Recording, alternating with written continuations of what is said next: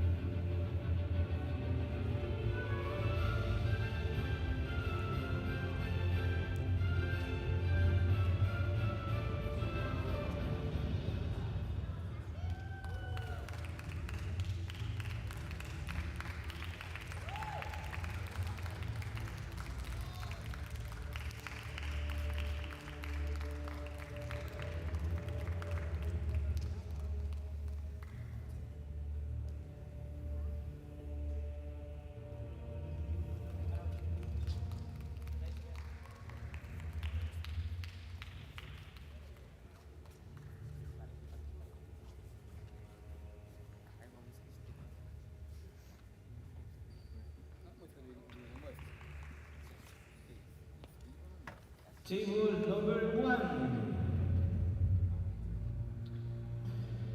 Under 15 boys team final. From United States, Xiang. Let's go, Xiao! Israel Su. Charleston. From Brazil, David Fuji.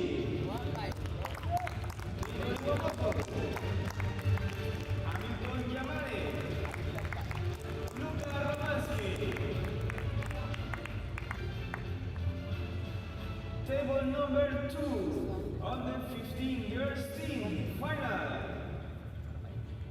From United States, Garcia Villalasa, Visual Lin, Ameliu, Amy San. From Canada, Yejisu, Olivia Swan, Emily Liu, Ivy Ben.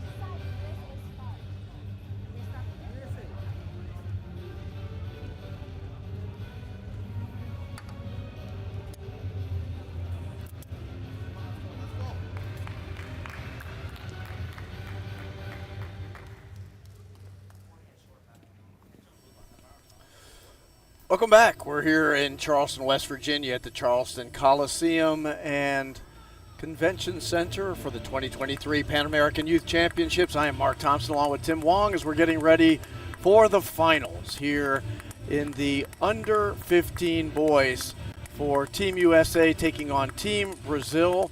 All 4 American teams have made it to the finals here. The under 15 boys, the under 15 girls, and the same for the boys and girls in the under 19 division. And we're going to get an opportunity here on Team 1 to see for the first time today, for Tim Wong and I at least, the under 15 boys who had an epic match against Puerto Rico to get here to the finals. And taking on Brazil, it's Stanley Su for America taking on Davy Joji Fuji, Brazil in the first match, Tim. Epic match indeed in the semifinals where USA was down 0-2 against Puerto Rico and came back in. Krish Gandhi, the player of the match, I would say, took the 5th match for USA to be here in the finals right now.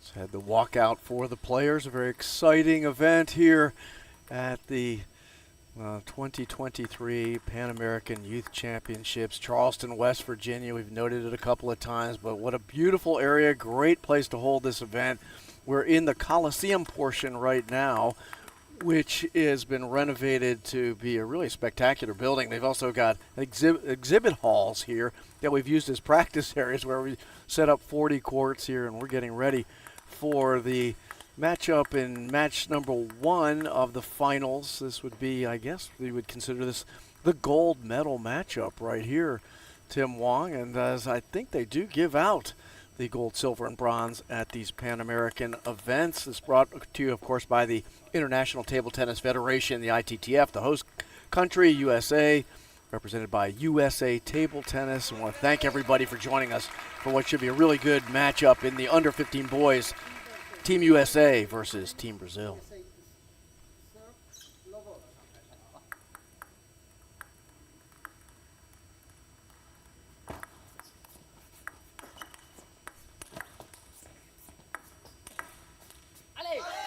Great job by Fuji to get the ball back on the table a couple of times after back-to-back slams by Su, but he ends up making it pay off and gets the first point of the match.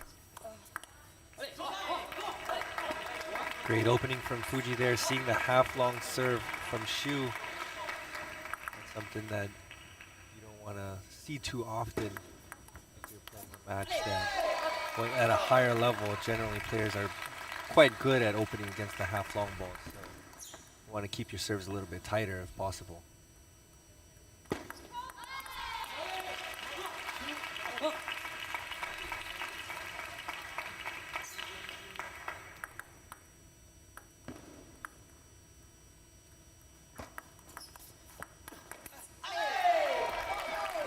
Strong forehand opening from Shu. He really catches that ball quite early and puts a lot of quality and got it down the line into Fuji's forehand.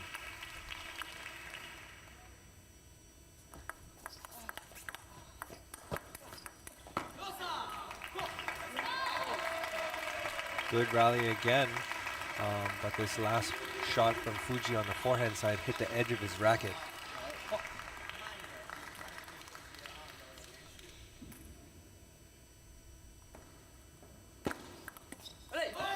Talked about the lefty-righty matchups before. We've got one here with Fuji playing from the left side for Brazil, Shu playing from the right for America. See how that impacts this match. Good forehand loop that time by Fuji into the backhand court for Shu, unable to handle it, now falls behind by 2, 3-5.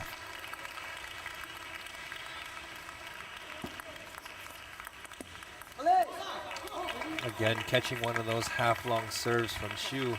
Fuji's got good eyes, just waiting for the ball to come out half-long before he attacks.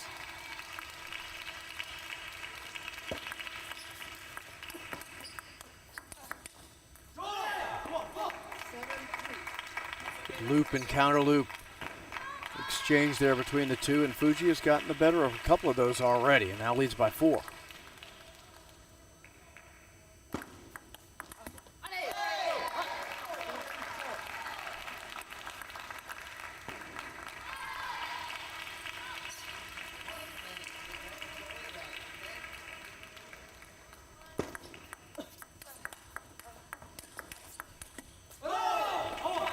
Very strong offense and defense from Fuji, being able to attack from the forehand side, and Shu attacking very aggressively into Fuji's backhand, but Fuji, without any hesitation, just blocking the ball back. Fuji was very deep and wide, almost off the table, in taking that backhand.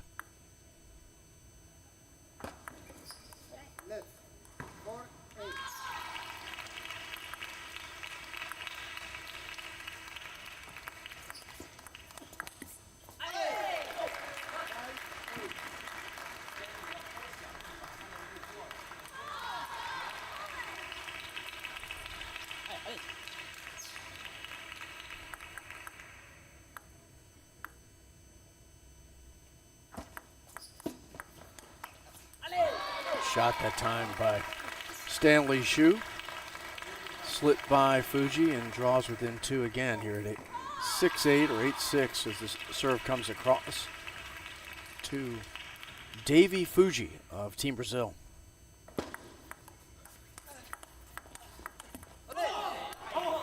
That was a good play from Shu, pushing the ball wide out into the forehand. Earlier we were talking about the lefty versus righty advantage.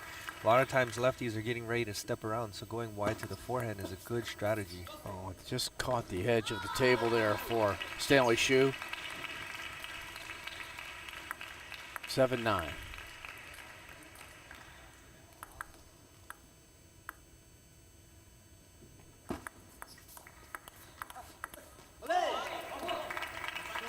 Another half-long ball. I think that's the third one this set. So the ball came a little bit half-long, and Fuji was able to open up first and start the rally.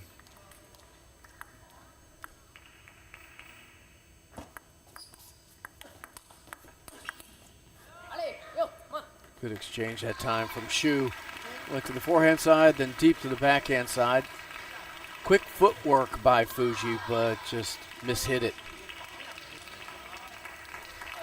Got a couple of game points, however.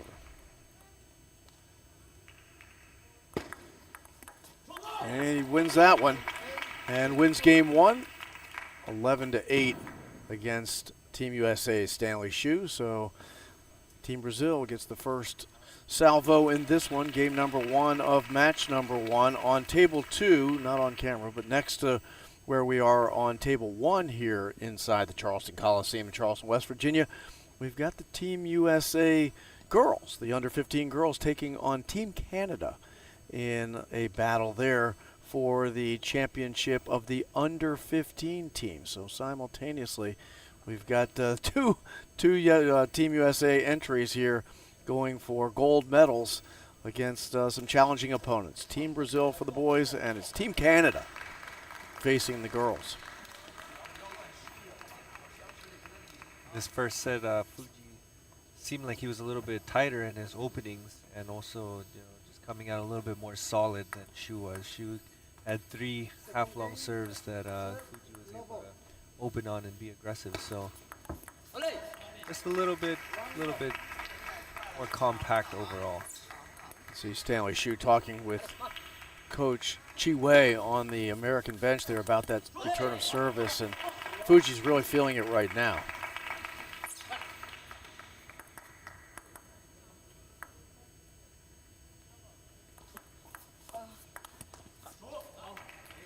Another half-long serve again.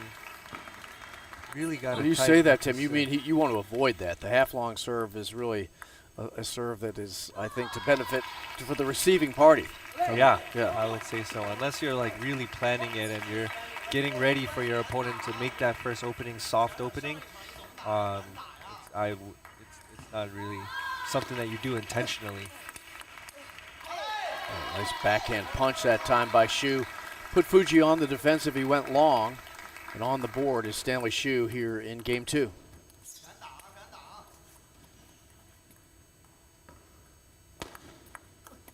I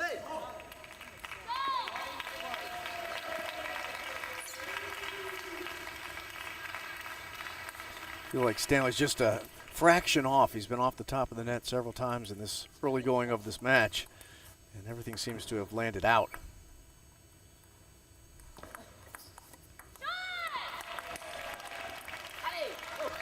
Nice job there by Stanley, going wide to his forehand side to take back a very hard backhand from Davey Fuji.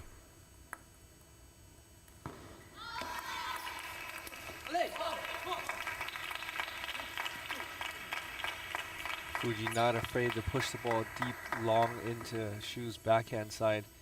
And that really shows the level as well, right? And a lot of times people try to keep the ball short so they don't get attacked first. But I think Fuji's confident in his block, so he can push the ball long, and then he can make a block or a counter attack.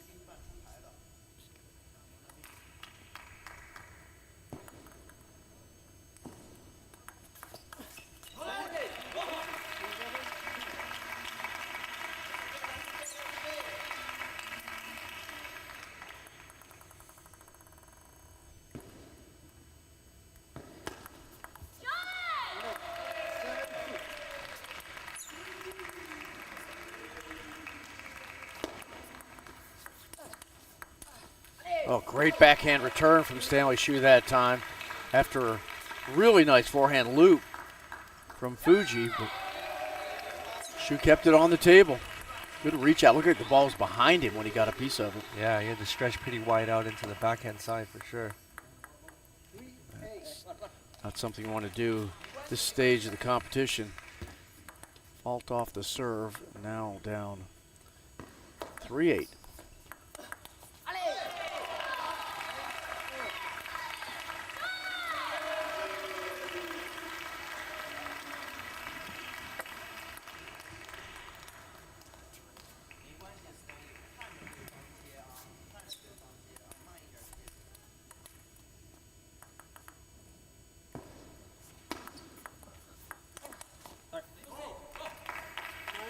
Shu also struggling on the service receive, not able to really drop the ball too short and giving a lot of opportunities for Fuji to attack first. Oh, there's the exchange Stanley Shu was looking for. Loop and counter loop, and was able to drive it by Fuji.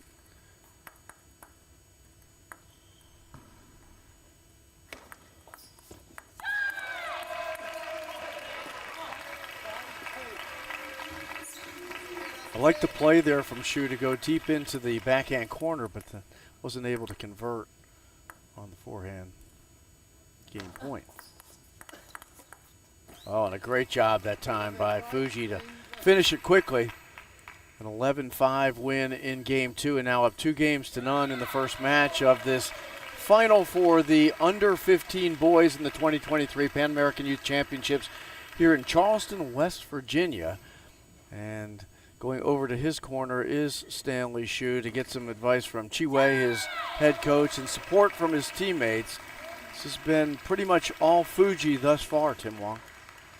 Yeah, I would agree with that. And earlier we were talking about the lefty advantage, right? As we see in the last point that just happened, Stanley made the first opening into Fuji's backhand, and Fuji was able to go really extremely wide outside the corner of the table in the Shu's forehand side. So that's kind of the advantage that the lefty has against a right-handed player.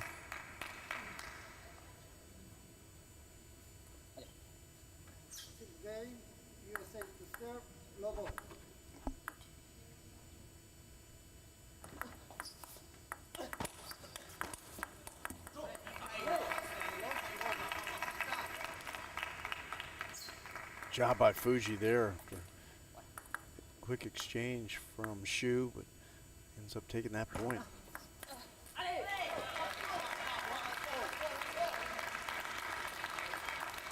Another half-long serve, a little bit dangerous. Fuji was on top of the ball, just missed it. Yeah, just made a mistake.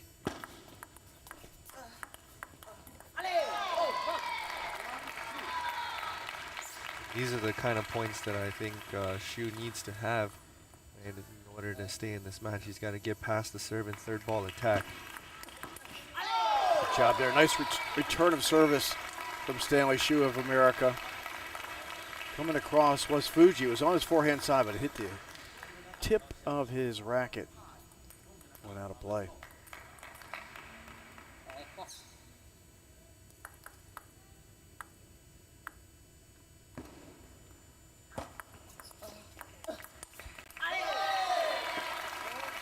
Great opening. Shu coming on into the table. The ball was short, but a little bit high into the table and making a strong backhand banana into Fuji's wide forehand side.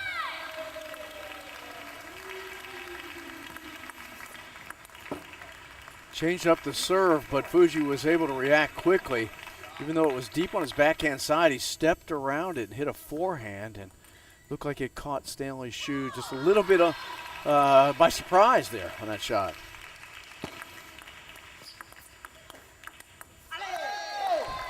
Nice heavy topspin combination from Shu.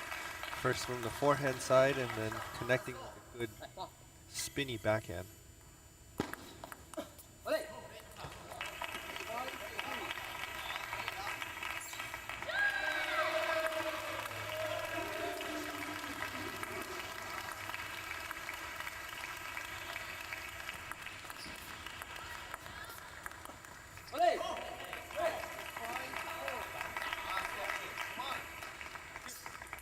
Couple nice touches that time by Fuji, and the ball came up for Shu. He was unable to convert on the backhand.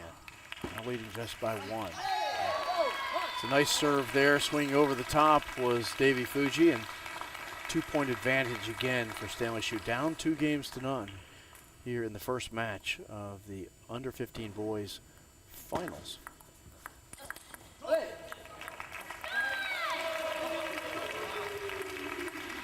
Powerful loop down the backhand side that time on Stanley. Another one. Again, just too many opportunities for Fuji to get the first opening. I think Shu is maybe pushing the ball a little bit too much. If he's unable to, drop it short and pushing long, Fuji's attacking. I think it's probably a good idea for him to come in and open with like a backhand banana or maybe even a flick rather than just continuing to push the ball.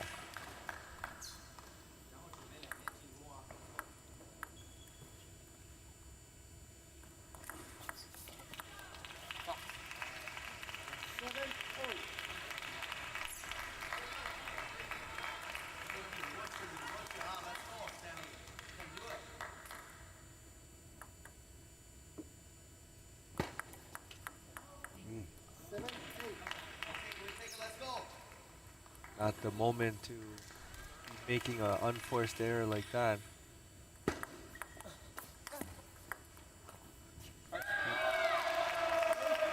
Shu unable to react after the ball came off the top of the net. Popped it wide. Now back to even here at 8-8 in game 3.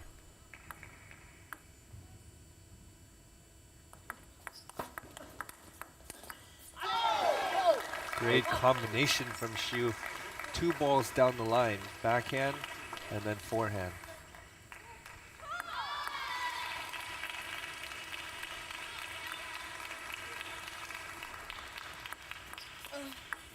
Oh, catching the edge was Davey Fuji to retie the game at 9.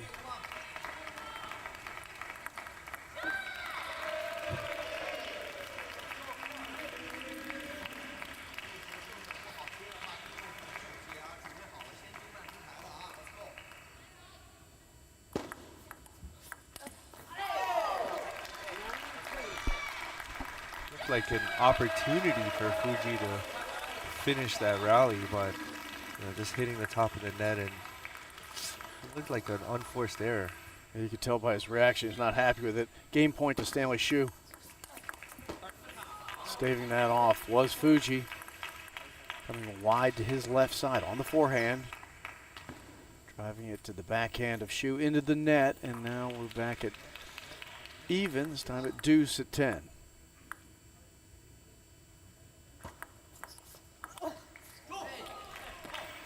Now game point switches over to the Brazilian Davey Koji Fuji.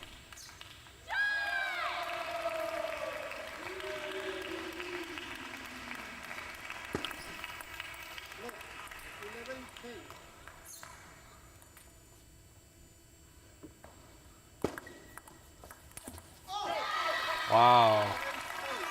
Another opportunity for Fuji to make a strong opening. It looks like he's going for a little bit too much in that moment. He's got match points 2 times. So just spin the ball on the table first. Oh, he catches another edge there. So we get another opportunity. We're going to get a timeout here. I believe it was the Brazilian squad who called timeout there. It's an interesting moment. You go up 12-11 here, and you're up 2-0 already. I'm not sure what would be your analysis of the timing there, Tim.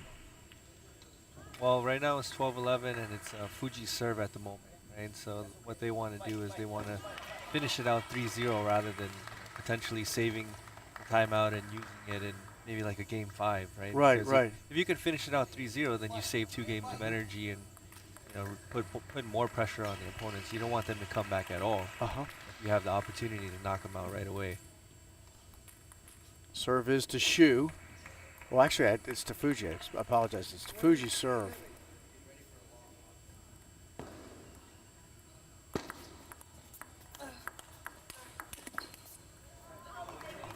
Staving off that game point and match point was Stanley Shu.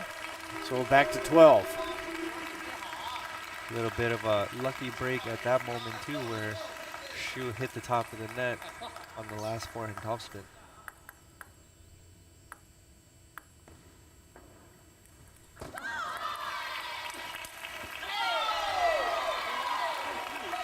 Very decisive play from Shu, stepping around and committing to that strong forehand topspin wide out into Fuji's forehand. Fuji got there, but the block went long. Now with game point is Stanley Shu. And he takes it.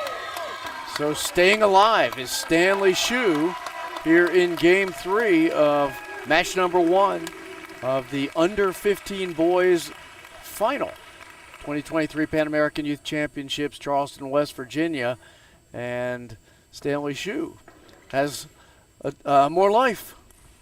Maybe they're following the same tradition where they're yeah. go down 2-0 Maybe they have to first be and then down they 2-0 they before come they start back. playing. It's not a bad trait to have, although you'd like to start a little earlier, start on time. But yeah, Stanley Shu battling back, one game, 1 point at a time.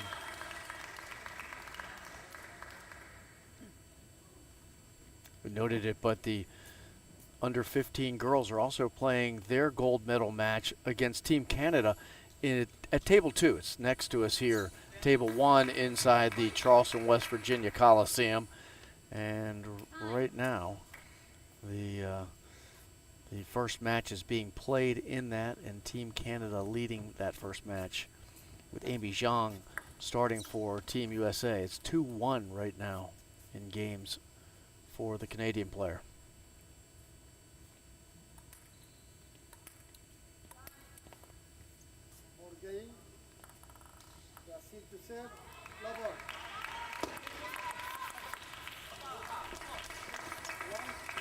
Good, strong first opening from Shu, making a strong flip actually into Fuji's backhand, but Fuji was already waiting for that shot and made an even stronger backhand wide out into Shu's forehand.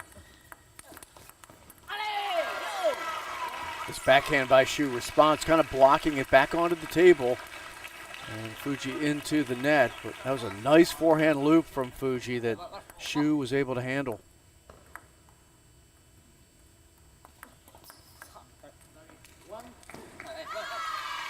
A little bit of an unforced error there from Shu, missing his own serve. Definitely feeling the pressure at this moment.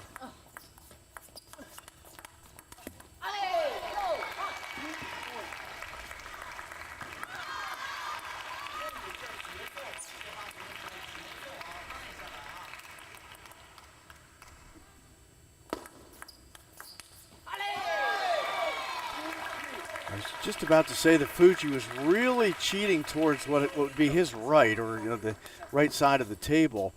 And Stanley Shu must have seen that because he went deep to the forehand side, the other side of the table, and Fuji wasn't able to handle it. Good opening from Shu. It looks like he's now being a little bit more aggressive, not pushing as much on the service receive, but opening as much as possible, whether it's with a banana or if the serve goes a little bit half long, making that first forehand topspin.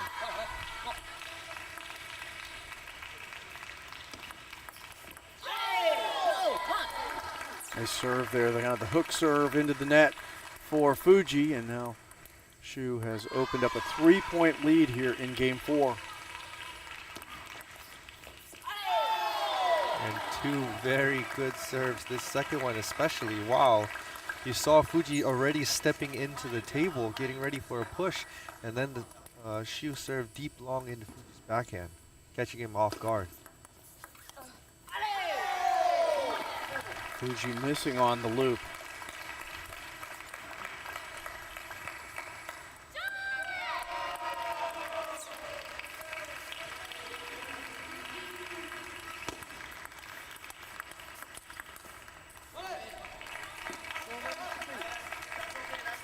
couple of good backhands by Fuji there. The first one was wide to the right side, but then wider on the second one, which caused Stanley to adjust, unable to get it back on the table.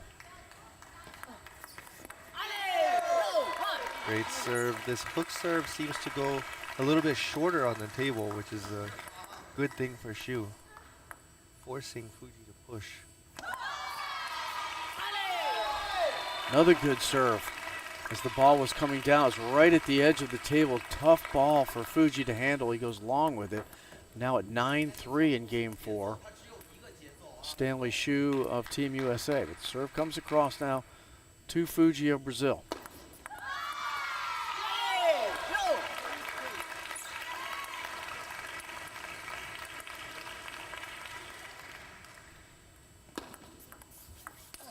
And that does it. Game 4 goes to Stanley Xu in rather dramatic fashion, 11-3, after in the early portion of this match, it was 11-8, 11-5 in favor of David Koji Fuji of Brazil, and battling off a couple of match points for Stanley Xu in Game 3, and then comes out in Game 4 and just steamrolls it. It looks like the momentum has completely changed so far in this match. First 2 sets going to Fuji, and then now Xu just taking over. But I really like that Xu is changing up his serves, right? He's keeping it a little bit tighter. He's mixing the hook serve and the regular pendulum. And then on his service receive as well, he's a little bit more aggressive too. He's not only pushing the ball and allowing Fuji to attack, now he's making the first opening with the backhand banana. It's interesting that some of Stanley Xu's best serves came after he had dumped one in the net. He had a service fault, essentially, and then he seemed to regroup from that point forward, and the serve became better progressively throughout that 4th game.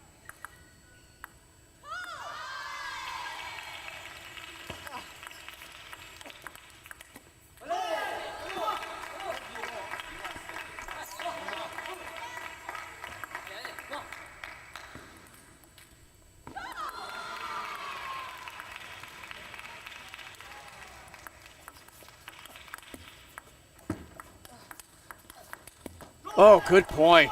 Nice save by Stanley Xu, but Fuji was able to stay in it as well, ends up winning the point, but regardless of who won that one, that was just a well-played point by both players.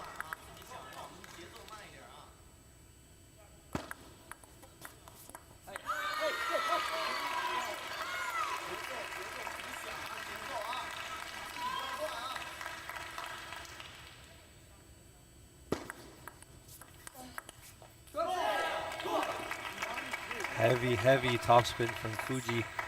It looks like Xu is going back to pushing on the receive, whereas in the last game he was opening.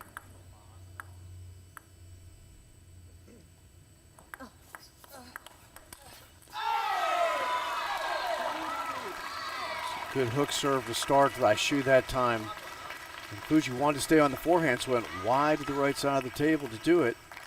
And kind of left the other side wide open.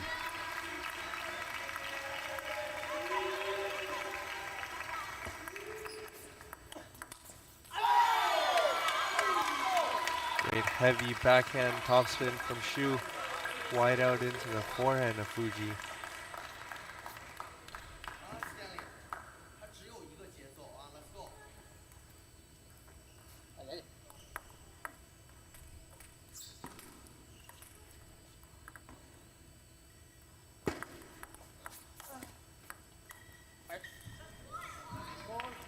Stanley tried to save that one off the top of the net. His chop goes long, and Fuji with the lead again here in what is a decisive Game 5. Just a mishit that time by Fuji, went long.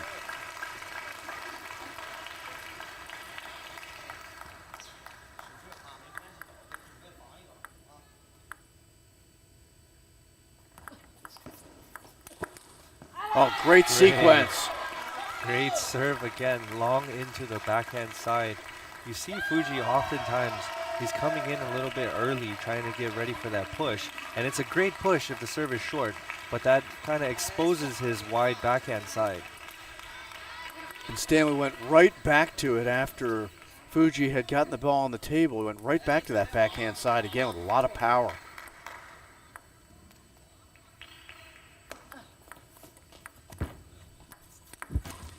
Oh, that was almost a great save by Stanley Hsu. But he's able to dig one off the table, but it was popped up high for Fuji, who put it away.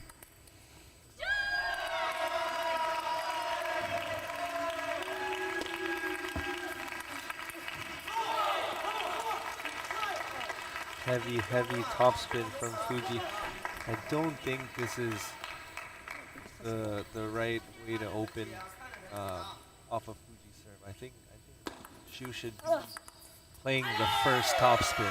Well, that's what he just did, Tim Wong, and it paid off. Anytime he gets a chance, he needs to be making that first opening.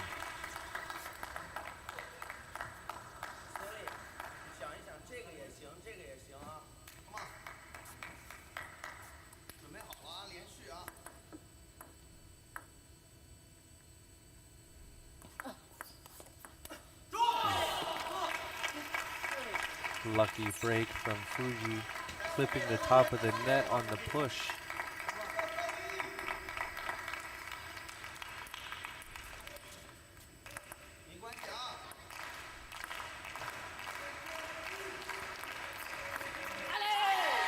Great serve, very difficult to handle. This one was tighter. If it did come off the edge of the table, it was so slight.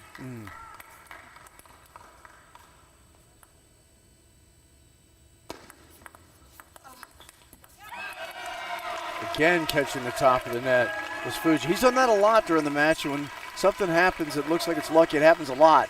You think there's something other there than luck. May be time for him to buy the lottery. Oh, great exchange between the two players. Nice rally, counter loop and loop. And USA is going to call their timeout here for Stanley Hsu, now down by 2. Seems to be a relatively good spot to call the timeout because the momentum was much more flowing in favor of Fuji off of that play. So we get an opportunity for Stanley Hsu to kind of rethink things.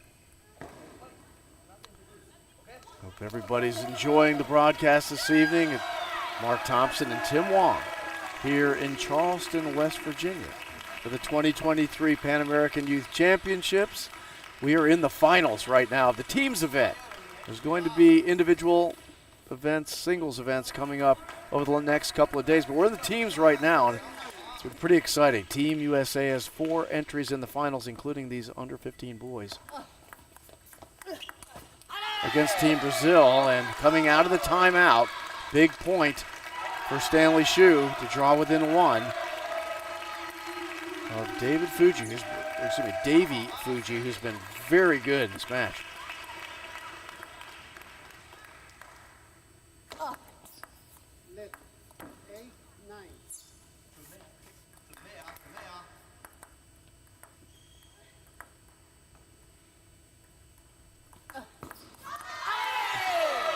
There's that hook serve, Tim, to effect. Seems like a great timeout from Coach Chi Wei. As soon as came back to the table, now Hsu is even. The score is up to 9-9. Let's see how he receive is big here. Yeah.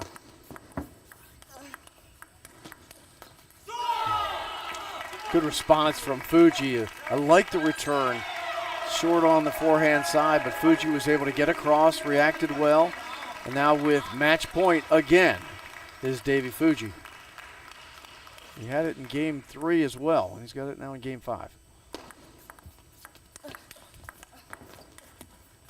And he gets it off the net and out for Stanley Hsu, and it is Davy Fuji of Brazil who takes match number 1 in these finals for the under 15 boys, the 2023 Pan American Youth Championships in Charleston, West Virginia. Hard-fought battle as Stanley Hsu was able to stave off a couple of match points in game 3, was dominant in game 4, played a solid game 5, but it's Davy Fuji very happy and deservedly so with that victory in game 1. I would agree with that completely. He did very well fighting back, being down 2-0, bringing it back to 2-2. And that's also important as well. I mean, you never want them to feel like they're dominating, right, in the match. So if you can bring it back to 2-2 and then, keep it close like this final set 11-9 here, right? It's very important, right? It keeps the pressure on, keeps the momentum for Team USA as well. Well, Team USA has already shown the capacity to come back. They're going to have to do it again if they want gold here in the U15 at the 2023 Pan American Youth Championships, as they fall behind 1-0, but they were down 2-0 to a very good team from Puerto Rico in the semifinals and were able to mount the comeback there. They'll try it again here against Team Brazil. And in game number 2 for Brazil, it'll be Lucas Romanski, and he'll be taking on Krish Gandhi, who won that decisive Game 5 in the semifinals against Puerto Rico. So he's probably riding a psychological high right now, Tim Wong.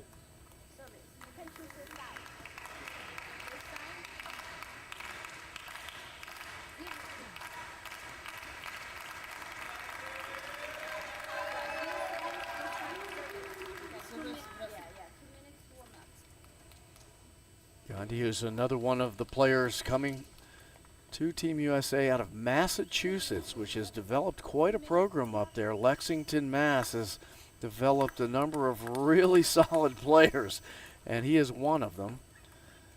As he will be 15 on the 13th of August, so he's still just 14 years of age. This is the under 14. You can turn 15 in the year of the competition and still play in the under 15. That's what Krish Gandhi is doing.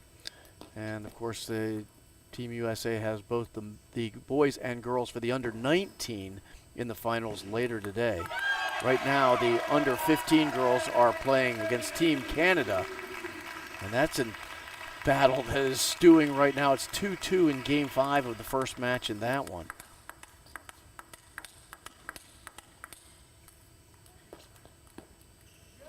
But it's Team Canada who wins that one in the girls under 15, takes a 1-0 lead there. That's on table 2, which is adjacent to table 1 here at the Pan American Youth Championships at the Charleston Coliseum in beautiful Charleston, West Virginia. So both of the American entries in the U15 finals, boys and girls, find themselves trailing in the early going, Tim, but you got to win 3 matches to take the gold medal, so nothing's over yet. Nothing's over yet, and great matches that we've seen so far. First match, we saw Shu versus Fuji in a very close match, 3-2. And I think that's how the rest of this match is going to play out as well. Like, both teams are in the finals. Anybody could win, actually. So, yeah, it's just going to be a battle of who's more mentally ready, mentally tough, and in this finals. It's a lot of important table tennis to play in one day. I mean, you look at this U15 team, the boys for Team USA, and they've played once this morning, and in a very, I'm sure emotionally draining match that they won over Puerto Rico, and you got to bounce right back and get up on the horse again. It's part of table tennis, which is a little bit unique to this sport, is that to be a good player, you have to be able to bring yourself to peak performance multiple times during a day, which is not easy to do. Not easy indeed.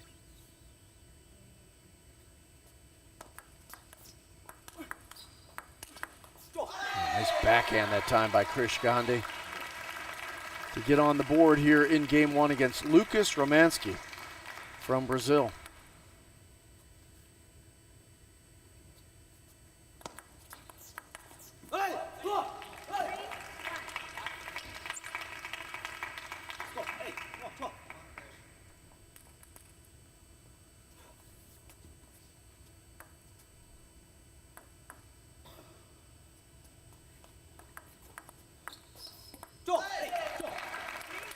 Great push from Krish.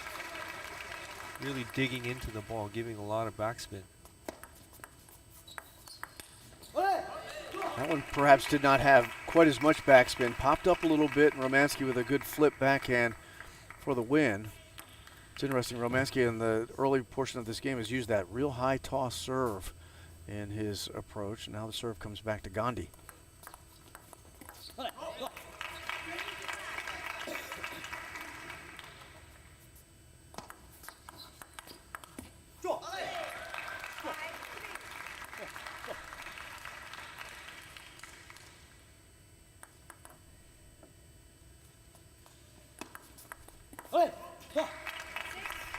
Romansky with a very heavy side backspin serve.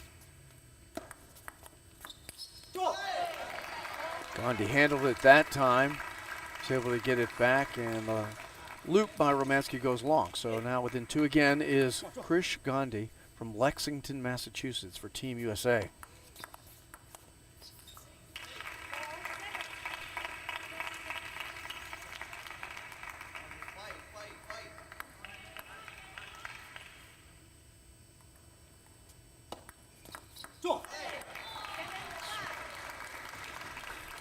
Good serve from Gandhi, serving a flat, heavy backspin serve to Romansky, short forehand side.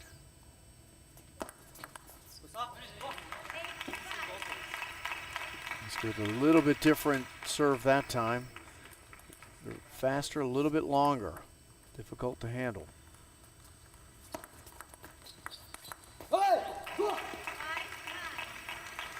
Great serve variation from Romansky. He's really mixing it up, serving short into the forehand and then surprising Gandhi wide and long into the backhand as well. I look at table tennis in many ways like pitching a baseball game, and particularly on the serve element, that the pitch, how you can kind of confuse a batter or confuse another player just by changing things up, and then when they expect you to change it up, you go right back to the same thing again. Wow, great setup. Romansky serving half long, forcing Gandhi to make a weak forehand topspin opening. And Romansky already stepping around. Before the topspin even happened, he was already in position waiting to make that counter topspin down the line. And he takes game 1, 11-6. Team USA already down 1-0 here in the best of 5. And Lucas Romansky, very solid that time. He seemed like he had a game plan. He came right out with it, and he mixed up his serves, as Tim noted a couple of times, that thought made it hard on Gandhi to kind of develop any rhythm in that match. We'll see if he's able to find it here in game 2. You know, sometimes you can see Gandhi making an early movement before the serve happens. So he's coming in, right, and trying to play the short a little bit too early, rather than like watching what actually happens. Because then that's when Romansky serves the one long into his backhand and really surprises him. That's a really good point, Tim. As the person serving the ball, kind of keeping your eye on what's the opponent doing. Are they trying to cheat in one direction? Are they trying to cheat forward, backwards?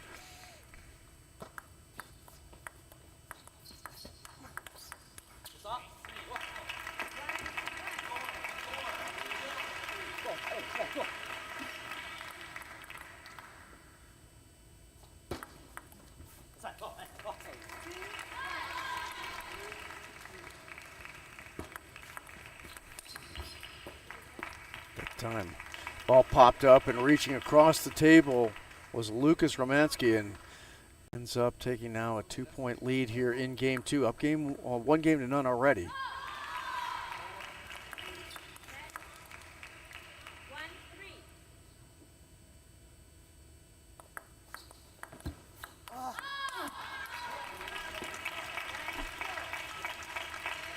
Romansky looking very sharp right now. I like the serve decision that time by Gandhi with the pendulum, but Romansky was able to adjust. Wow. Very commanding backhand from Romansky. That was an interesting serve choice from Gandhi. We saw him serve from the forehand side. I think that's the first time we've seen him serve that this match. That was a very confident stroke that time by Lucas Romansky. And returning the confident stroke was Krish Gandhi on that one.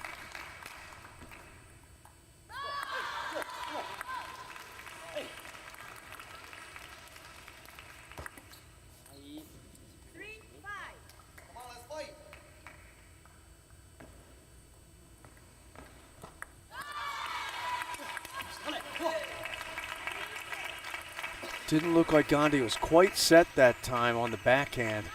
Into the body by Romanski. Came a little on him, a little quick.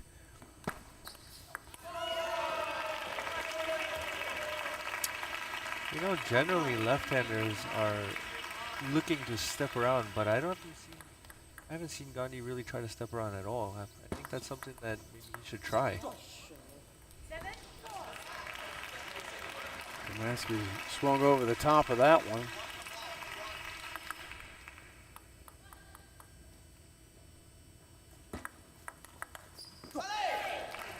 Different serve that time by Romanski. He went to the hook serve, but Gandhi was able to handle it. He's up drawing within 2 again. Down 5-7 with the serve. It's going to be an interesting decision to see where he goes on the serve here.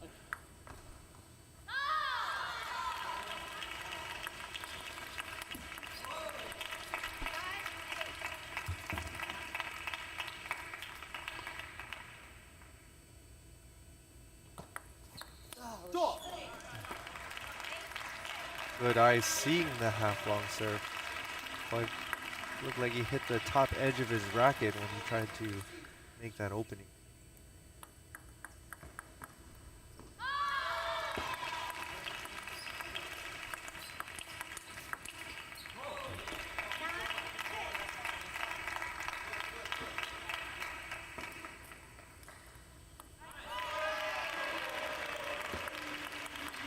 Oh, nice backhand that time by Krish Gandhi. Was able to attack that serve. Drive it to the forehand side. Get back within 2.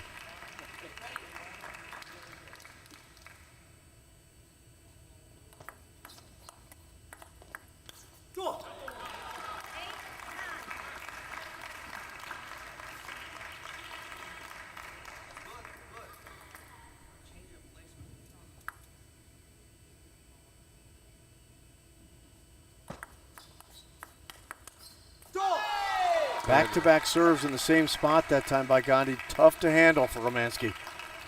Yeah, but like we mentioned earlier, right, this left-hand angle, and Gandhi can really go wide out into Romanski's forehand, and I think he needs to do that in order for a chance to win.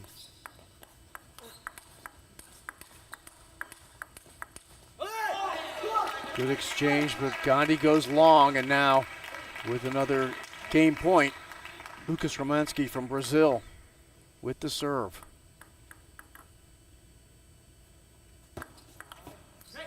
And that does it. So Lucas Romanski takes a 2-0 lead over Krish Gandhi of the U.S., 11-6, 11-9. And U.S. is exactly where they want to be. Down 0-1 and 0-2 here in the second match. Could it be another example? We've seen stranger things, but I liked your analysis there, Tim, about going wide to the forehand side on the angle for Gandhi. He seemed to have success there a couple of times late in that game too. And if it's working, you might try to find that as an avenue to get some rhythm going in this match. Romanski's played very well, very solid. It's always a good thing for the lefty to go wide out to a right-hander's forehand. But also I'd like to see Gandhi maybe even try to step around a little bit more as well. I don't think I've seen him step around a single time. He's just been playing on the backhand side, which he has a great backhand, but we need some variation here.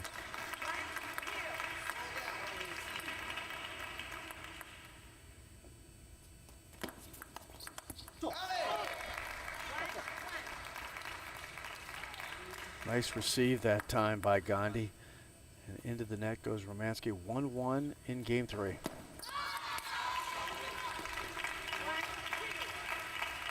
Response by Romanski on a fast, long serve. He got it back in, and Gandhi, his shot goes long.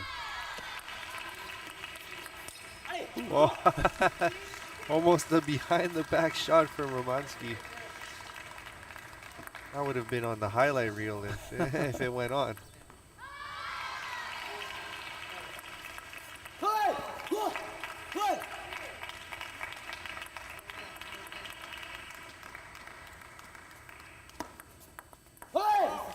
Back-to-back high toss serves with lots of underspin that time by Romansky into the net both times for Gandhi, down by 2.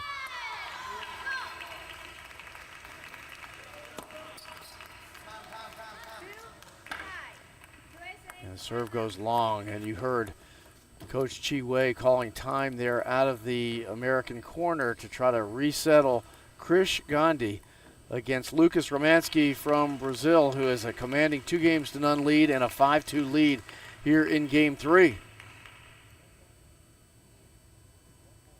And he's been very good all match long, Tim, of mixing up his serves for Romansky. I think he has Gandhi guessing a little bit, because he'll go from the high toss to just, a shorter toss type serve, giving him a lot of different offerings from both positions. Yeah, I would definitely agree with that as well. He's forcing Gandhi not to be able to move in close to the table and try to drop with the deep long serve to the backhand quite often.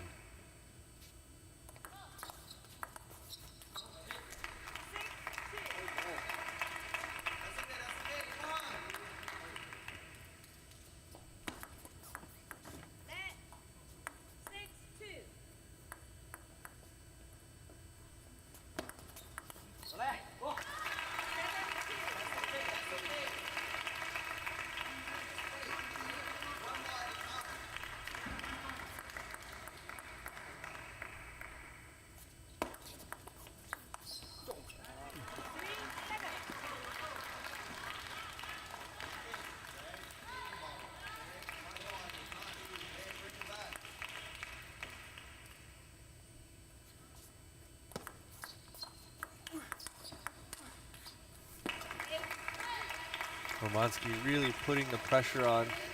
He's not really making any mistakes at all. He's pushing Gandhi off of the table as well. That's about all you want. That's a good backhand by Gandhi there.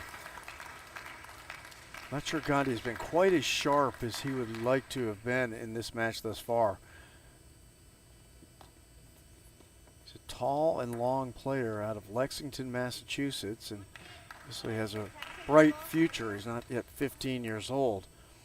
And playing on the international stage here against Lucas Romansky of Brazil, who's been very good. As you said, Tim, he hasn't made very many mistakes. And that didn't make one there either.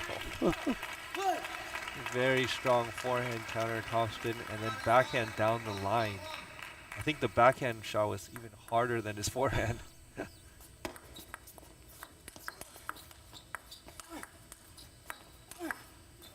Oh, great exchange from Gandhi that time, using both sides of the table. Romansky had the answer for a couple of them, but not the last. Gandhi not ready to let this match go.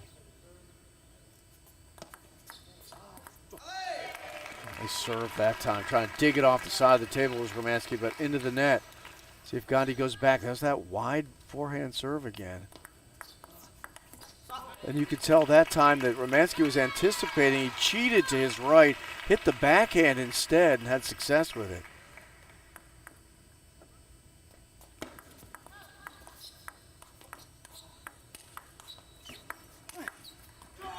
Nice finish that time by Gandhi.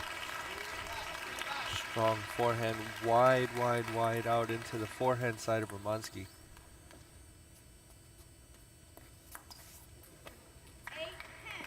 He faults on match point. He's got another one though. He's got a couple more.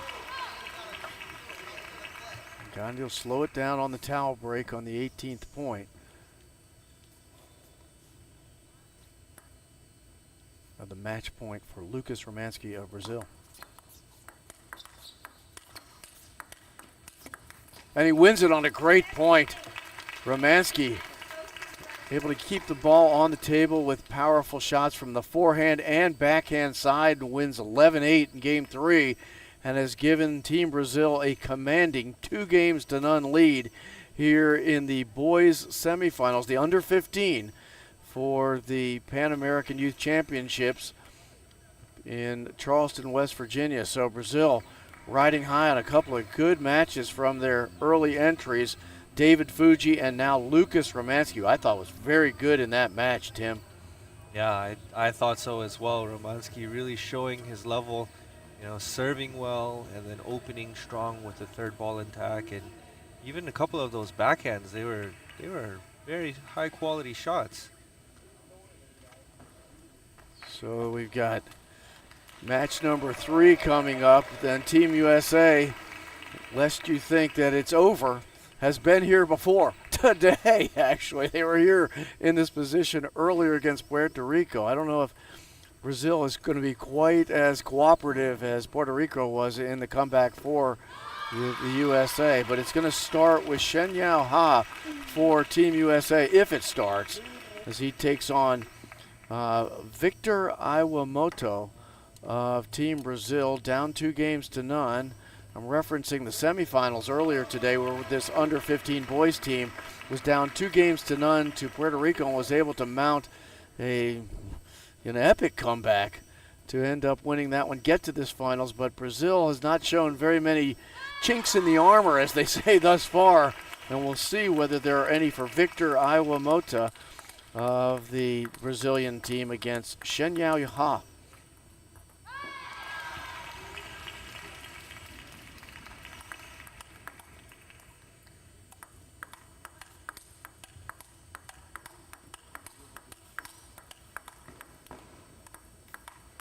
As the players warm up, we have an opportunity to once again thank everybody who has been a big part of this event. It's still a lot to go. The individual matches will start tomorrow.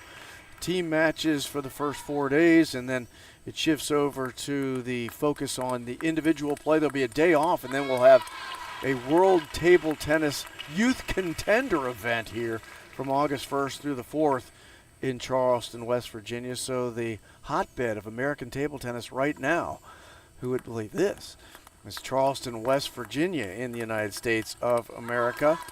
And we do want to thank the International Table Tennis Federation for all they've done to put on this event. And also, of course, USA Table Tennis as the host. Our sponsors that include Butterfly, who've been so great to work with here. And also, the ball is a Raise ball, R-A-I-S-E ball, that they're using in this tournament. And we do want to thank everybody in Charleston, West Virginia, not only the people here at the Coliseum and the Convention Center, a beautiful building on the banks of one of 2 major rivers that flow right through Charleston, West Virginia, a beautiful area of the world, but also thank the people locally. They've been very, very friendly here in West Virginia. So it's been a lot of fun, and Team USA has had good results, but right now the boys finding their back against the wall in the finals of the U15 teams event.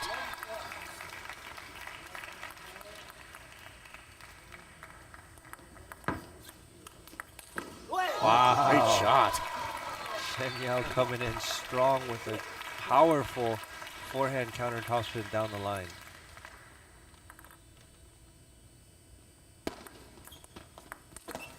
And another one, a bullet by Shen Yao Ha. This time going from right to left, the exit angle on that, very sharp, possible to get at.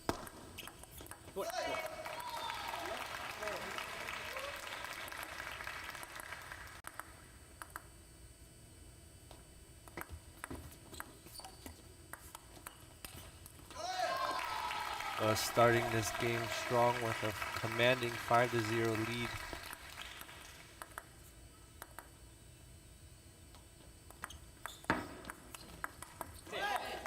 Here's the first point for Victor Iwamoto of Team Brazil.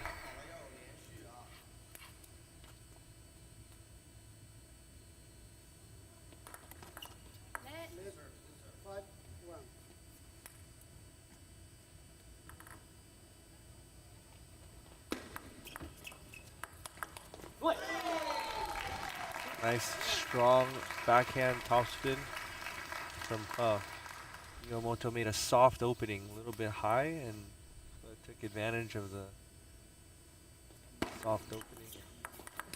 Ripped the backhand just like this one right here. Same thing right there, ditto. He stepped out over the table and just gunned that one.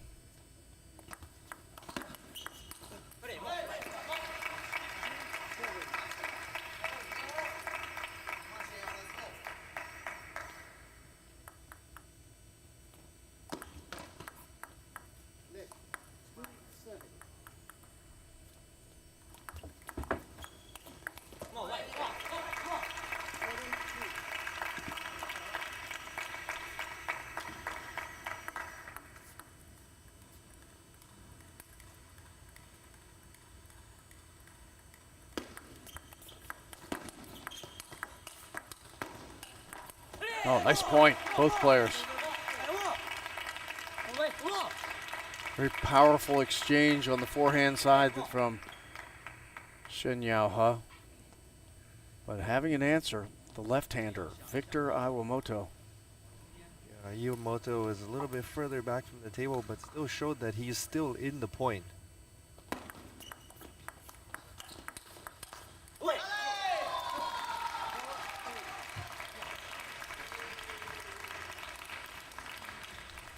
Is doing a good job in the rally, controlling the ball placement, and once Iwamoto backs away from the table, pressuring him on the backhand side.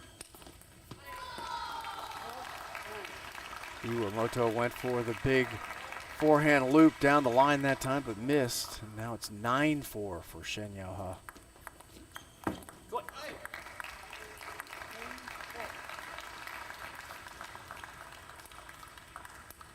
And game point.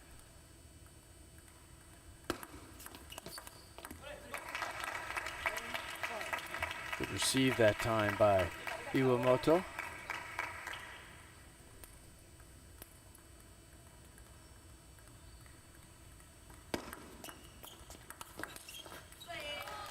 And that does it in game one for Shen Yao He of America, as America is some momentum going forward here as they end up with an 11-5 victory in game three, down 2-0 to Team Brazil in the finals of the boys under 15 for the 2023 Pan American Youth Championships. And just a very good start there that time for He of Team USA.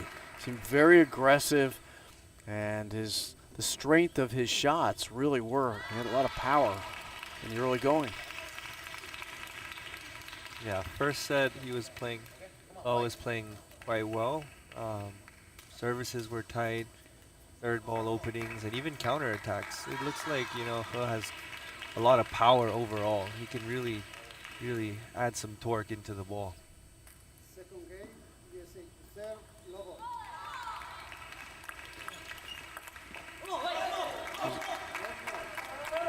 Good return that time by Iwamoto because it was a fast, long serve into the body for the lefty.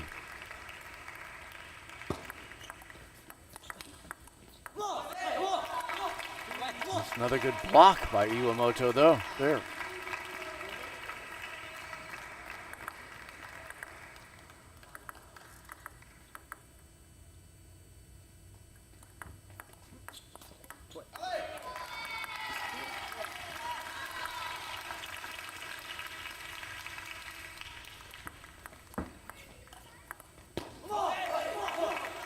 Good eyes from Iwamoto catching that half-long push, allowing him to get the first opening with a lot of spin.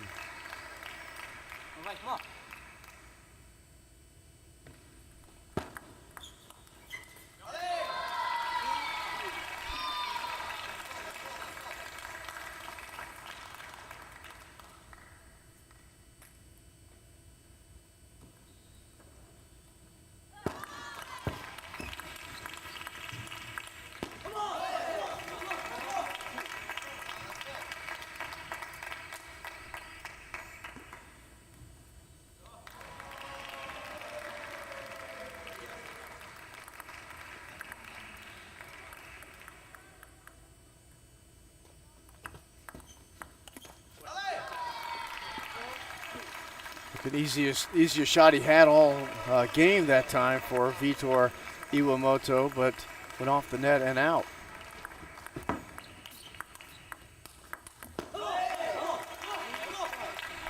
Iwamoto definitely with some momentum here in game two. Feel that he's striking the ball much better than it went in game one for him.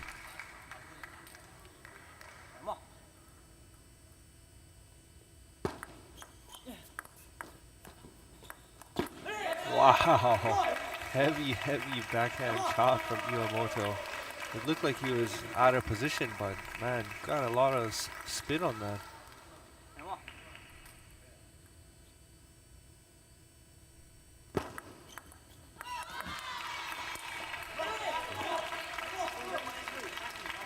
Shenyao Ha missing on the forehand loop long. You tell a little upset with himself there. Now down by 4 here in game 2. Ha just not as sharp here in the second game as he was in the first. You have to re-find it.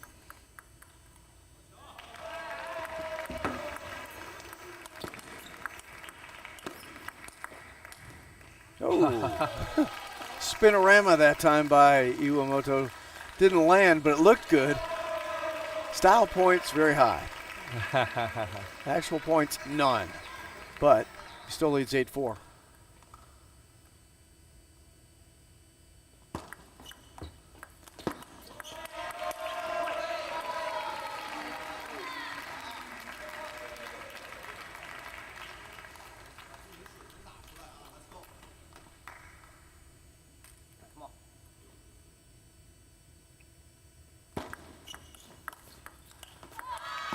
Wow, lots of side spin from Iwamoto. That's a difficult ball to block back to the backhand side for sure.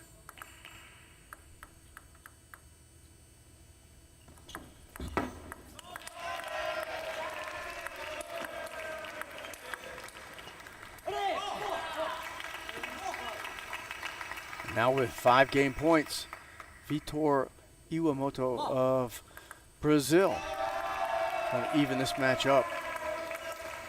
And he does it in short order.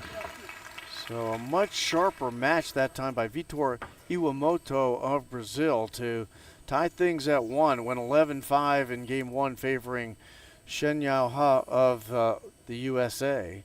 And answering right back with an 11-5 victory of his own is Vitor Iwamoto of Brazil. Up 2 games to none already, so this is obviously a critical match. 2 games to none in the overall team score, I guess is what I was saying. But it is 1-1 now here. Iwamoto in the second set coming out much stronger, much better on the service receive, and also being able to attack on his serve as well. I think the second set he played much tighter and much more consistent than he did in the first set. But here we are in the third set. Both players will talk to their coaches. See what happens.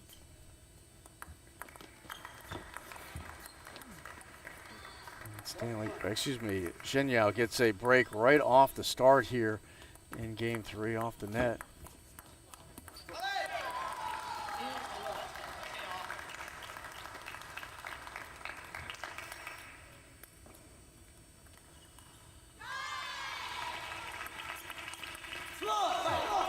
Good attack there off the serve by Iwamoto. Serve went a little bit high. You can see He showing his frustration on the way that he served that last serve.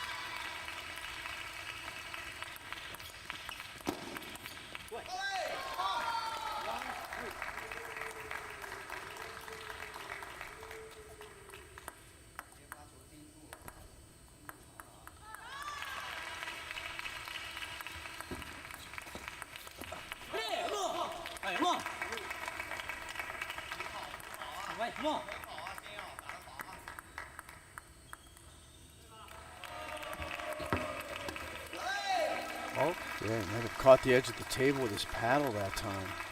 That's what it looks like. Yeah. Usually what happens is if the rubber gets damaged, then he has to switch to a new racket. They may do that, Tim.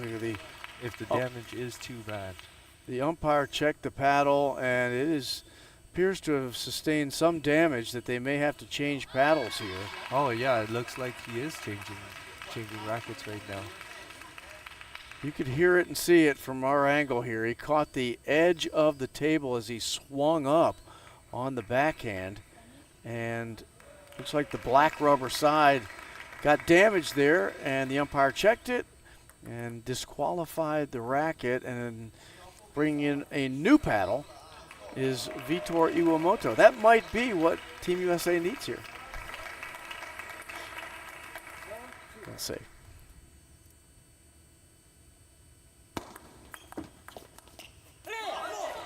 Doesn't seem like it adversely impacted Iwamoto there.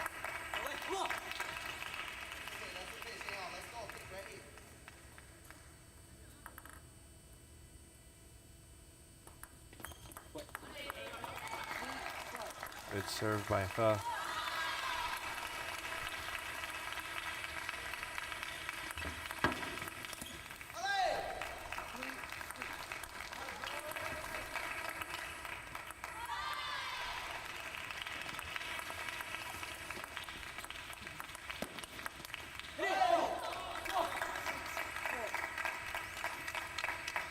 So generally, when athletes prepare for tournaments, they always have two of the same racket in preparation for the tournament, just for situations like this where an athlete may hit the edge of the table or they may damage the rubber and need to change. Would you want the racket to be identical, almost like the same? You change the rubber at the same time, played with them the same, or is one racket going to be newer, less used than the other? I think one will definitely be less used, and the reason why is every athlete likes one specific racket, even if it's two of the same brand, same model. It could be that one feels better to that particular athlete. And it did not look like Iwamoto had a choice. The umpire looked at the paddle, determined that it was damaged, and pulled it out. But do you have a choice? Can you play with the damaged paddle? Generally, that depends on what the umpire says. If the umpire allows it, that means the damage is not significant enough to force the athlete to change. But it seems like in this case, damage was enough.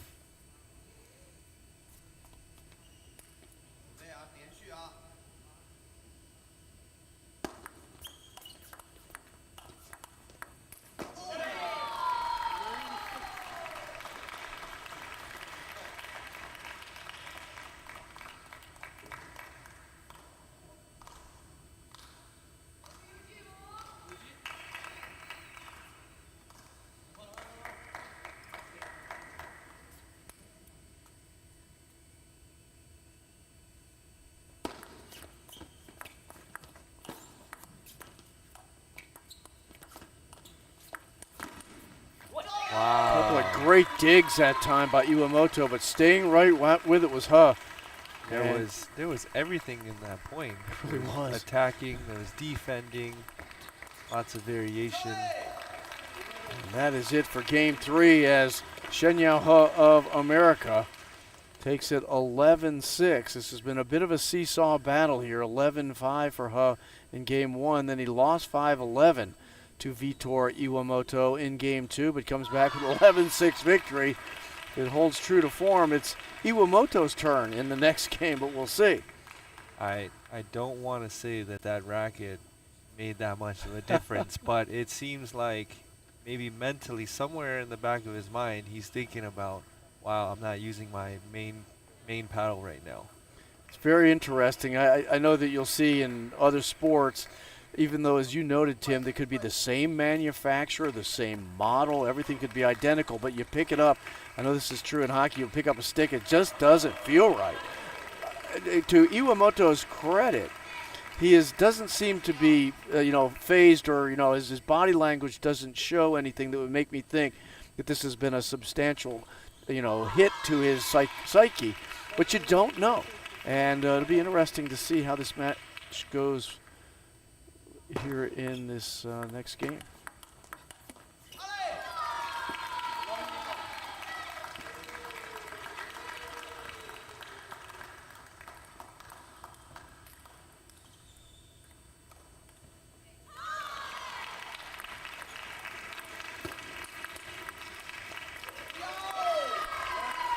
Part of it, I think, is Shenyao He is playing really well over the last several minutes in this match. That was a great sequence on the second point of this game. The third one goes to He as well. So he's off and running here in game 4. And now it looks like, so Iwamoto just called timeout, but it looks like he's starting to look at his racket a little bit now. I saw earlier he missed a backhand, kind of cleaned his backhand side. Just now he looked at the forehand, cleaned the forehand side. I think it may be affecting him. It may be, and as a player, we talk about all the ups and downs of the game. The balls that go off the edge, balls that go off the net, something that that is outside of your control. Letting go of it and staying in the match, absolutely key.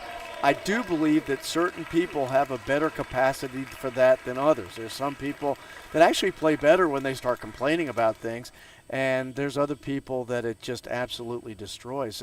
Each individual is just a case in and of themselves. We'll see if it impacts Iwamoto going forward here, but it certainly has added a little bit of intrigue. He's now going over to the umpire and showed the black side of his paddle. Do you think that he has changed back to the original paddle? No, that's for sure.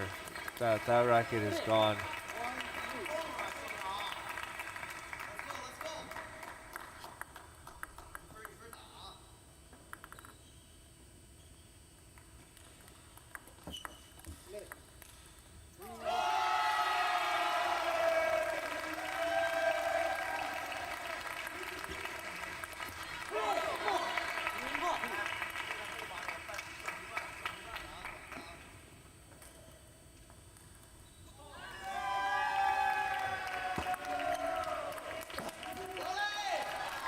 Powerful forehand that time by Shin Yao-he of Team USA.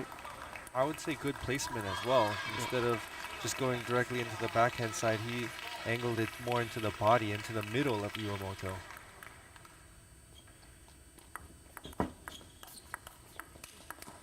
Nice shot by Iwamoto there. Coming across for him, right to left, the left-hander. The loop into the forehand side of Shin Yao-he.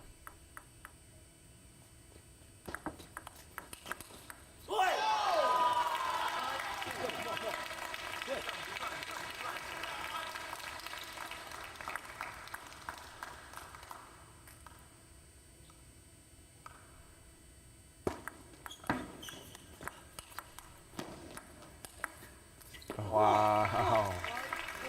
Great play by both players. Iwamoto just one more ball on the table. Look like Iwamoto thought the first one was going to be a winner and then kind of had to regroup to hit what turned out to be the winner.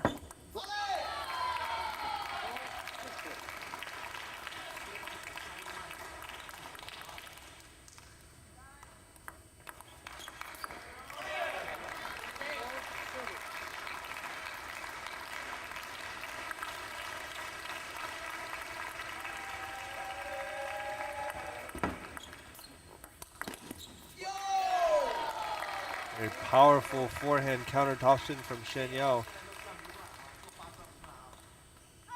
Now he's leading 8-4 in this fourth set.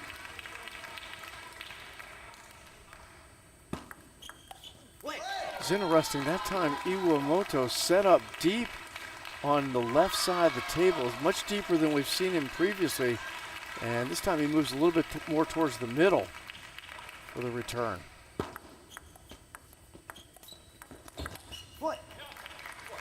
Shen Yao-he definitely with the momentum here. Got match point, 6 of them. And he makes the first one count. And Team USA is on the board here in their match against the Team Brazil in the under-15 boys finals of the 2023 Pan American Youth Championships. Big win there for Shen Yao-he as he was able to take out Vitor Iwamoto. Played well, but he had a couple of interesting things to deal with, not the least of which was having his paddle taken out of play after it struck the side of the table. It was more than striking the side of the table. He struck right on the corner, which is the pointy end of the table. So I think that's why it caused some damage. Yeah, but great match from He. I mean, he kind of saved the team in the previous match in the semifinals against Puerto Rico as well, winning that third match. And they were down 2-0, and then Team USA was able to switch it around and win the match 3-2. So also won this third match. So maybe it's a possibility for Team USA to flip it around again. He's the proverbial closer for Team USA. You bring him in when you need an out, and he gave him an out and gives him an opportunity. And this will be the two #1 players for the two squads for Team USA. Stanley Hsu taking on the #1 player for Team Brazil, Lucas Romanski. And Romanski was very good in his match against Krish Gandhi earlier in this matchup against with Team Brazil and Team USA. And Shu ended up dropping his match, the first one of this contest, to David Fuji. But those two will warm up now here at the Charleston, West Virginia Coliseum and Convention Center, where we've got a lot of great table tennis action going on, including both the under 15 entries for the boys and girls playing in the gold medal match, and the girls for Team USA playing against Team Canada on the table 2. That's off camera. On table 1 on camera, you've got the Team USA boys taking on Team Brazil. So Team USA has done very well at this tournament. All 4 entries in the age groups. The under 19 boys and girls made it to the finals. The under 15 boys and girls made it to the finals, and the under 15s are playing right now, and both of them have their hands full. For the boys under 15s, it's against Team Brazil. They're down 2 matches to 1. It's a best of 5. So if Brazil were to win one more match in the sequence, they will win the gold medal in the under 15 boys teams event here at the 2023 Pan American Youth Championships. For Team USA, it's going to take a couple of wins. They're going to have to start, however, with Stanley Shu taking on Lucas Romanski here on table 1. Looking at Shu's performance in his game 1 of this match against David Fuji, what would you say, Tim, that you saw that you'd say this is something that Shu is just going to have to be better on, something he might change, something he might adapt here against Lucas Romanski in this, what is the third match, the 4th match of this event? Well, in Romanski's previous match, we saw that he had very good serves and third ball attack. He was very aggressive and great backhand from a little bit further away from the table. So I would like to see Shu, catch the ball on the service receive maybe a little bit earlier, try to keep it short. And also the first match that we saw from Shu, a lot of his serves were leaking a little bit half long. So trying to keep the game overall just a little bit tighter, I think would be the key for him in this match.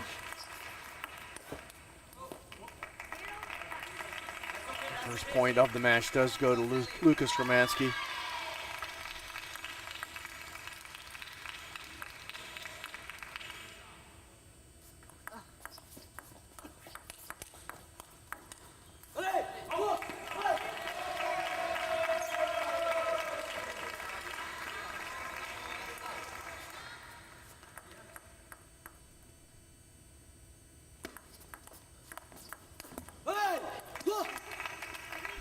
Romanski was very good in his matchup against Gandhi, Krish Gandhi of Team USA, and mixing up his serves.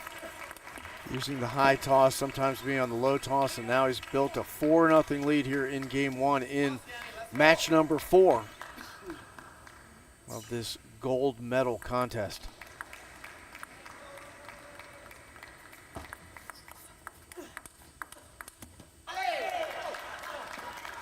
Shu on the board.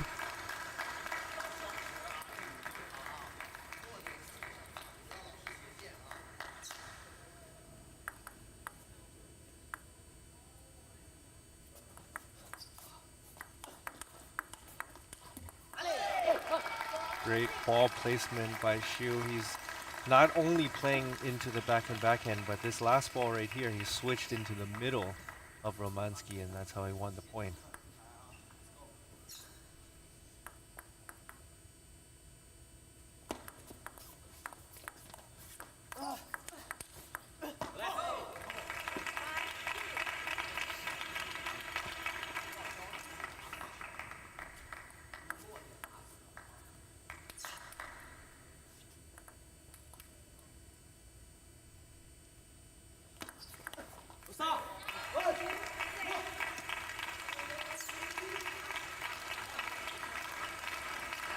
Romanski's changing up the serve again to effect.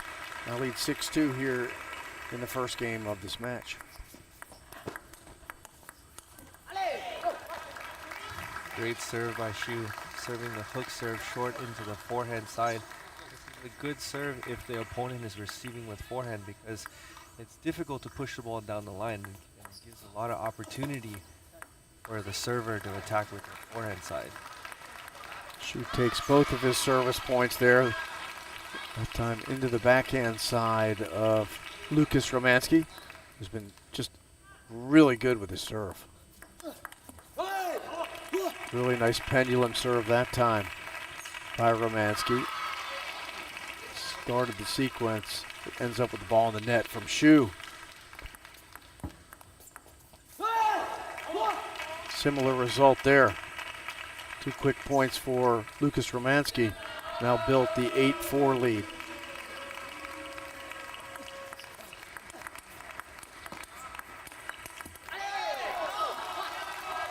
Great combination of attacks from Shu.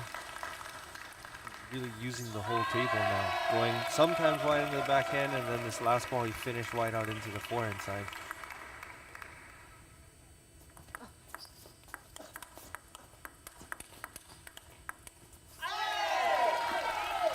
Another good backhand to backhand exchange that time between the two players. Results in Romanski going long and now drawing back within 2 is Shu. But you get the feeling that Stanley's going to have to deal with this serve. He's going to have to figure out a response that puts Romanski on the defensive.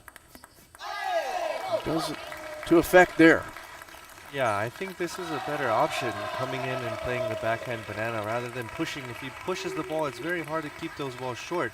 Might as well just play topspin right away, if possible. Oh, great serve that time by Romanski. You could see the spin as it landed on the table on Shu's side, and it just went 90 degrees to what would be his left.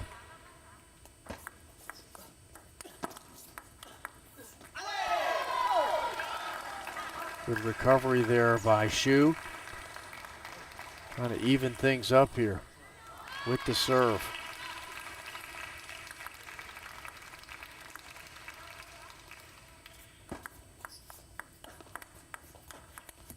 Wow. Great play by Shu. Opening with the backhand. Next ball came to the middle. It was very low. The ball almost was under the table. He was able to, play a strong forehand topspin down the line.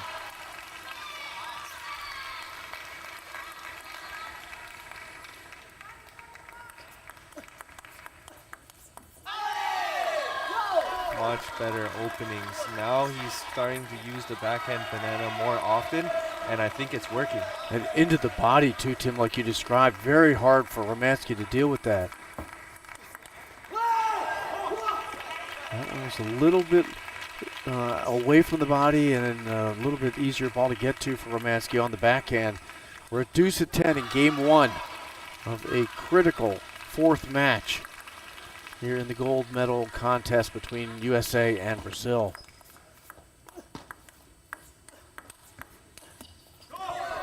And going long off the top of the net is Shu.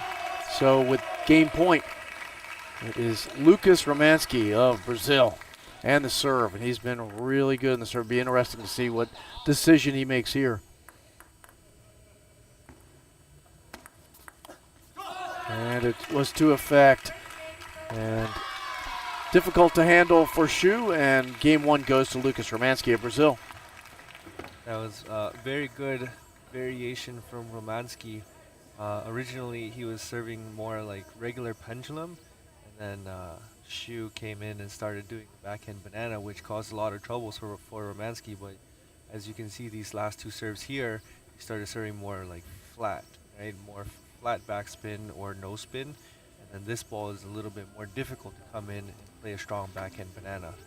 Well, Tim, that goes to what you were describing earlier about staying in the match, focusing and watching your opponent closely to see what he's going to do, because clearly there's a distinct difference between the 2 types of the 3 or 4 serves that Romanski is using, and from Shu's perspective, he's got to kind of identify quickly which one is it? What are we doing here? And it was obvious that Romanski at the very end kind of pointed to his head as he was walking off the court after winning that match, almost like he thought through what he wanted there, and it got the result that he was seeking.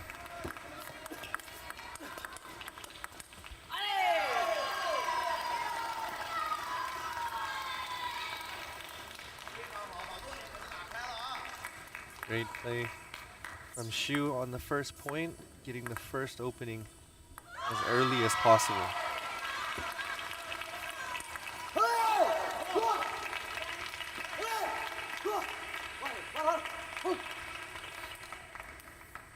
Romansky very demonstrative and vocal after that. I'm not sure what the exchange was between the players, but you can tell there was something that didn't sit right with Lucas Romansky for a moment there.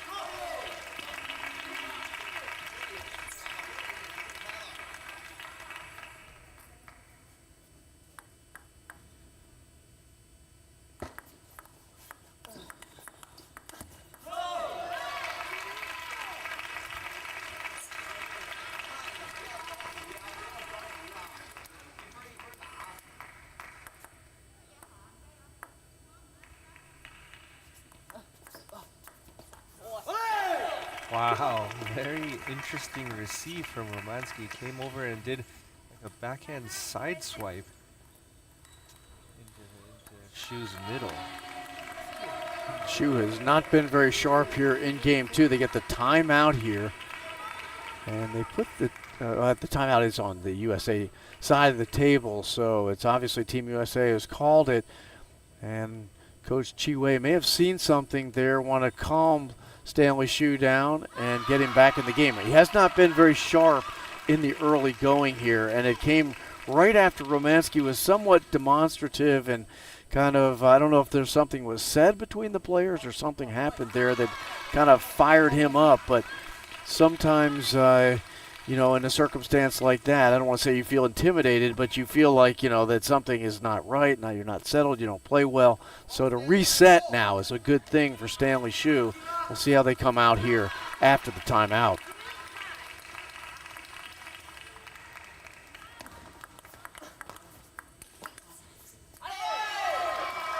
Okay, and a good timeout so far. Shu came back to the table, wins the first point. So I can understand a little bit of Chinese, and I keep hearing Coach Chi-Wei telling him to just let loose and go for the shots. So definitely looks like he's doing that right now. It's great advice in everything. Just let loose. Just be who you are. Let it happen. Don't worry about the result. Absolutely. Sometimes in these like high pressure situations, it's easy to like try to play it safe and just try to get through it. But in the moments like this where it's the finals, you really have to just let loose and go for it. Safe isn't going to help you in this situation. Particularly when somebody's playing well like Romansky is.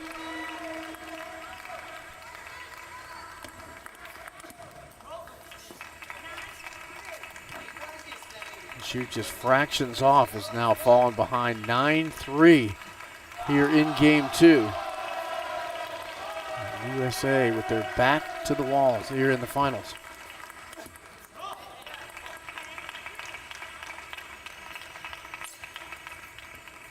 And now with game point, 7 of them, Lucas Romansky.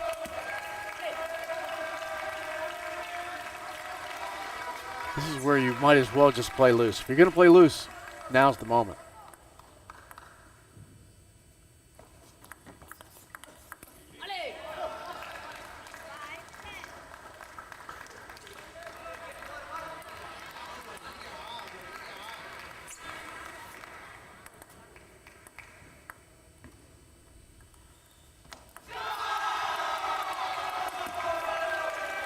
And taking game two is Lucas Romansky of Brazil, as he wins that one 11-5 after a 12-10 win in game one, 11-5 here in game two. And now Team USA with their back as close to the wall as it's been. Down 2-0 here in the fourth match. down 2-1 in the match for the gold medal against Team Brazil. It's played very well. Their entries into this event have played extremely well. It's Lucas Romanski, who's listed for this match at least as the #1 player on the team. And he's played like that. Been very confident, very effective. Stanley Hsu looking for his game a little bit. We'll see if he can find it. Hsu looks like he's been playing with a lot of pressure.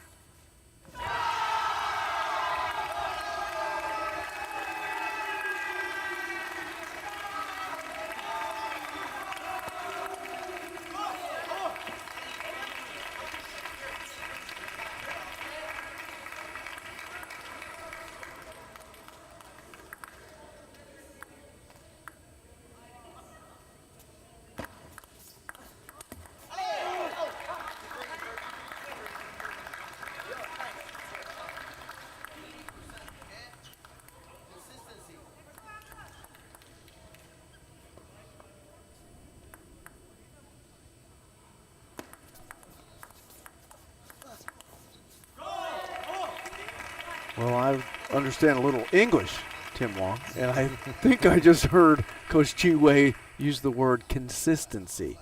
And I think he's right with respect to Stanley. Stanley's hit some good shots, but his level of consistency has not been perhaps quite where he'd want it here in this critical match. In the last set, he told him just go for it, relax, play your game, and Hsu was making quite a bit of errors. So it only makes sense that he tells him to be a little more consistent this game and try to play some more rallies. I think that's more of Hsu's game anyways, is staying closer to the table and playing more rallies.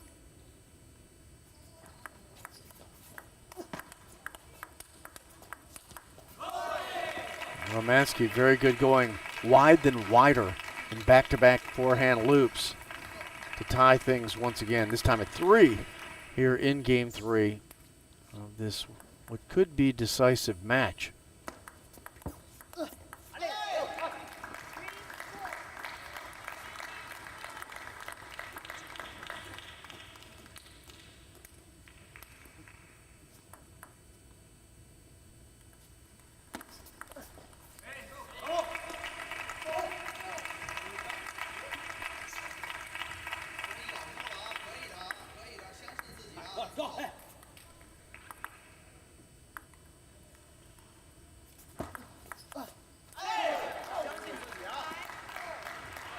Good attempt from Romanski coming over into the forehand, short forehand side and trying to get that banana wide out into Hsu's forehand.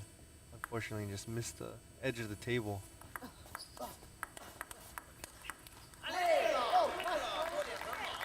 Hsu into the body that time. Difficult ball for Romanski to handle. And now Hsu with a 2-point lead here in game 3.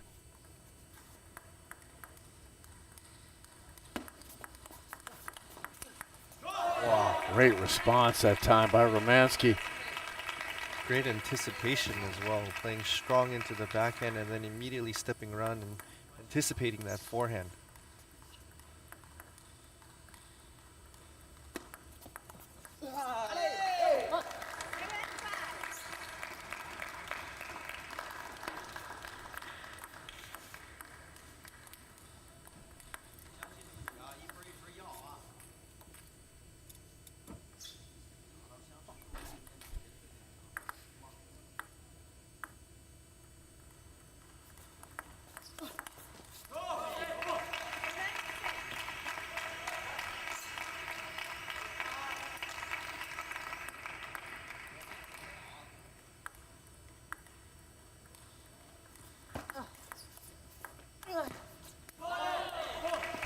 Interesting return that time by Romanski, cutting it hard. And then the return by Hsu off the top of the net and out. Even again, this time at 7. Oh, very nice punch and counter punch by Stanley Hsu. Going wide to the forehand side to retake the lead at 8-7.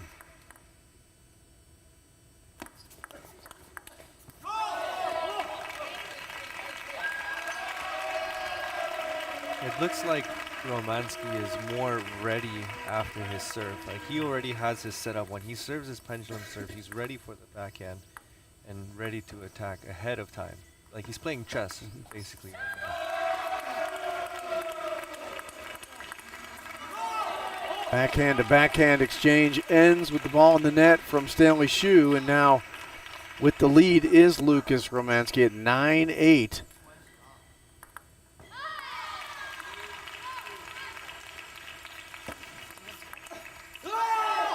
Now with match point, and that would be a match point, because if Romansky wins here, Team Brazil will win the gold medal.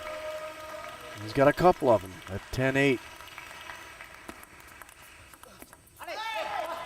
First one staved off. Good return that time by Hsu. Into the net goes Romansky. 10-9 for the gold medal.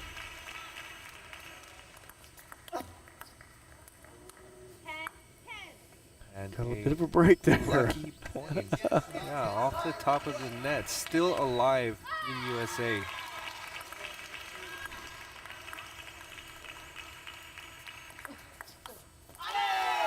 Now with the lead. Team USA on life support. They blinked. It looked like Romansky was expecting a short serve into the forehand side and had to react to the half-long ball on the forehand. Oh, Hsu with a beautiful forehand. Ends up taking game 3, and now Team USA with life.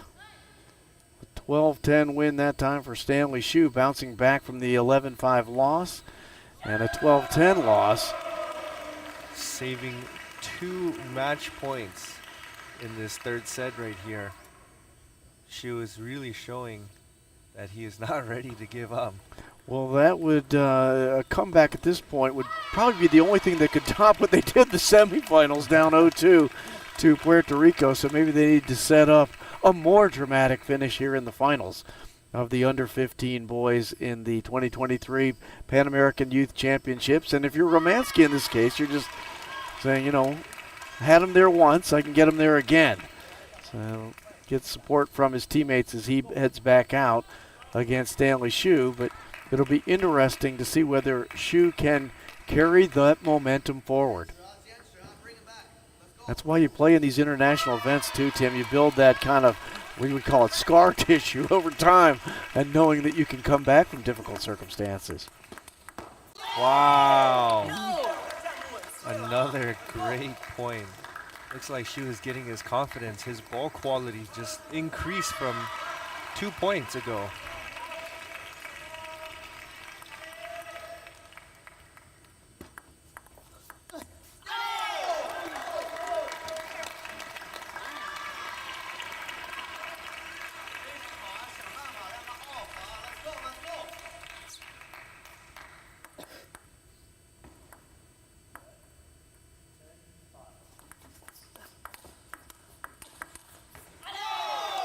Three in a row for Stanley Hsu.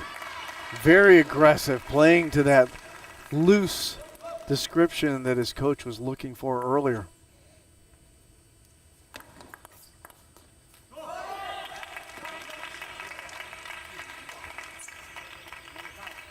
It's hard to say what happened, but it looks like Hsu was playing with a lot more confidence as he took the third game.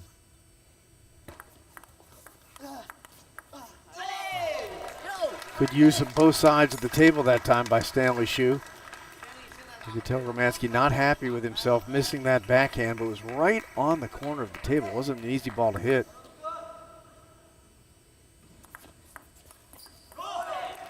Nice serve that time by Lucas Romansky. Big side spin coming on the backhand serve.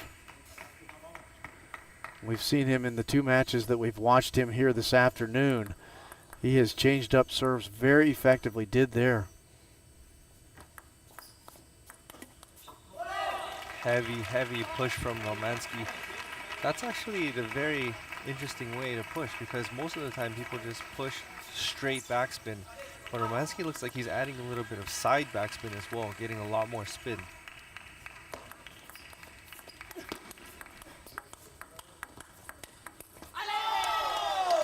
Nice backhand to backhand exchange, but going to the forehand side was Stanley Hsu. Now opens up a 2-point lead here at 5-3.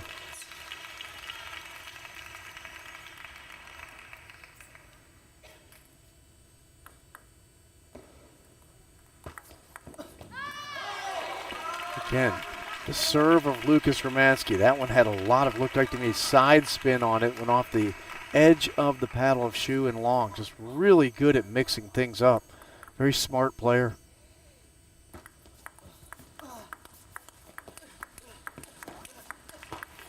Great exchange, and it goes off the edge at the end. You can see Romanski's response applauding, but that was just a good, powerful exchange. Forehand to forehand. Two heavyweights standing in and trading punches on that one, and Hsu comes out still standing.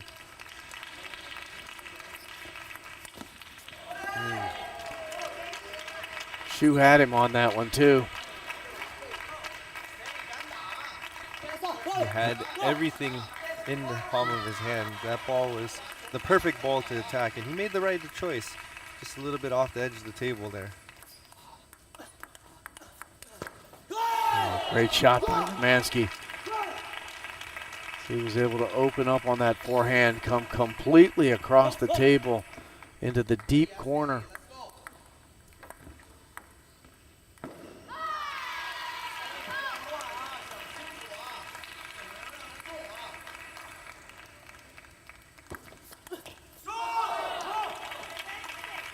Not a bad decision by Hsu. Just open it up right off the serve that time. Went long, but it was still, I think, I didn't mind the decision.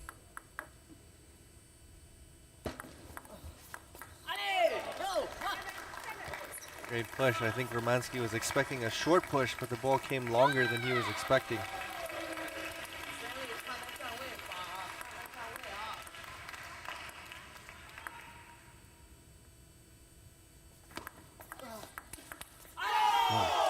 Powerful forehand by Stanley Hsu. Unable to handle it was Romanski. Hsu back up by a point.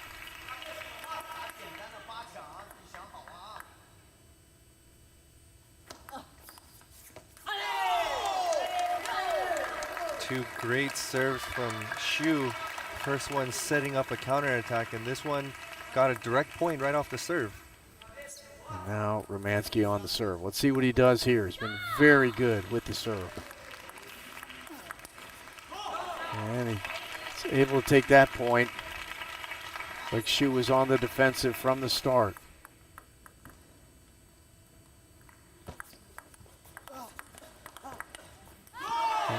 Back-to-back points off the serve for Lucas Romanski. See if Stanley Hsu can return the favor here in Game 4.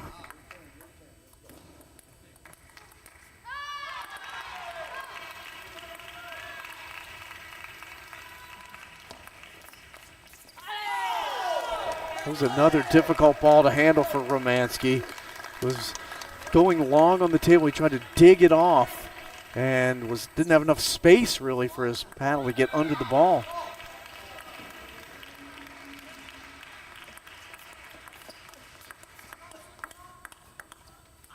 And that's it for Game 4. It is Stanley Hsu who ends up with an 11-9 win in Game 4 to even this one up at 2 games apiece. Romanski a little bit disgusted perhaps at himself in that game, but he played well. It's just that Stanley Hsu seemed to find something after staving off not only match point, but essentially gold medal point a couple of times in Game 3. Now he wins Game 4 and a decisive Game 5 coming up, Tim Wong.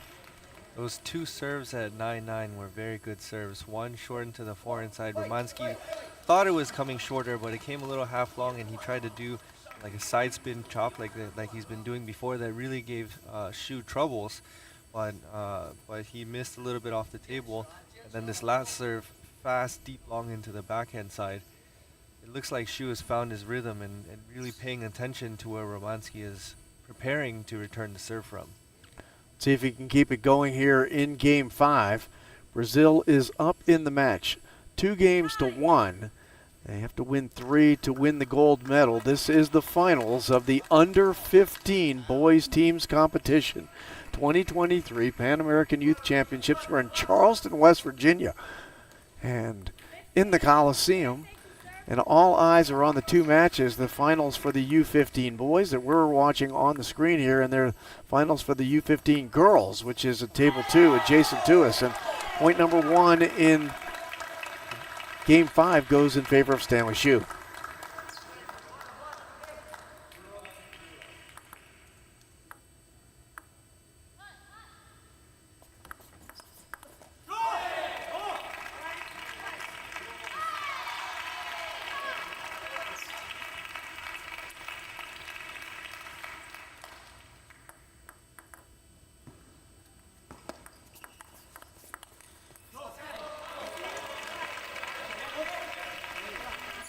Romanski, back-to-back points here. Now has another serve. Trying to build up a 2-point lead. It's not going to happen. Back to even.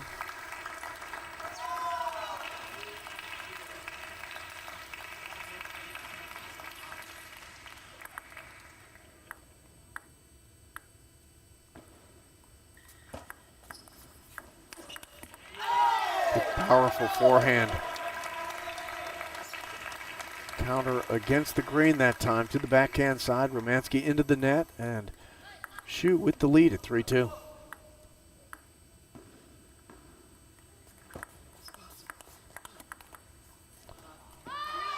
Just caught the net and made a difficult play for Hsu.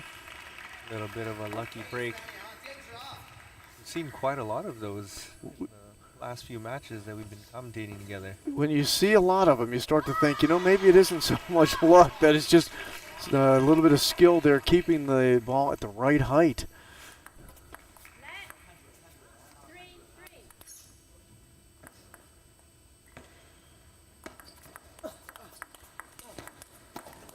Great point. Reaching wide to his forehand side was Stanley Hsu after a brilliant shot by Romanski, but he could not handle the return by Hsu, who now regains the lead.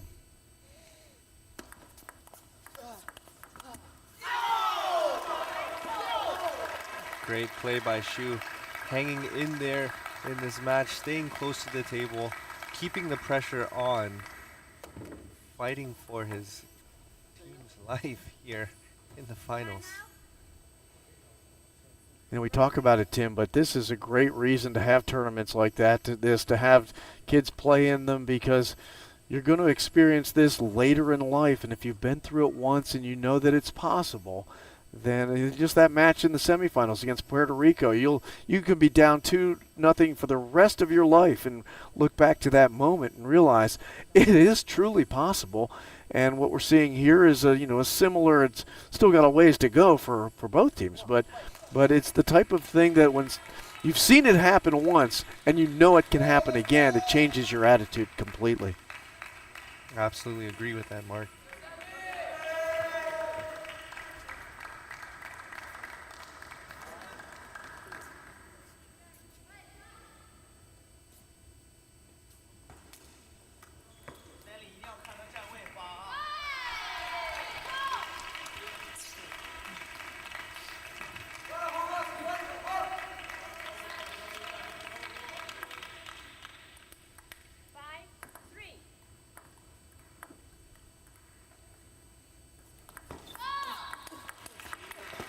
Great exchange. Romanski, tremendous return of serve after I thought a very smart serve by Hsu, long and fast. Romanski, very quick and to the task.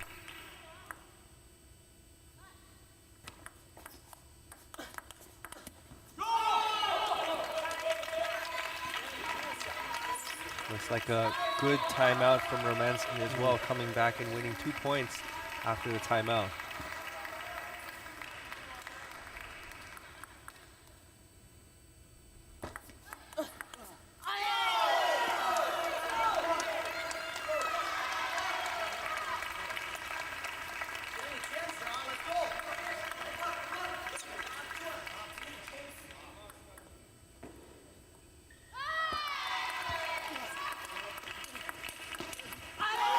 Big exchange from the two players. And Romanski drives into the net. 2-point lead again for Stanley Hsu.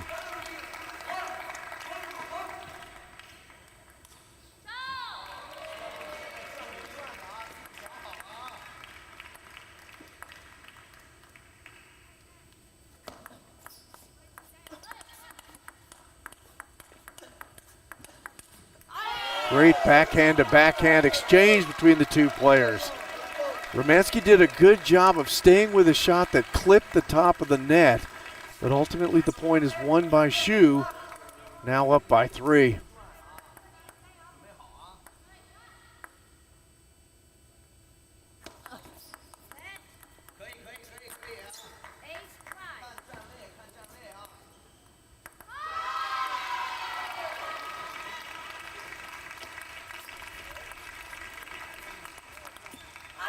And that's off the net and out. Now at 9-5, Stanley Hsu. Hsu looks like he's getting more confident on the backhand side as well now, adding more spin and more quality on his shots. See, the body language of Romanski is not happy with himself, and we'll see what he does here.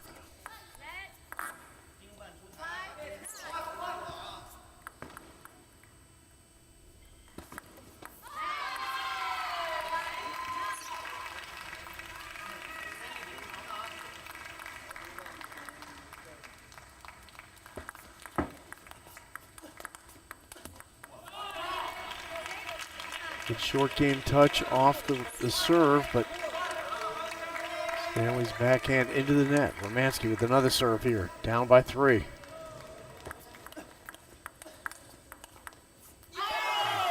Swinging over the top was Romanski on that backhand from Hsu. And now with match point. Great backhand placement from Hsu going into the body of Romanski.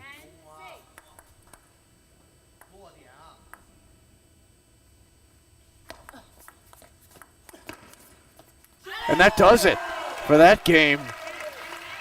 An 11-6 victory in Game 5 for Stanley Hsu in come-from-behind fashion. He had gold medal points against twice in Game 3. Comes back with 11-9, 11-6 victories in Games 4 and 5. Wins 3 games to 2 and pushes this to a 5th and final decisive Game 5 for the U15 boys team finals here at the 2023 Pan American Youth Championships. What a great match that time between Lucas Romanski and Stanley Hsu. Big win for him to notch in the belt. Very exciting matches we've seen so far. Every single one of them actually, but the last two especially, with keeping Team USA alive, and now Hsu coming back from a 2-0 deficit and winning this match as well. It's unbelievable. It feels like deja vu all over again, as Yogi Berra might say, as Krish Gandhi steps in. This is the 5th player for Team USA. He did that not too long ago in the semifinals against Puerto Rico and won a big match against their number 2 player, and ended up getting the giving USA the opportunity to advance the gold medal match against Brazil here. Now he gets an opportunity to claim the gold medal in a 2-2 tie. He will take on Joji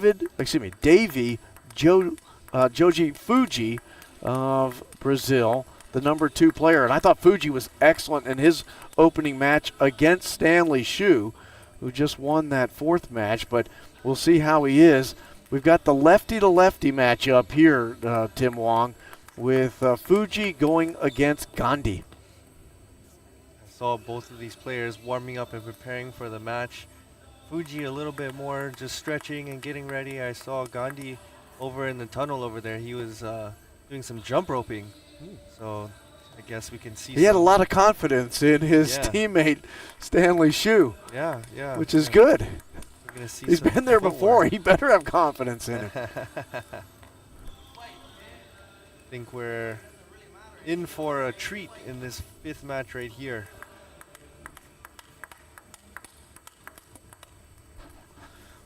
Team USA looking for lightning to strike twice in one day. here at the Charleston, West Virginia Coliseum and Convention Center. The ITTF 2023 Pan American Youth Championships. The under 15 boys gold medal matchup between Team USA and Team Brazil. We've got the under 15 girls going on simultaneously and adjacent to us on table 2. It's Team USA taking on Team Canada in that one, and that one has been, just watching out of a half of one eye here, looks like it's been a really good match as well. I believe that side is also 2-2 and in the team score. So of course it is. Why wouldn't it be? We have 2 matches on table 1 and table 2, which are going into the deciding match for the gold medal.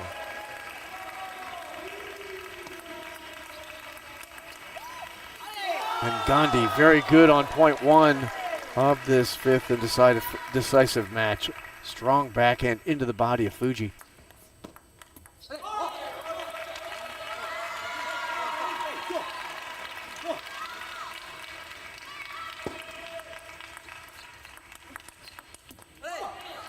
And Tim, you've made a couple of really good points I thought about Gandhi's game, is that usually we're used to these lefties stepping around and going to the forehand, particularly on the corner of the table, what would be the right side of the table as you look at it.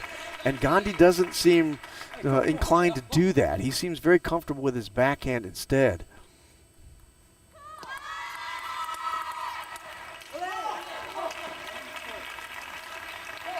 But the early lead is to Davy Koji Fuji of Brazil, up 4-1. And a brilliant shot there on the forehand by Fuji. Didn't miss down the line. Now a 5-1 lead here early in this match.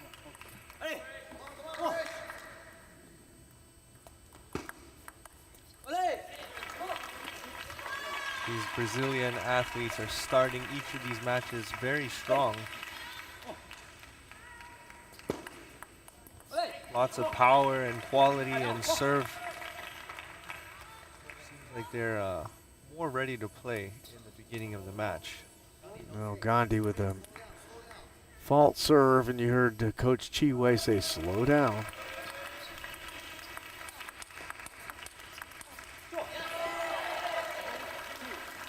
Start somewhere.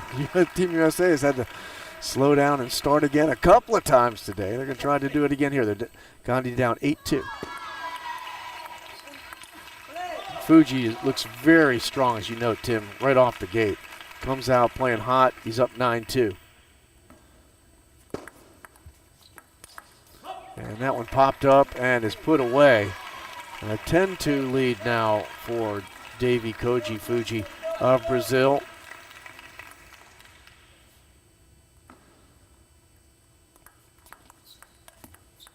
And that will do it for game 1.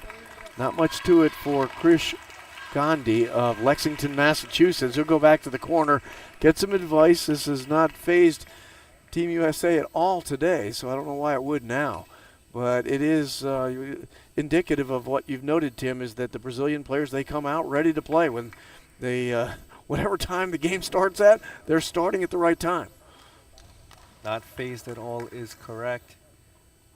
Putting all the pressure onto Gandhi's backhand side. Haven't seen Fuji play any balls into his forehand, letting him open with the forehand side yet. So we'll see in the second set how Gandhi's going to counter that.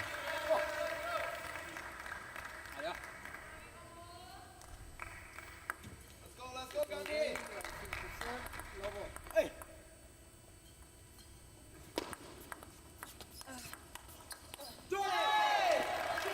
Starts off better here in game 2, up 1-0.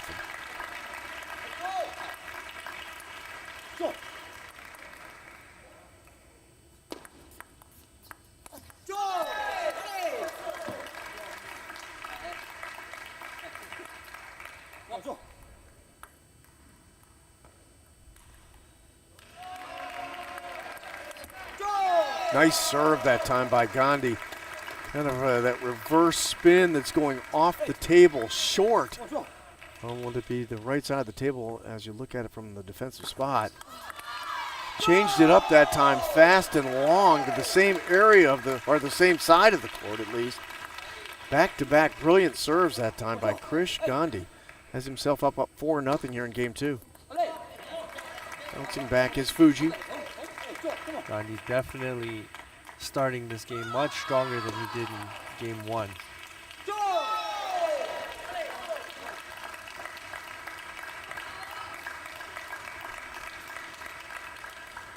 And you see Team USA bench and the Team USA athletes in the stands getting up during every point to cheer for the team. Nice shot by Fuji. That ball popped up, and I think Gandhi knew it. It's when Fuji steps around. That's what you see from the classic left-hander. When they step around, hit that forehand loop, it's got some smoke on it.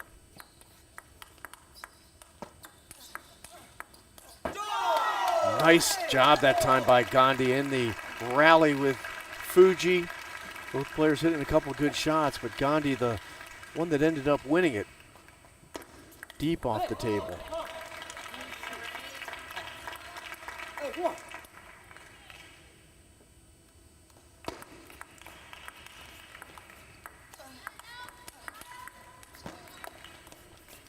Oh, great return that time by Fuji. Get the ball back as he looked like he was going out of the picture, far to his left. Very athletic he is. He's all over the court, covering the entire table. Even out of position, he can get it back.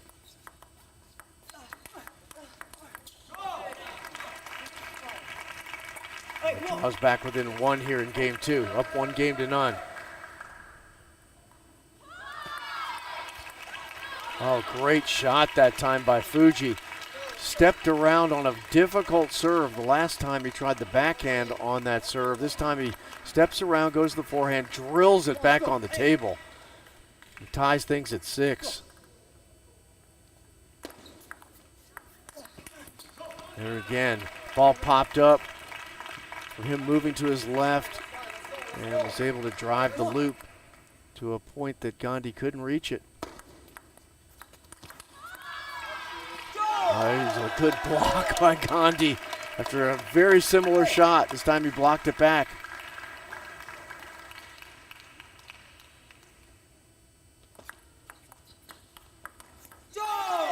Great serve by Gandhi. He needs to keep his serves a little bit tighter. Anytime it leaks half long, Fuji's on top of it right away. So he needs to keep it tight so he can get the first opening. Oh, beautiful shot. Lots of side spin, great counter loop. I don't know if you saw that, but the ball curved way to the right on that counter attack.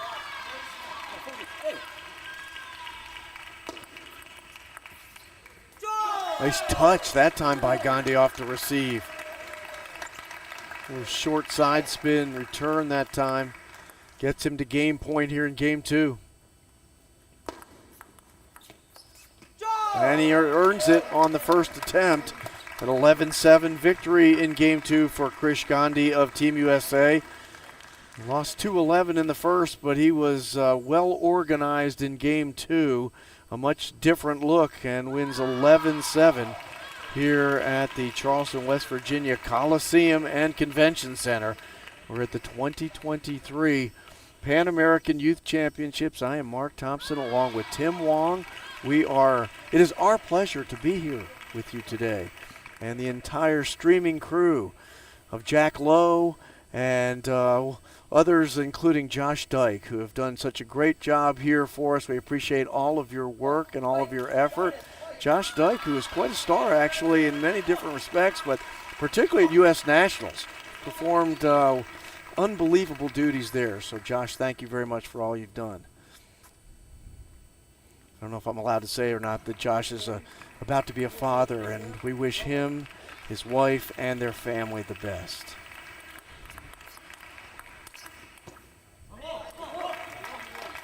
And here we start the third set. Fuji catching a half-long ball and then making strong openings. And a second half-long serve. Hey, come on, Joe. Let's go.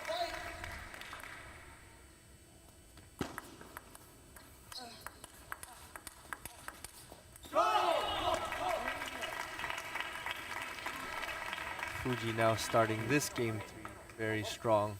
Reminiscent of game 1, where he blew open to a 4-0 lead there. And he does it again here in game 3. He is one of those players that does seem to find the wave of momentum, Tim, and ride it as effectively as anyone in the building. Gandhi's 3 serves so far have leaked half long and created opportunities for Fuji to attack on the first ball. And now a 6-0 lead. Gandhi's going to have to find it here in game 3.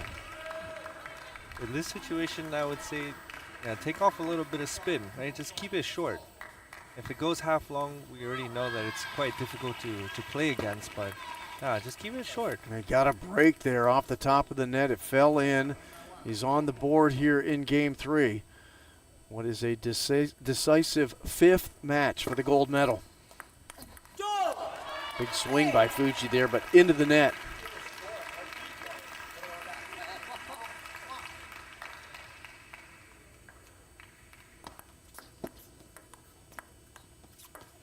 Wow, great shot by Gandhi. I think that's the first ball that I've seen him step around in this entire match. We were waiting for that. It worked. No reason not to try it again if you get the opportunity. Absolutely.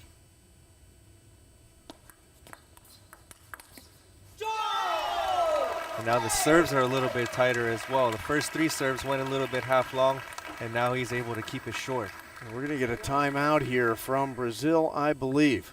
Try to change things back, as building up the 5-0 lead was Davy Koji Fuji of Team Brazil, but bouncing back Krish Gandhi of Team USA in what is a decisive 5th match. It's 1-1. Of course, the match between Gandhi and Fuji is a best of 5. You've got to win 3 games. And both of these players have kind of traded waves of momentum in this match. And the one thing I will say about Gandhi, he's been on the ropes a couple of times, and it seems like he's got like one of those MMA fighters that can go on the ropes and then bring himself back to life and put the other guy on the ropes pretty quickly. So that's a good trait to have. He knows he's been in this situation before.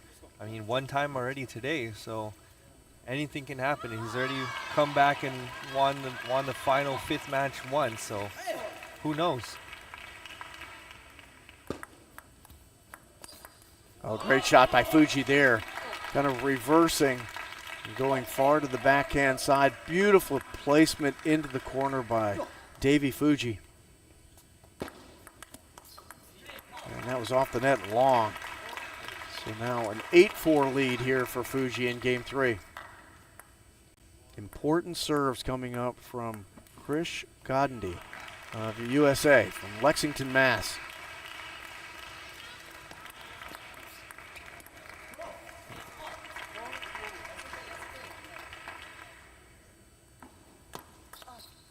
Nice fast long serve there.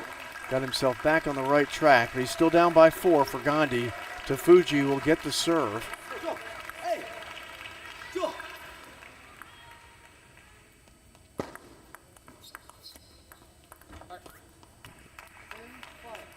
Now with 5 game points, Fuji got the break off the top of the net. He makes the most of the first one and takes a 2-1 lead here in this 5th and final and decisive gold medal match game here between Davy Koji Fuji and Krish Gandhi. And it's been a bit of a seesaw thus far for Krish Gandhi. Down 2-11 in the first one, wins 11-7 in the second. That was a much more dominating performance again from Fuji, which we've seen on a couple of occasions in his first match with Stanley Shu. He did that a couple of times, but he gets the momentum going.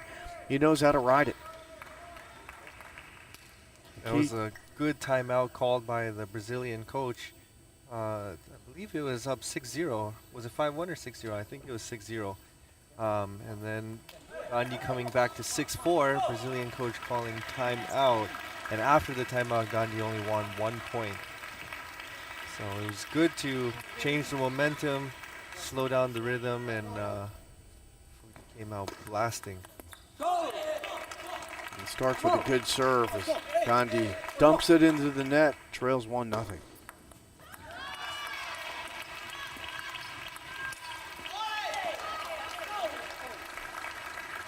Players exchanging balls off the top of the net, and then Fuji with the backhand punched it long.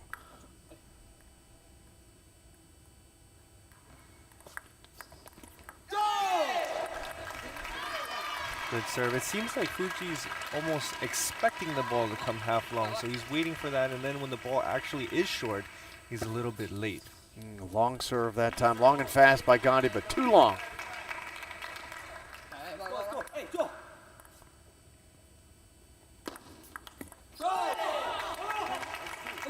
Nice serve that time by Fuji. Lots of long serves from Fuji. Gandhi needs to be ready for it. Changed it up that time. Came across a little bit shorter, lots of spin, into the net it goes, and now Team USA will use their timeout to try to change the momentum here in Game 4. With Krish Gandhi down 4-2 to Davy Fuji of Team Brazil. Trying to claim a gold medal here. And USA got some work to do if they're going to claim the gold medal.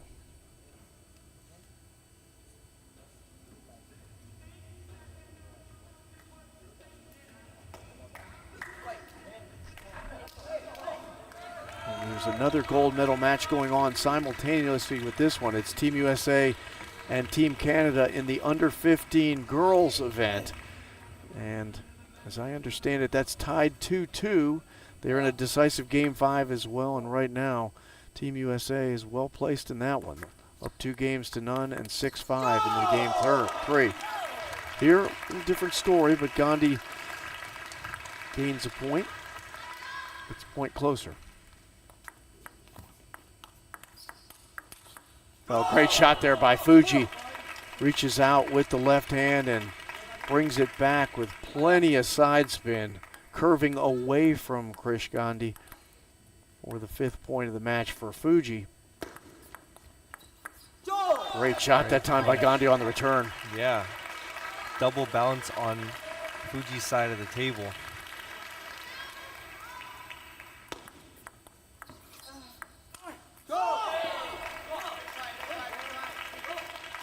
Nice third ball by Fuji there. Set up a difficult shot for Gandhi. He goes long, down 4-6 with the serve.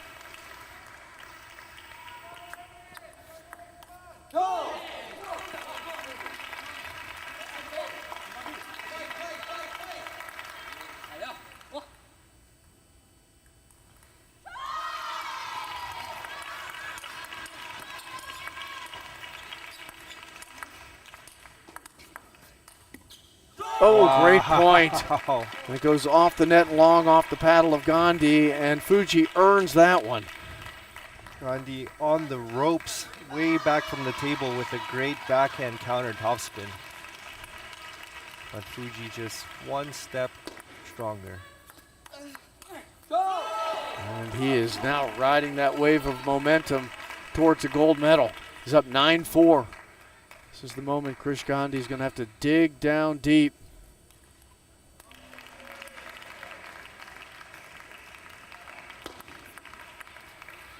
And now with 6 match points, 6 gold medal team points for Davy Koji Fuji.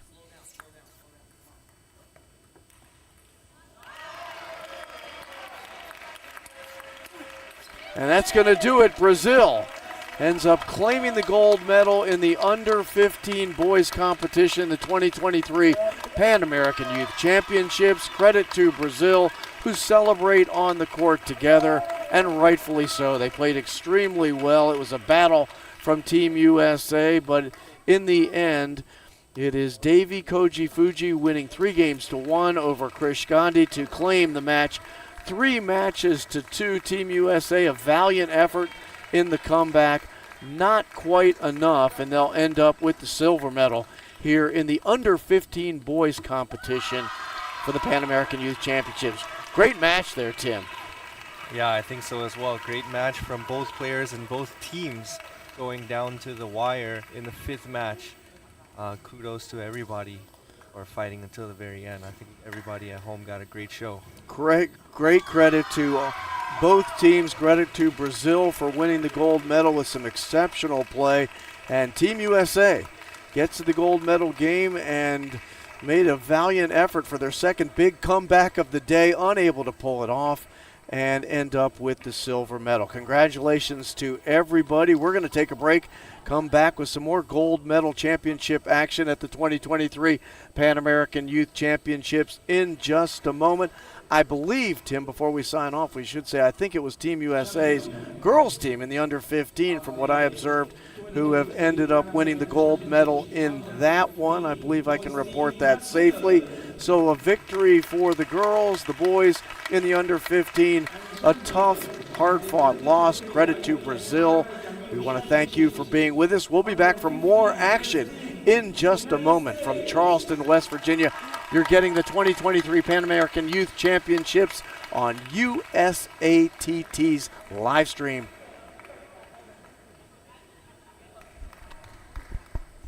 Oh, I'm told this is the ITTF's live stream, so I better correct myself before I get fired from another job. Just what I need. Just give me another job and fire me from this one. Okay. Well, thank you very much. For Tim Wong, I'm Mark Thompson. Have a great afternoon. We'll see you back here in just a moment.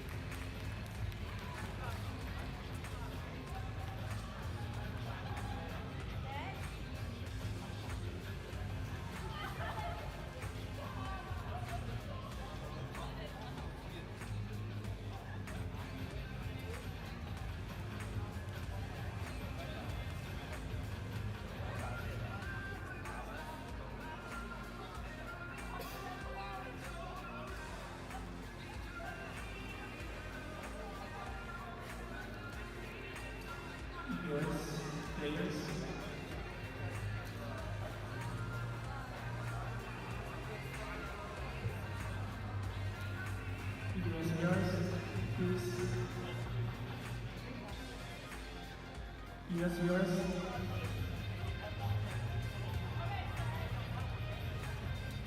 Muy bien. Muy bien.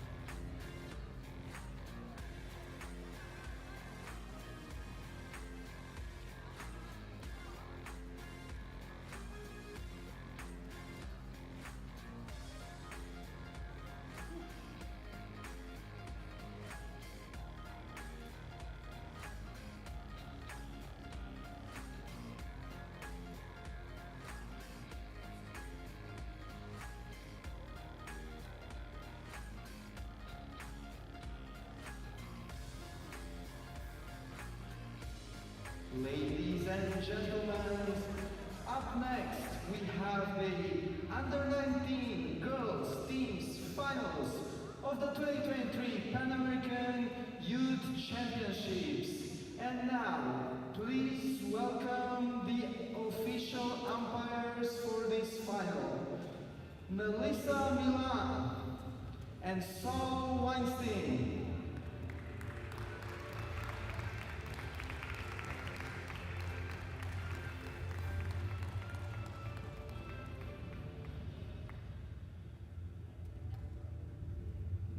Please welcome Team Puerto Rico, Crystal Melendez,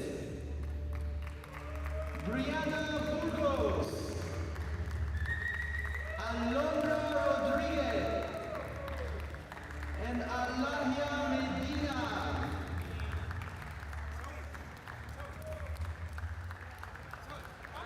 And now, team representing the United States of America, Tiffany Kerr, Emily Tan, Muskan Gupta, and Sally Moylan.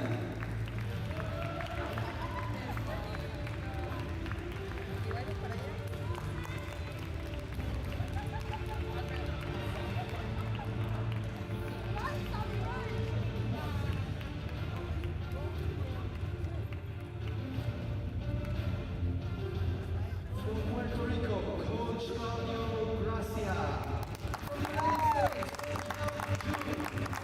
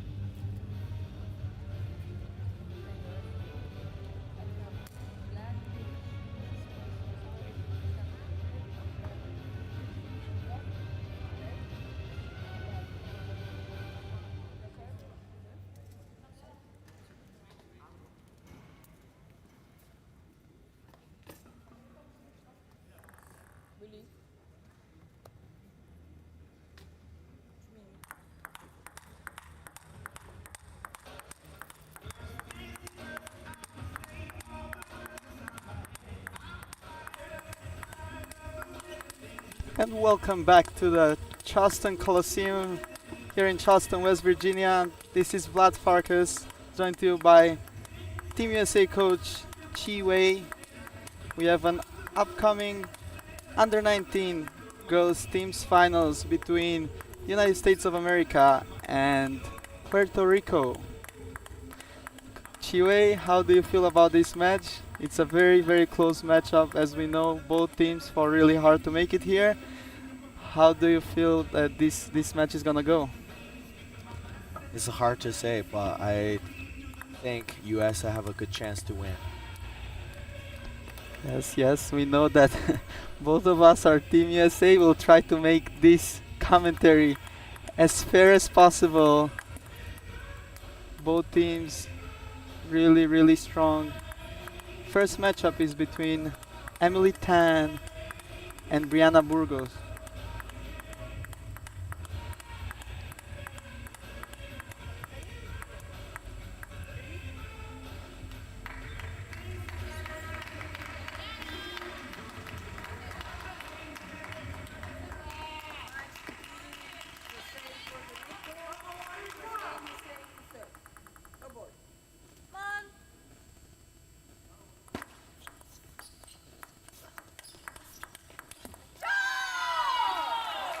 A really strong start. We see Emily really happy, and we expect her to be as pumped for the rest of the match. She's really an energetic personality, and she.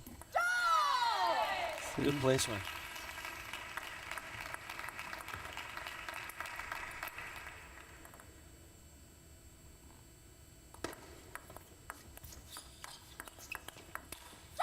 Again, Yes, we see middle Emily. and backhand. Great. Emily trying to aim for that middle forehand side of Brianna.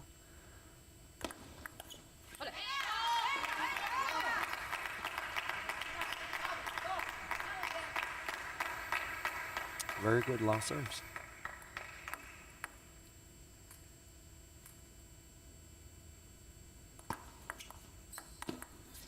Oh, flip winner down the line, almost like a fake flip. Look like she's going cross. She goes down the line.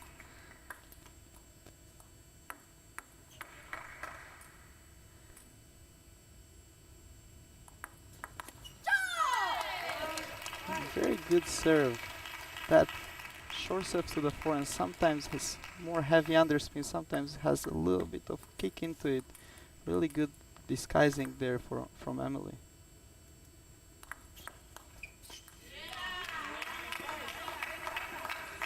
The same serve does it for Brianna. This time she goes long.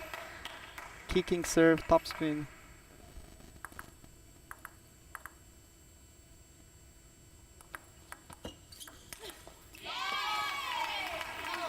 Good setup.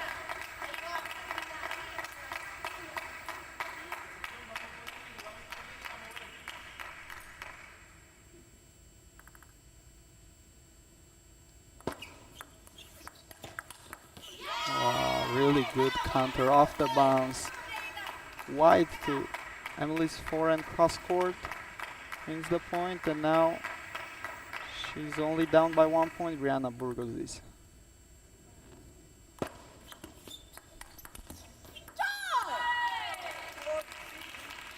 See really good variation from Emily Tan. Sometimes opening deep down the line, sometimes to the middle. Really, I think that's the key for her to really take an edge on this match.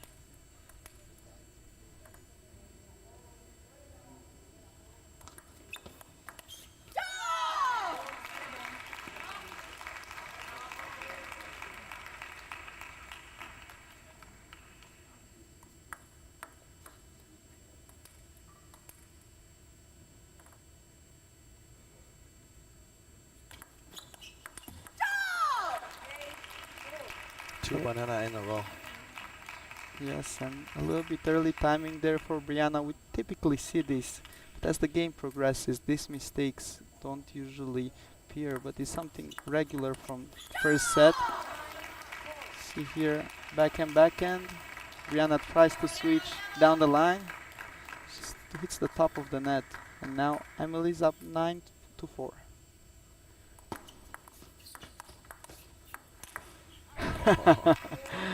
Again, the same flip down the line does it. Brianna looks like she can't believe that she fell for that again.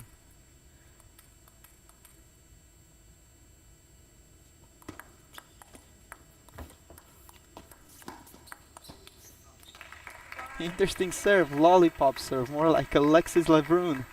A little bit of spice there, good serve, good setup.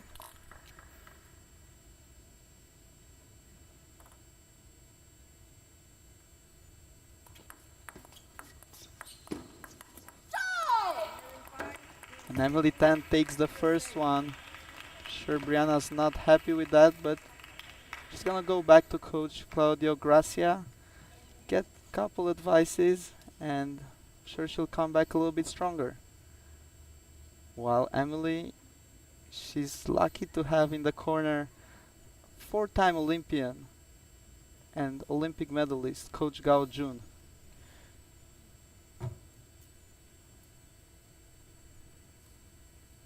What did you think about this first game? How it played out? What do you think that is gonna change coming up in the next few games? I think if Emily want to win this game, you Still keep going to the middle. Middle. You can go middle random, middle man. Sorry. Yeah. Keep going to the middle. What? Louder? Okay. Time. Bye.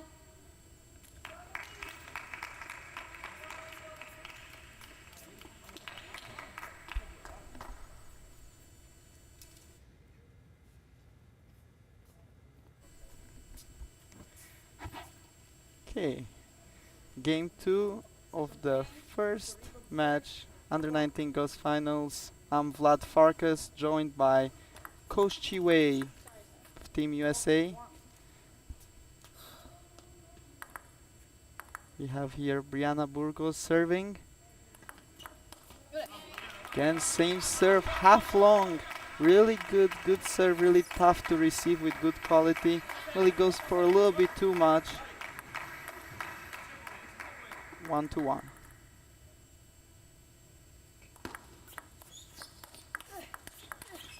Nice placement. Right to the body.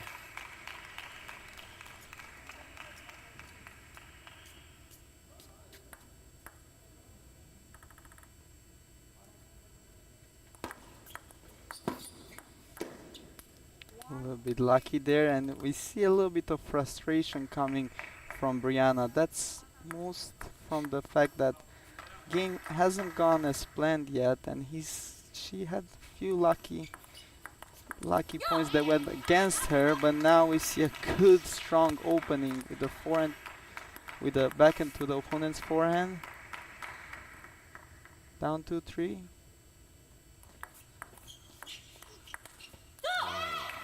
Two forehand in a row. Emily recovered her forehand.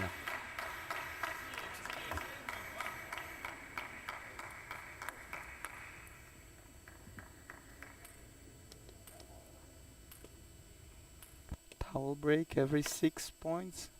Both players are entitled to a towel break to towel off.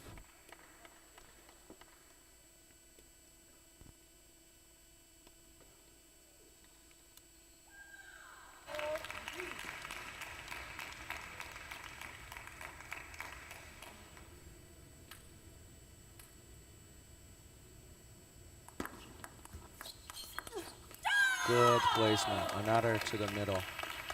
As really Forehand short. After forehand, right to the middle.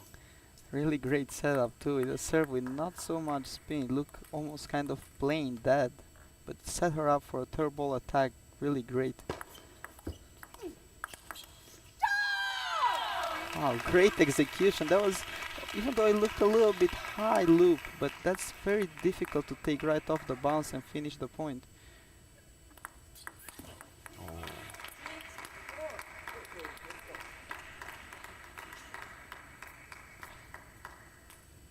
Very typical in women's table tennis. We see this backhand serve, a lot of variation of spin.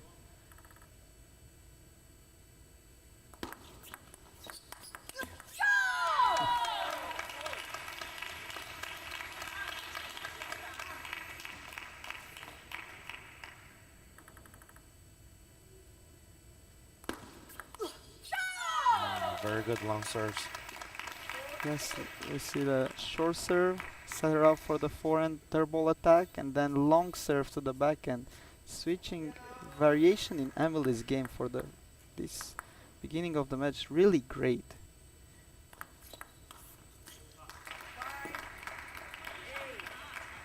Not supposed to go up, supposed to go forward. Come on, Emily.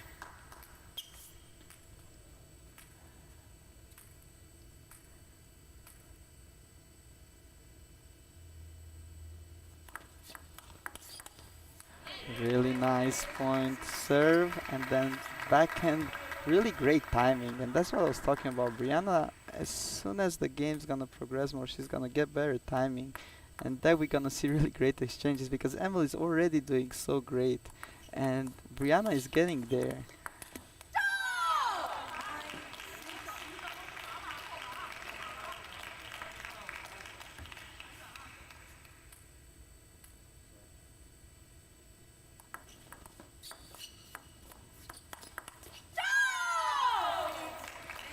Emily doing really a great job as disguising where she's going with the forehand. Like she can switch last minute. She can go cross wide. She can go down the line.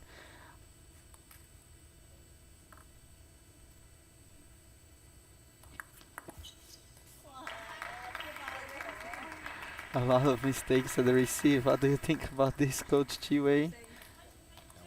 That was a side top. Side top seems like to be a problem from Emily, but she's still up 3 game points. 11-7, And second game. Brianna misses the serve. Definitely not happy about that one. But I'm not gonna tell you who's happy. Emily. So she goes back to the corner of Coach Gao Jun.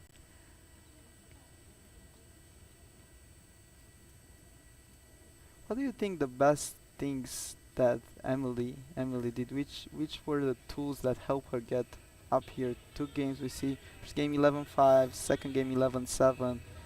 What were some of the stuff that she did well to get here? Yeah, she did very good with the serves attack.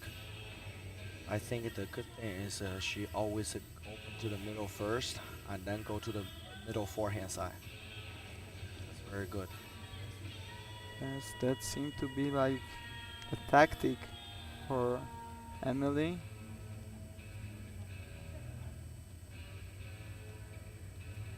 I say Emily can still doing this for the 3rd game.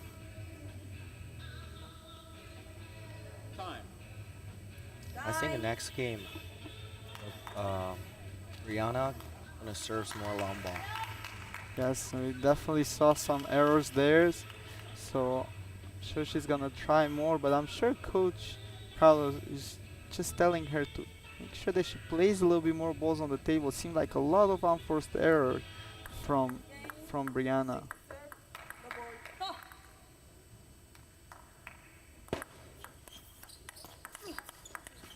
Good.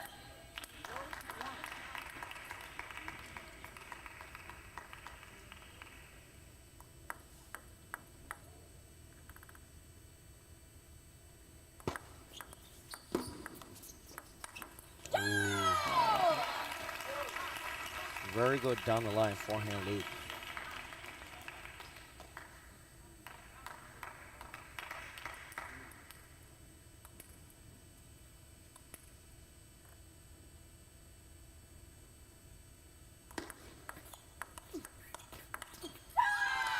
It's really great play from Emily. Backhand banana flick, and then she got surprised with the deep ball to the forehand. She did not exaggerate. She just played slow, spinny, and won the point. This is very, very smart play. Really high level play from Emily.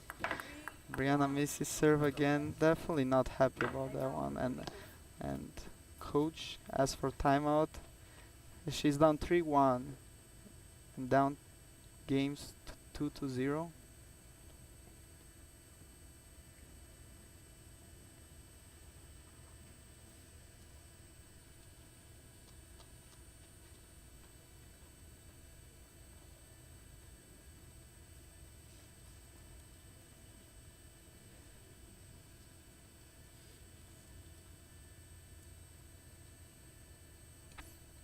Let's see what they're gonna do after the timeout.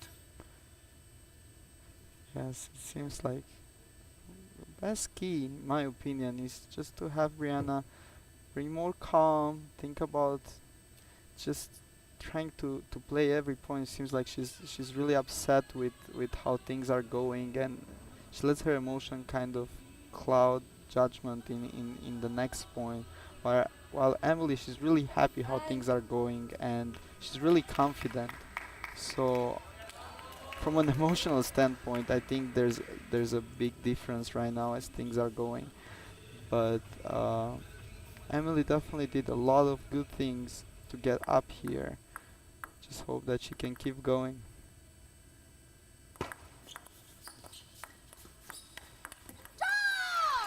It seems like Brianna does not have an answer for that down the line loop that Emily keeps going for.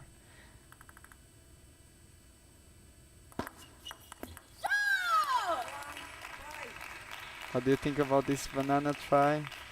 You're down 4-1. You really do have to try something different, correct? Right, have to do something, but Emily is still going to everything to the middle. She doesn't want her to smash her. Yeah, middle backhand. Really good quality. You can see the quality of Emily. She plays the balls really deep on the table. Really good spin, really good depth.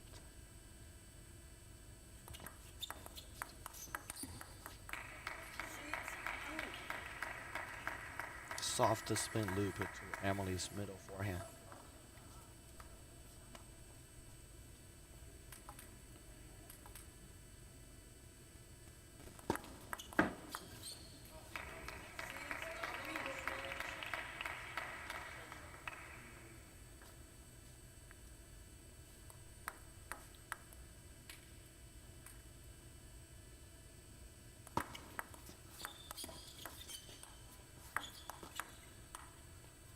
Another lucky break, and now Brianna had to fish couple balls, but Emily is now up 7-3, 2-0.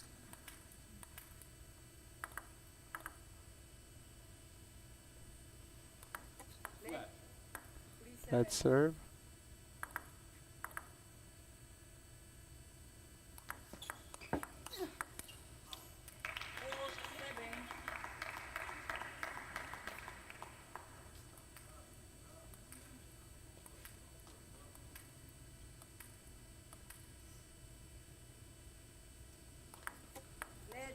Yes, we were anticipating, and you two were anticipating Brianna to try to go for a longer serve, but seems like this is not the case. Seems like she's still trying to go for very short serves, and it does it this time for her. Short spinning. That was a half long. Yes. Emily hesitated to loop that one. Very Good, spinny, heavy very underspin. heavy underspin. Brianna had problems keeping the ball short, and when it's so heavy, it's even more difficult. One thing I like about Emily is that Everything is to the middle. everything is to the middle. Everything is really high quality, like really deep, really spinny. It's really great, like play, very calm.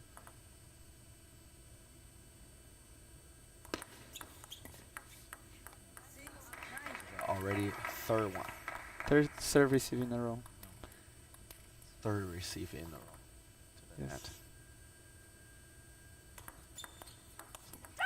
That was good spin. Very good spin. Let's see what Emily gonna serve. Well, she's up 4 match points. And she converts the first one with a deep serve to the backhand to bring Team USA 1 match up on the scoreboard against Puerto Rico in this under-19 girls teams final at the 2023 Pan American Youth Championship in Charleston, West Virginia.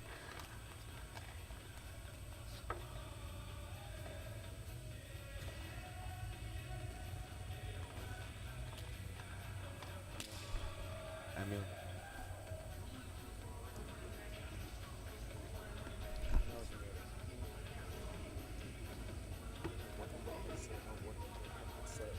You cannot be like cheering just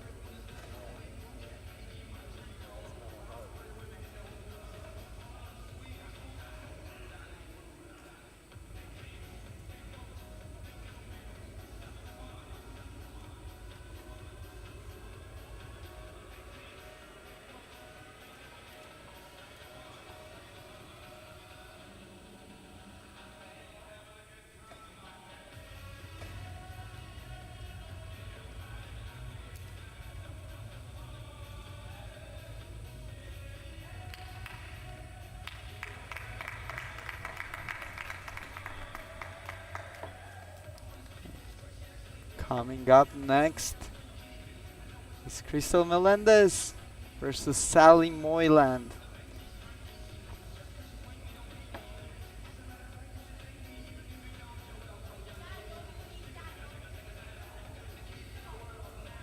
We had really great action all day long here in Charleston, West Virginia.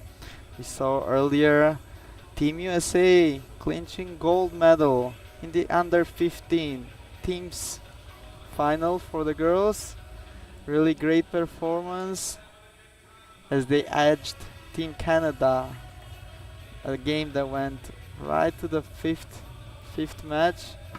We also saw Team Brazil winning the under 15 boys finals.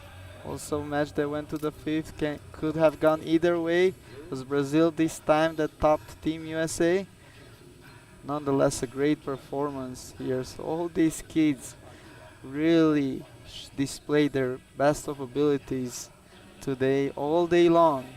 We have more to come, as after this under 19 girls finals in teams, we have the under 19 boys teams final.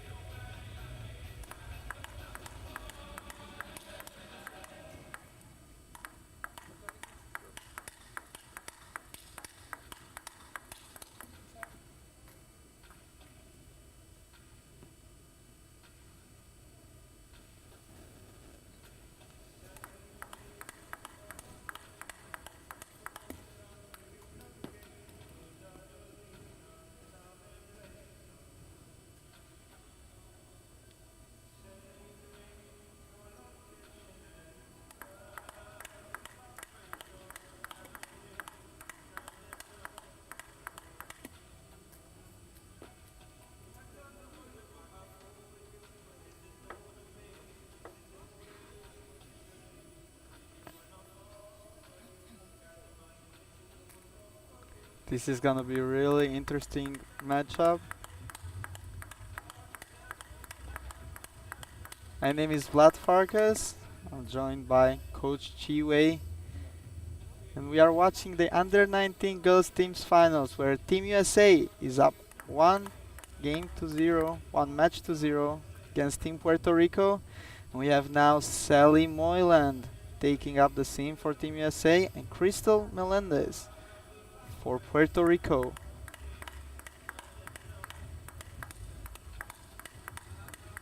Time. The official umpire saw wasting calls time, meaning that the game is about to start. Second match, first game. Puerto Rico to serve. Love all. Crystal serving.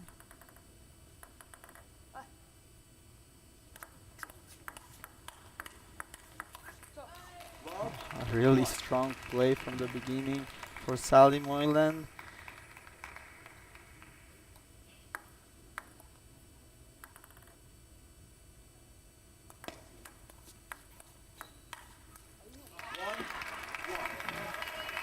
Chile, who do you expect to take this game? We believe that Sally is a big favorite, but she's been battling some injuries, so all this could affect her. Definitely not a good thing when you have such big stage in front of you and having to deal with injuries. How do you kind of overcome that? How do you deal with that? Because not only that there's something hurting your body, but you also have to deal with the pressure mentally, correct? Just to play more defensive. You don't have to step around all the time. Like backhand, just use your backhand. Forehand, use your forehand. Yeah, so play more Just to make it more economic. stable. Yeah, economic play, Wow. smart, and that's what it was. But look like Sally really cannot move. And that tells you a lot about her personality to still go out there for Team USA, still try to her best of abilities.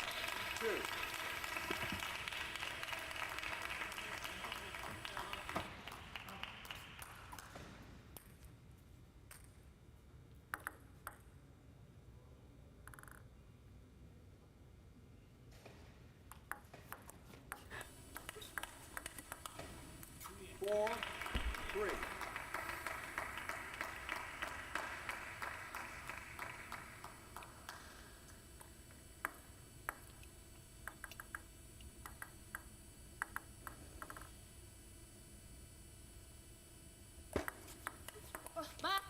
Four, four.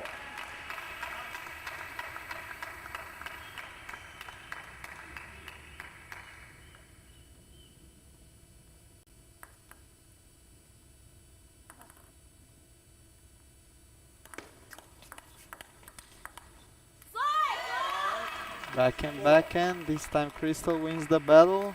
Really pumped for that.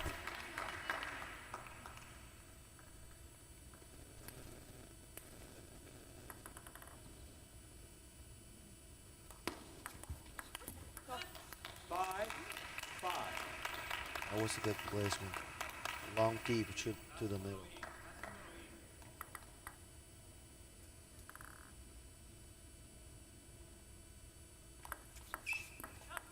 Six, five.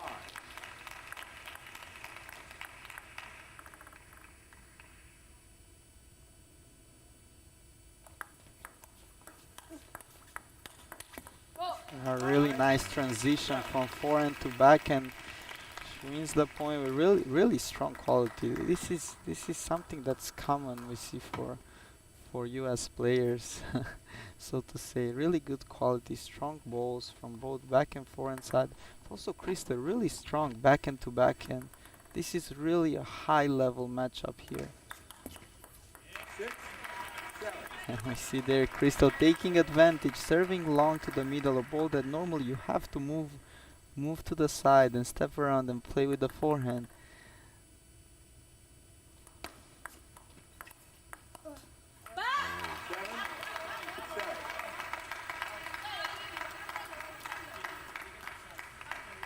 Now Crystal actually tried to make Sally move. Yeah.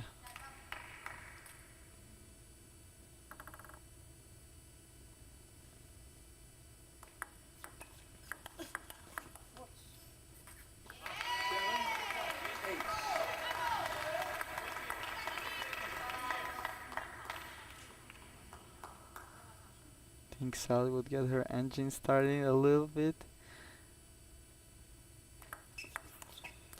Oh, really good idea from Crystal, trying to go inside out from the middle, the backhand wide to her forehand. Misses by a little bit. Now 8-8. Crystal Melendez serving.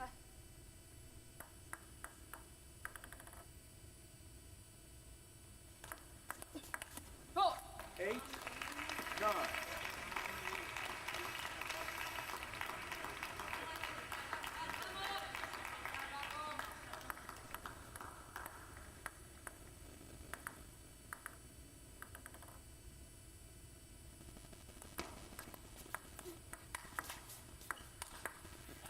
Oh, very good placement.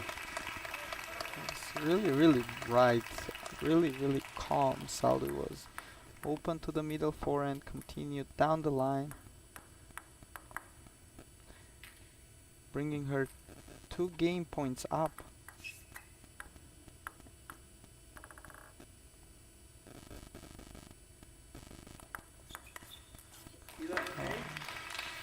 Yeah, hook serve, hook type serve to the middle, kicking up. Crystal misreads the spin a little bit. Sally takes the first game.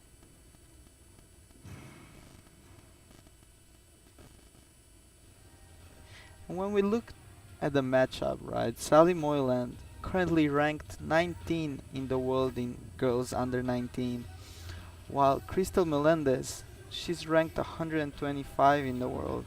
So really, if you look on paper, one-sided matchup, but the level of Crystal that she's displaying right now is really good. So really expect this match to go toe to toe.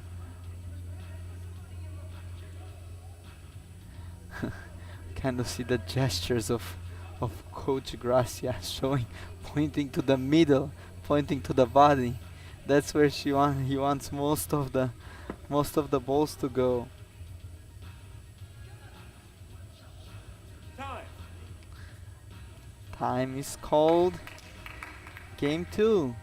We start with Sally Moylan serving.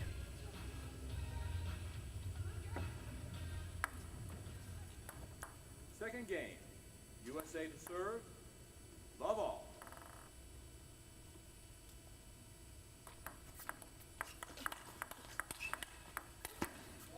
Love one. Really nice rally. Backhand. And Crystal with a down the line ball she apologizes for.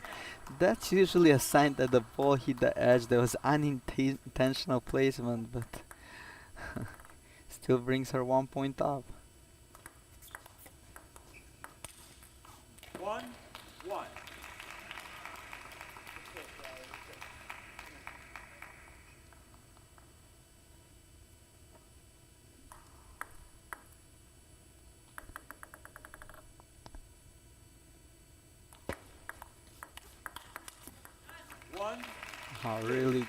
Really good from Sally. I feel like Crystal had a lot of quality in opening to the middle forehand.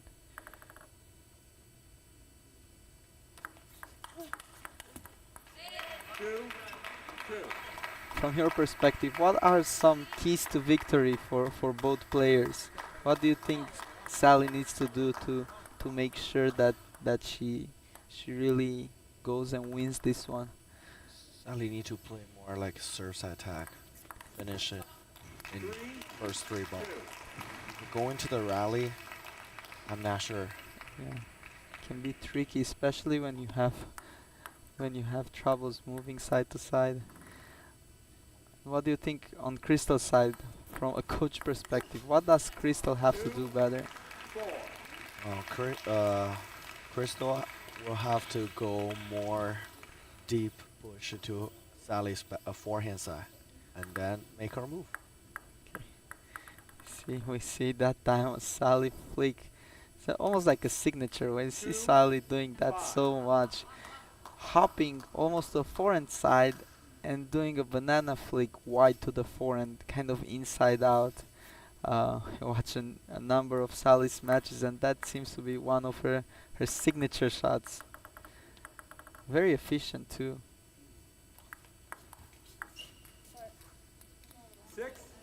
6-2. Until now in this tie, the luck seems to be with Team USA, as I think Emily had few lucky breaks, Sally few lucky breaks. 7-2.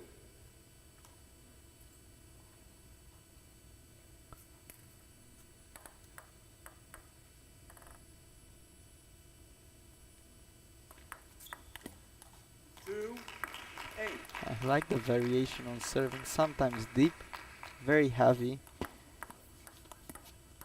Now Crystal seems like she's rushing. That's 4. 10. oh, 2. fault. Parkour's fault. Yeah, looks like toss. 11-2. Tossing might have been the Game. issue. USA.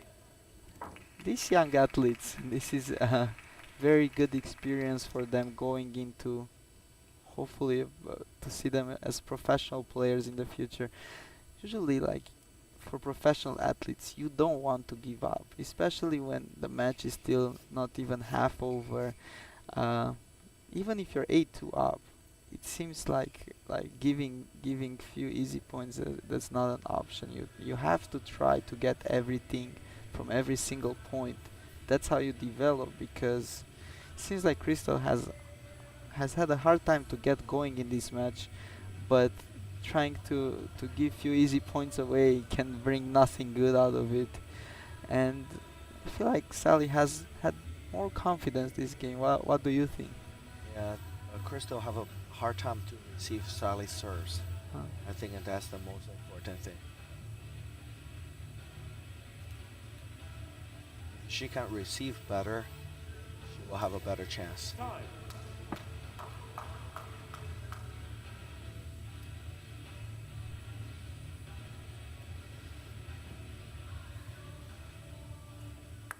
Third game. Puerto Rico to serve. Love all.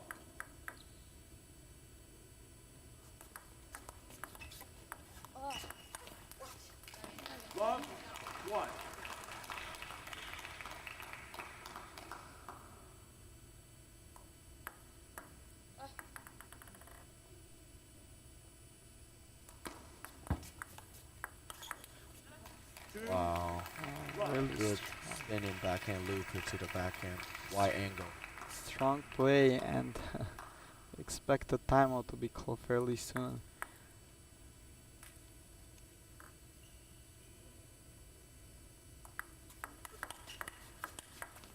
Wow. 3, love. That was a good receive. Yes, good receive, and but it seemed like the third ball, the third ball kind of surprised Crystal, because he came so fast. Came so fast. Sally took the ball off the bounce. And The banana was very good, but right to Sally's hand. yeah. This is one good thing about Sally. What she has, she can change speed with her backhand. She can go soft, spinny, fast off the bounce, or she can wait and generate her own power. That truly, I think, it's one of the keys that make her a top 20 player in the world for her age category. You can see the confidence on the face of Sally. Nonetheless, in the final like this, you should know that anything can happen. So she has to stay focused. She has to stay dialed in. Time.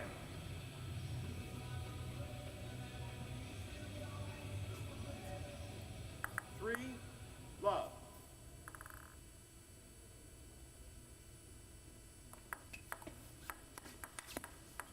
Love, 4.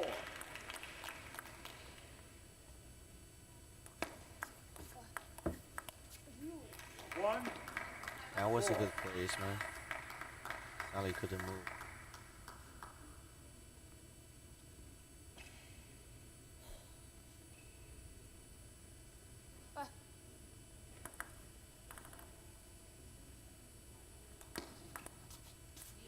four, 2.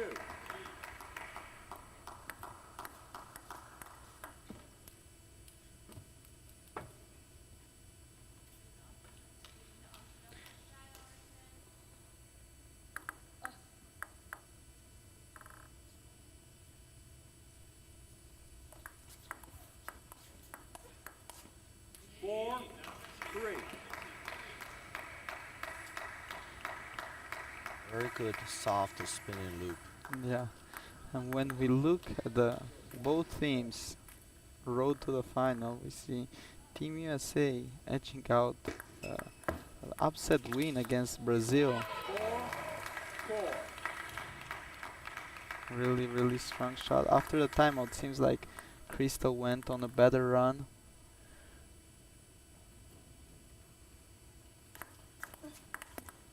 Four, 5.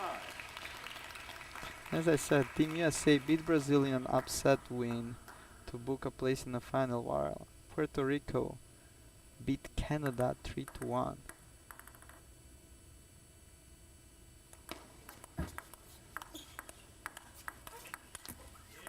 Five, 5. And we see, as you said, when the rallies go longer, things seem to go better for Crystal Melendez. But whoa, what a receive! Seemed like a half long serve, correct? Yeah. It was off long service. And she looped down the line. Yeah, that's pretty unusual to go winner down the line of receive.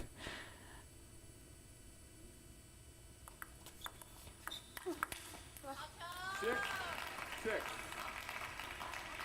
Very strong forehand topspin loop.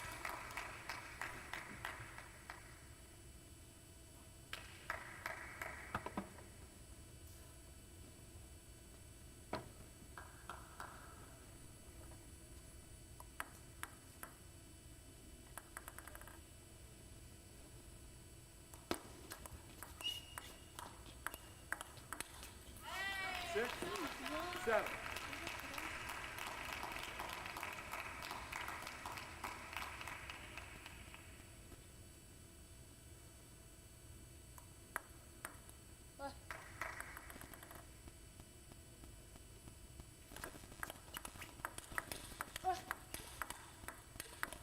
Whoa, really three strong balls and Seems like that's what it takes to win a point against Sally Moylan.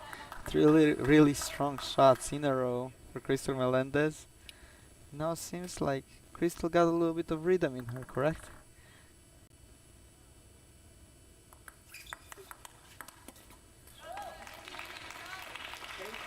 Seven.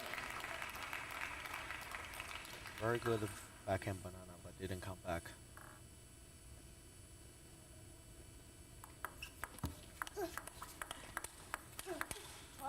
Seven. Nine.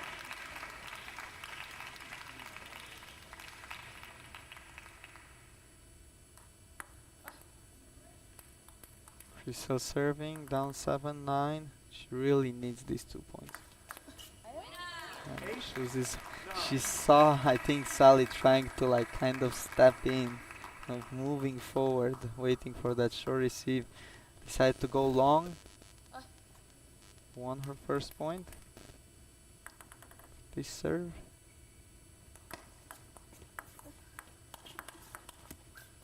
Nine. Nine.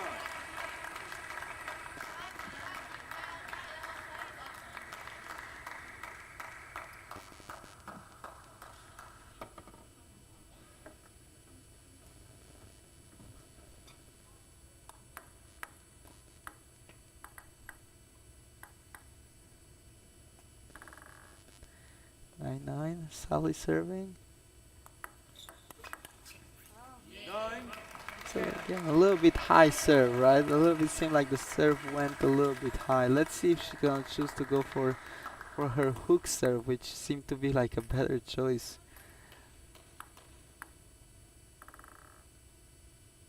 Yeah. Let's see. Oh, really good receive from Crystal.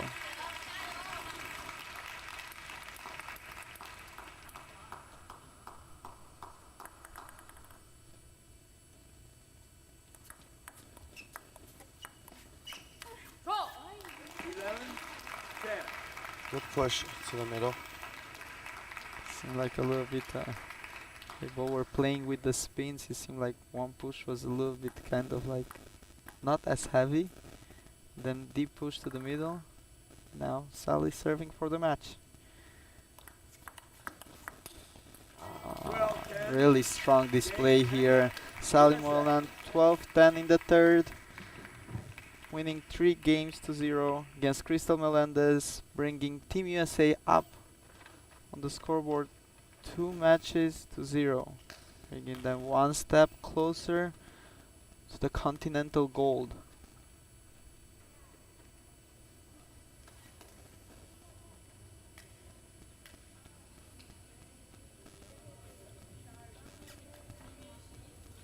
Who's next? Tiffany Cook.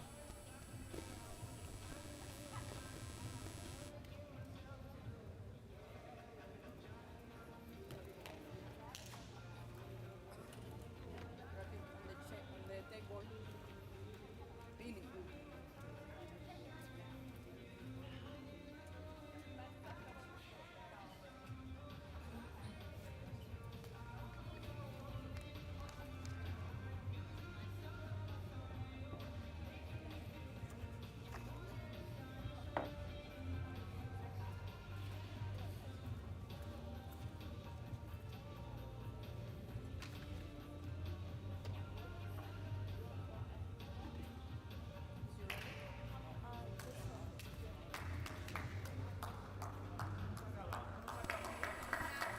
Okay, coming up next, an interesting matchup between Tiffany Kerr, representing the United States of America, and Alondra Rodriguez from Puerto Rico.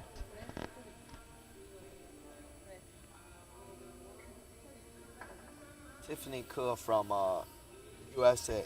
Her forehand is short pips. And so we expect a lot of short flat hits.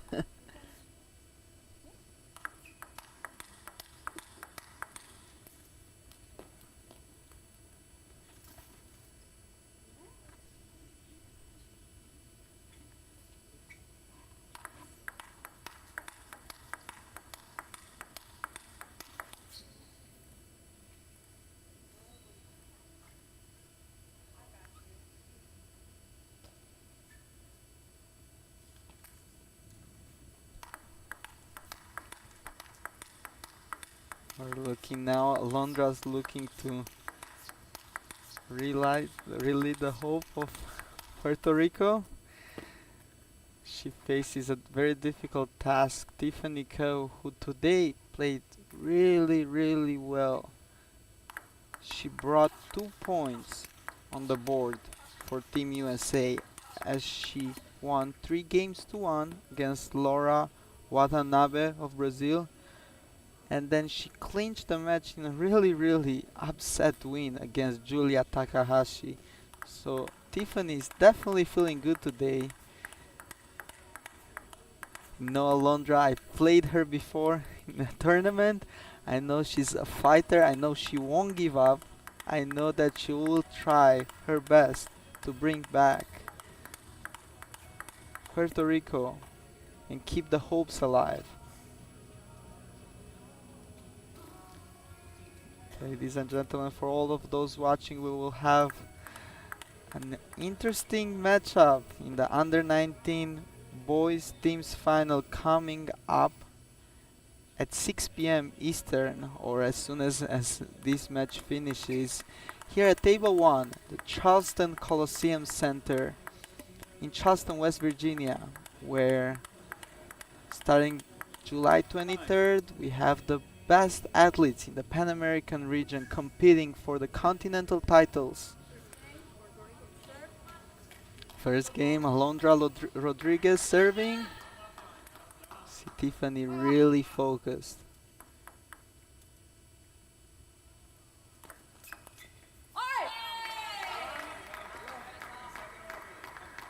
Nice long serves.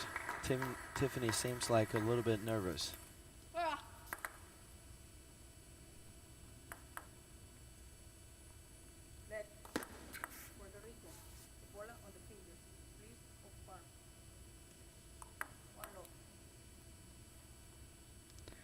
We see the umpire giving a warning to Alondra.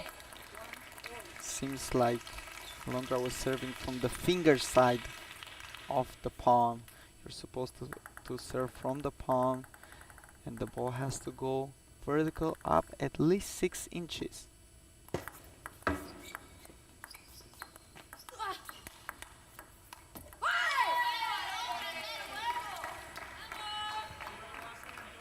Nice placement. A really strong opening, but I like the way that Tiffany on that spinning ball, she stepped around, she smashed, but then looked like Alondra was ready for that.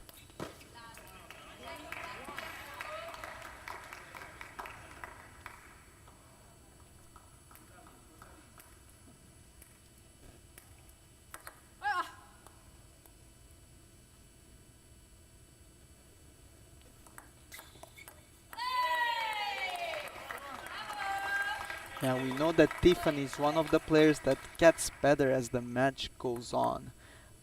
She's a slow starter, but when she really gets the rhythm going, it really can be very frustrating to play against her. Alondra puts a lot of heart. We see know how important this is for both teams.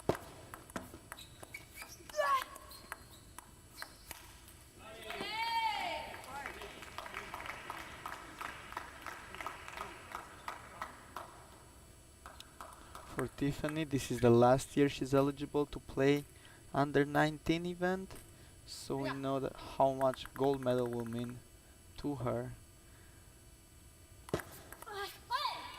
Hook serve, kicking to Alondra's backhand.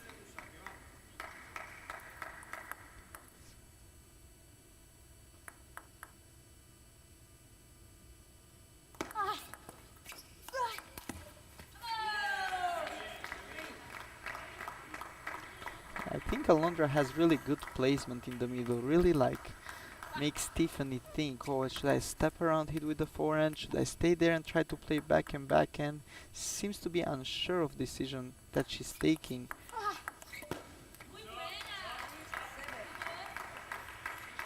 Yeah, she gave it Tiffany Kua middle. And then Also seems like She's Alondra doesn't have not much power, but a lot of height in the balls, right? And spin.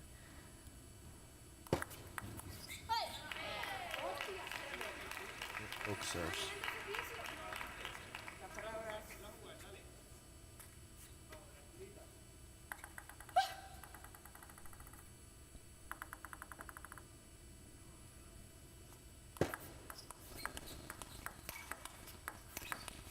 Wow. Very good forehand smash. Smash 3 in a row.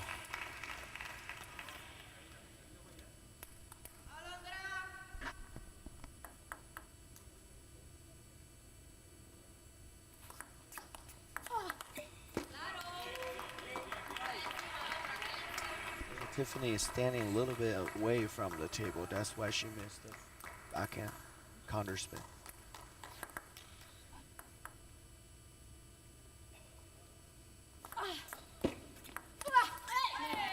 That was a good serve.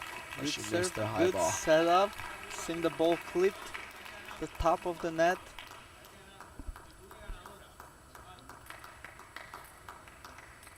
See Tiffany as she has short pips on the forehand. She twiddles, serves with the red side, and twiddles fast back. Whoa! A shot backhand to backhand. 3 exchanges backhand to backhand. Londra tries to switch. It's a really strong forehand, Tiffany. Almost like reminds me of Matthias Falk of Sweden.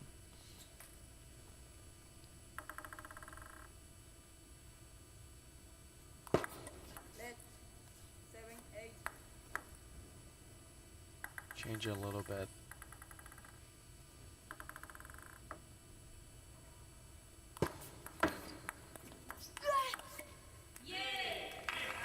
Really good quality. Really heavy opening.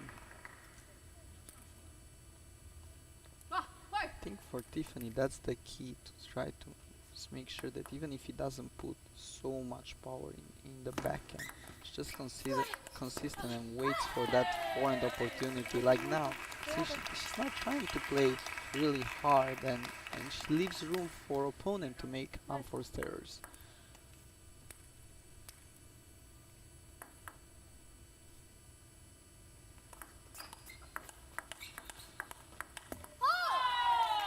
Okay, we see again a lot of battles backhand to backhand. It was Tiffany that won these last two. Now it's 9-9 her serve. Let's see what will be the serve choice.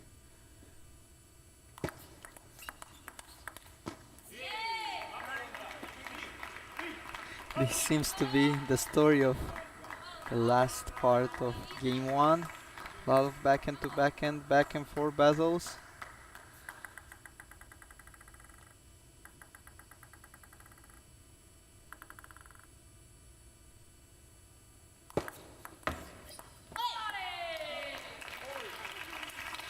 Good heavy underspin serves.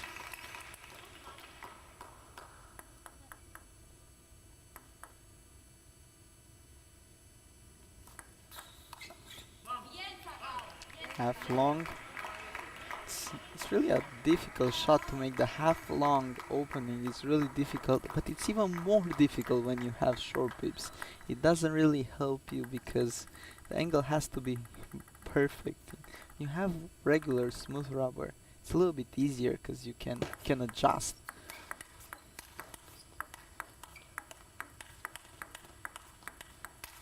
Oh, what a rally, what a rally.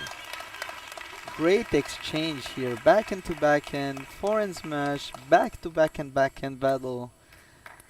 Tiffany that brings back the game to deuce. 11-all.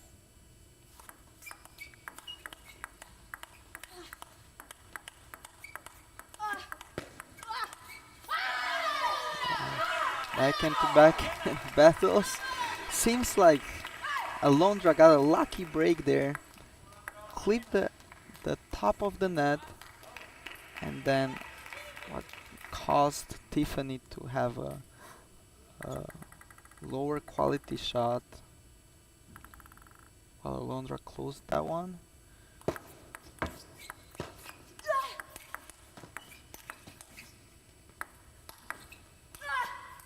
Oh, Yeah, very good. really In good. order for Tiffany to take this match, take this game, she need to be use her forehand more. She need to attack with her forehand short pips. Backhand, you have a chance that she need to step around, use her forehand. Yes, yes, yes. The step around was really useful until now. The second one, half long. Half long. Very difficult to receive that one because you have to worry about so many different things. At Especially this for the short pips, it's really hard to generate the spin.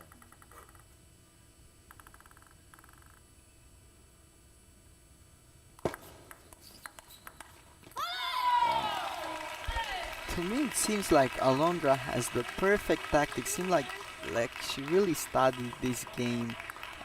She doesn't seem phased or anything. It's just a little bit of executions here and there that could have went better for her. But Tiffany really needs to have a better solution, to step around, like you said, Chue, to do something more, because she has that tool, that forehand flat attack that she needs to get in this game to use. Right, she needs to play more aggressive. Right. There it is. Very good, very good. So on the receive, she need to get ready for the half long forehand short. I mean the half long. She need to take a little bit earlier.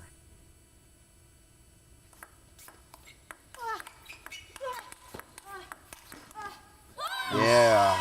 So she does, but how effective that forehand down the line is. It seems like every time she played that forehand smash down the line, she won the point. It's just a matter of how she gets there.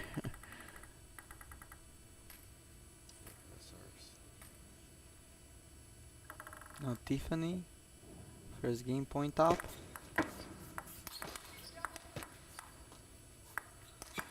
High balls. There, and Tiffany takes game number 1. Really great high level technical game here. The under 19 girls teams finals 16-14. First game goes to Tiffany Ke.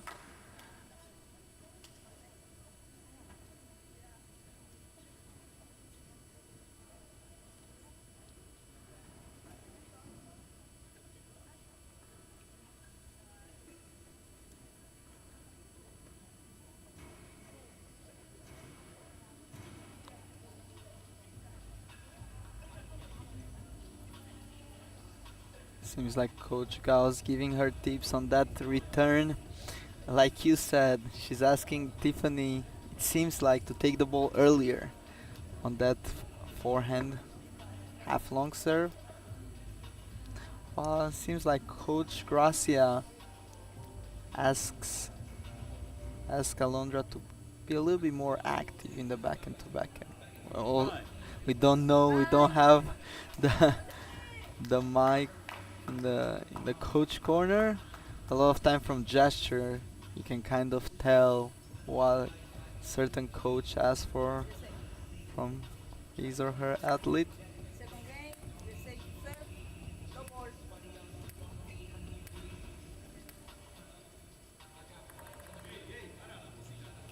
Stop, you see.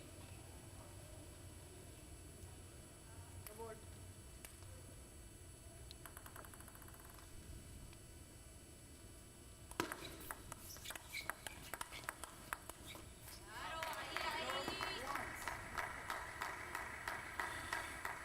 Tiffany go back to backhand only.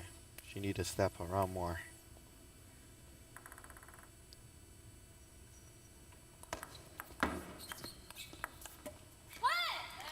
Really good spin. She generated a great amount of spin with that short pips, and that's not difficult.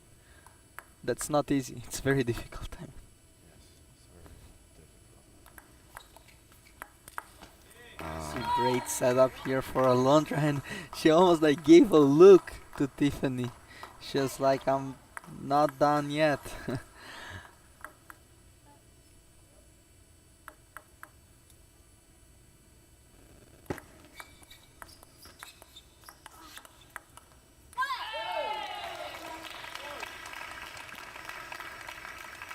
We see Tiffany using Alondra's quality and just kind of giving the ball back with a lot of spin, a lot of depth. Really bothered Alondra on that one.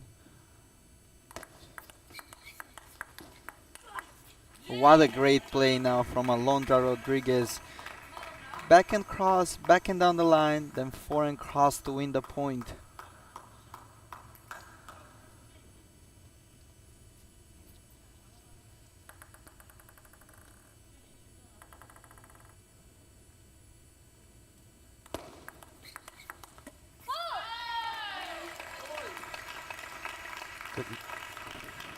Good serves to the backhand long and link next ball.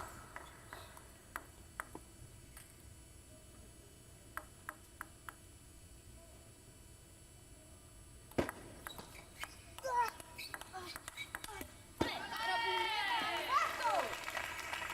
little bit of frustration there from Alondra Rodriguez. It's like Tiffany really got her rhythm with the backhand, as we see. As I said, I feel like Tiffany is a player that as the game progresses, she gets better and better. And as we saw the beginning of the first set, she was down few points, but now she seems like so strong, backhand to backhand. Now really an unforced error after. I think frustration builds, and I think this is a great timeout from Coach Gracia.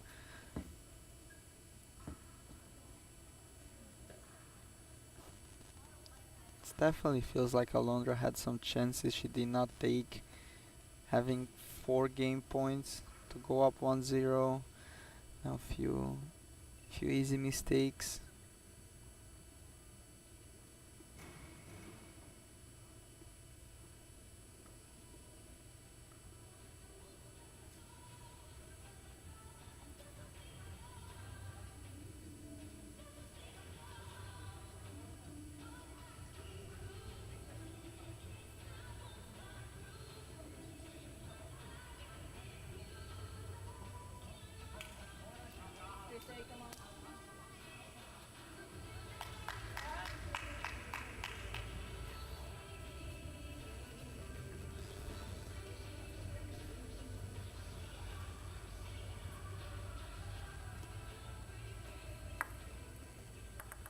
Play resumes.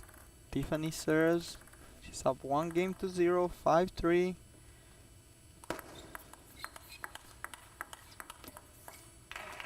Really good. We see Alondra a little bit changing right off after timeout. She goes back into the middle, then wide to the backhand. Changing the placement is really key. This is what high level players like Tiffany and Alondra do really well.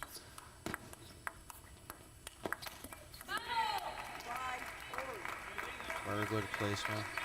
It seems like Alondra plays her forehand with a little bit of side spin, which is really good.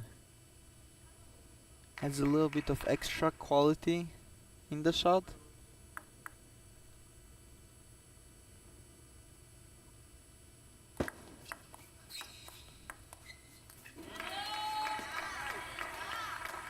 Nice long deep backhand push.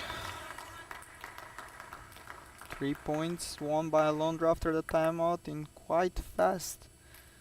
Now she's serving up 6-5. Again, really good setup, but sometimes like when you serve so spinny, that's what happens. The ball comes back really spinny as well.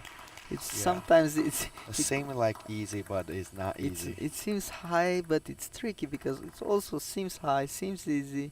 It has a lot of spin into it. Like this one. Yes, same thing. Sometimes probably you as a coach as well, you tell your players don't serve so much spin, serve less, then it comes back less. You're set table yourself tennis up. is already too hard. Let's make it easier. But we see Nice good serves. Very good placement on the serve, and I saw Tiffany practice this serve for the past week as they were in training camp, and Set. 7 all. those are really high quality serves.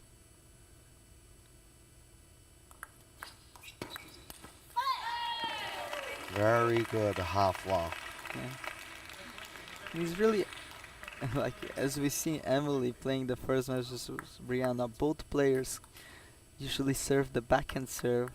Now we see both players not using the backhand serve, just the forehand serve deep this time for Alondra. Tiffany misses the receive, 8 each. Let's see how Tiffany gonna serve.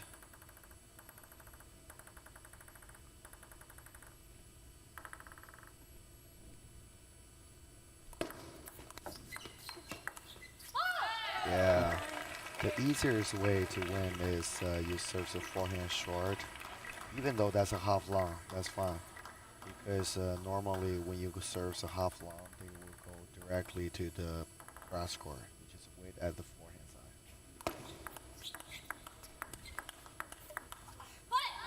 side. Backhand to backhand, seems like again the ball clipped a little bit the net.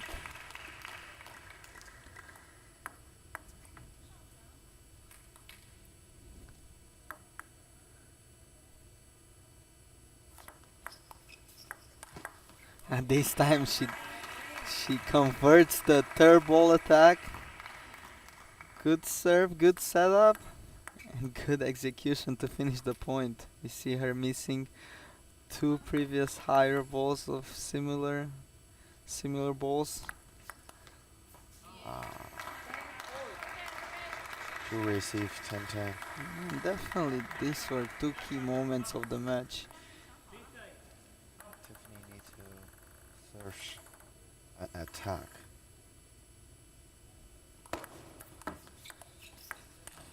Oh, That was lucky. again an easy miss, but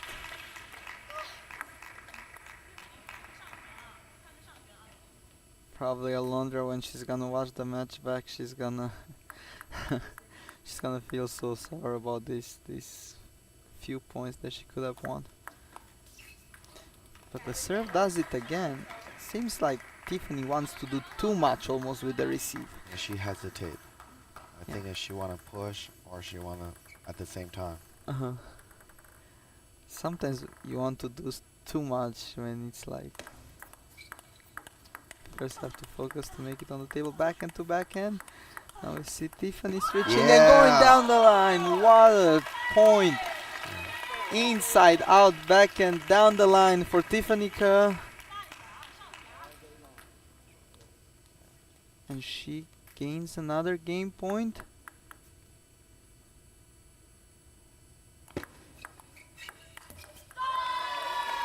Same thing, heavy serve, heavy receive, and it seems like Alondra has to move a little bit more.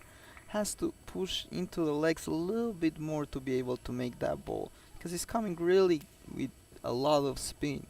So it's not enough sometimes to just use half stroke or something like that.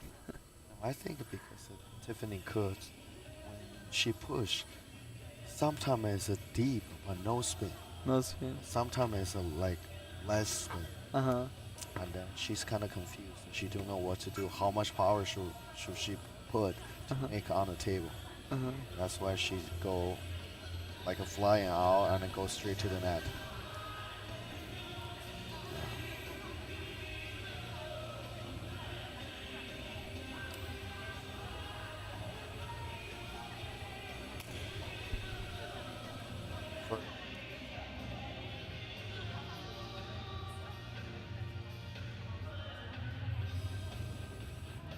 Time.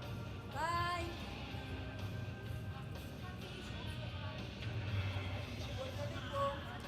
USA.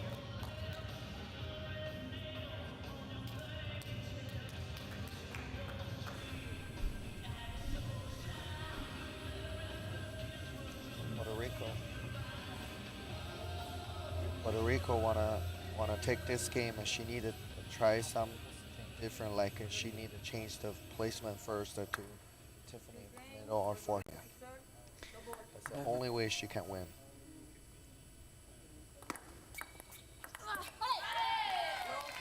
Great Nice long push. Yes.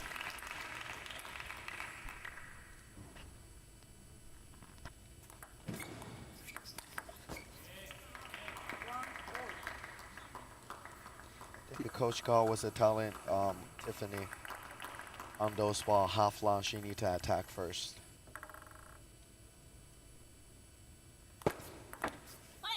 Nice, a hook serves. So seemed like Alondra there misread a little bit the spin. Definitely Tiffany gets better as the match going, and not only that, she's also a player that plays better when she's up. She gained a lot of confidence. She looks like now her shot selections are really, really good.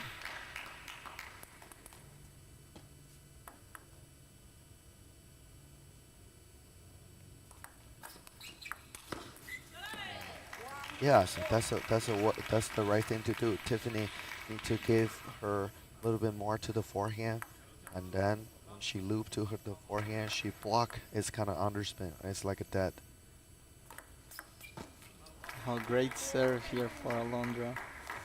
That edge. It looked like he was very close to the edge, if not the edge.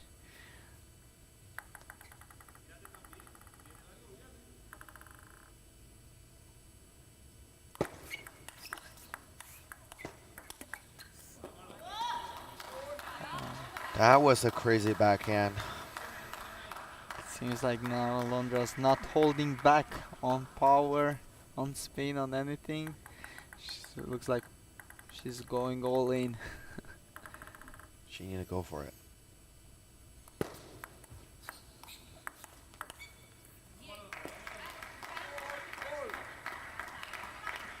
Nobody changed the placement anymore. Only backhand to the backhand. I think if whoever changed the placement first, who will have a better chance to win. Doesn't need to change much. Just a backhand middle is good enough. Oh, that was a backhand and middle.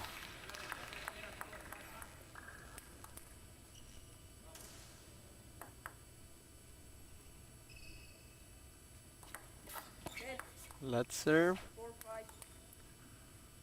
Saw a pattern here from Alondra, sometimes serving short to the forehand or long to the backhand, and that's what she does right now. A difficult ball. It came into the middle and came very slow as well. Those ball already kind of soft. She doesn't need to hit that hard. Slightly make it over.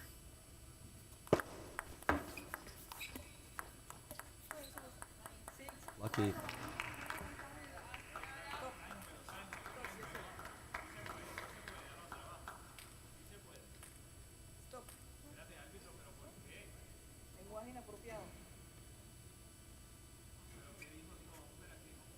Seems like she get a red card, yellow card. Yeah, it seems like it was red card, now 7-5. The Coach Garcia asking why is that? Seems like umpire said that it was inappropriate behavior. Now 8-5. Good. Timeout is gone. Variation. Yes.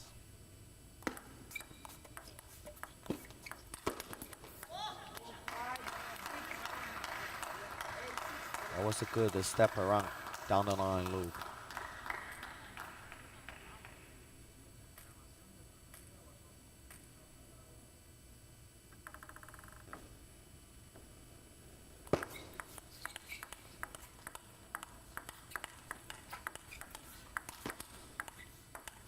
Wow, really Very great good. point for both. Tiffany switching to the forehand, Alondra hanging in there, back into backhand rallies. Really high level table tennis here. Is Tiffany up 9-6, really closing in. 3-0 victory.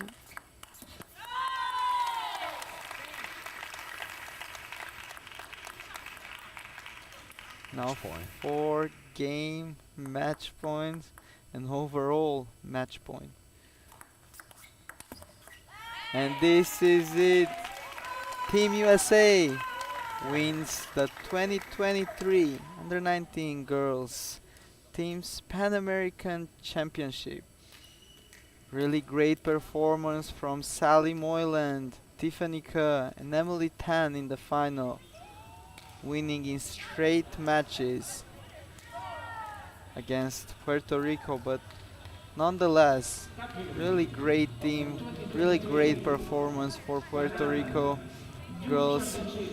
Shout out to Alondra Rodriguez, Brianna Burgos, and Crystal Melendez for making it all the way to the final, giving a great effort. And stand by, as we will be back shortly with Team USA playing against Brazil in the Under 19 Boys Teams Finals. More table tennis to come from Charleston, West Virginia, the 2023 Pan American Youth Championship.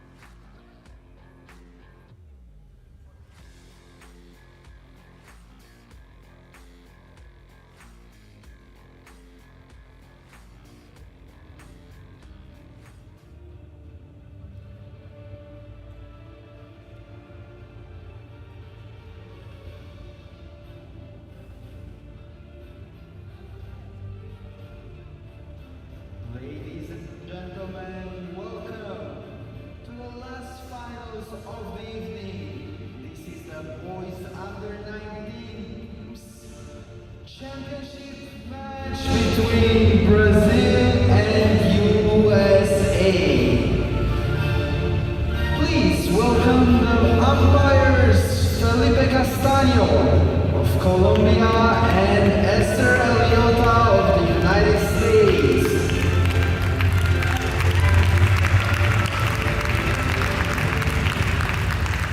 And now, please welcome Team Brazil, Felipe Dotiarado, Kim Iwasaki, Leonardo Izuka Kenzo, and Nicolas Yamane.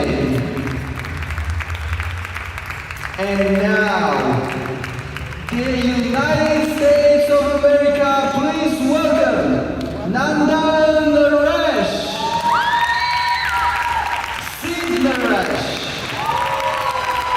Darren Sao, and Daniel Tran.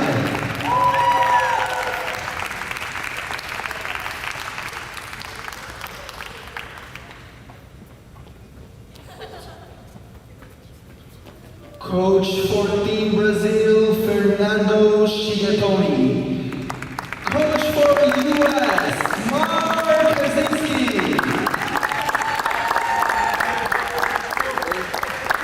Shake hands, please. Shake hands. Shake hands. And Leonardo and Daniel, please.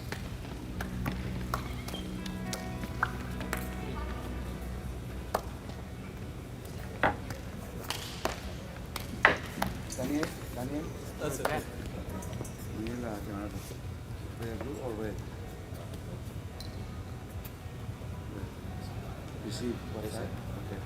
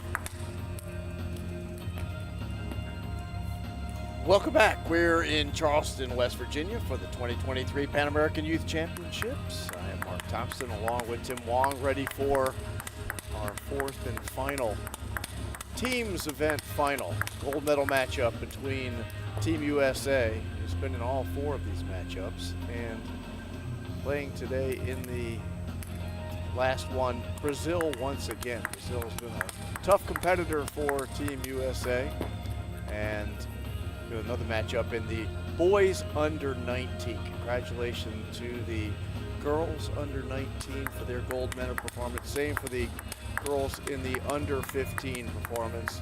Boys in the under 15 fought valiantly against Brazil, but ended up on the short end of that stick, and we're going to start up with the boys under 19 here. It is Daniel Tran starting it off against Leonardo Izuka of Brazil. We get ready for match number 1 of the gold medal matchup. Team USA, Team Brazil. It's going to be a really interesting matchup here, as they actually played against each other in the round robin groups, where USA did end up winning 3-0, but 2 of the matches were very tight, winning 3-2. First match, or first point of the match, goes to Brazil. Leonardo Izuka.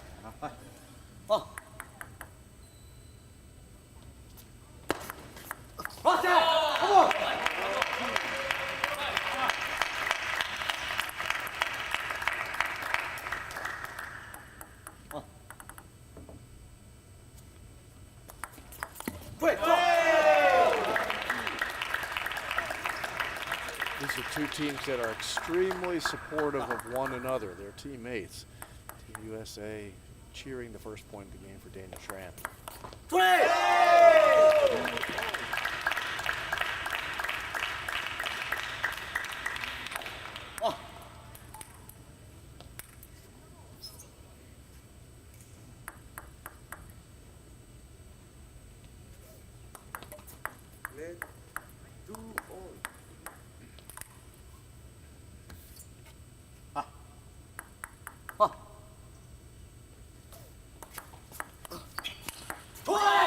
Shot that time by Izuka.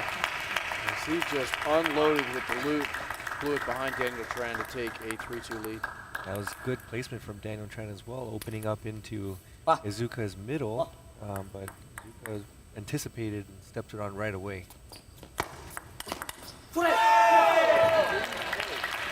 Now we have Daniel Tran responding, also long serve into the middle. Daniel stepping around right away.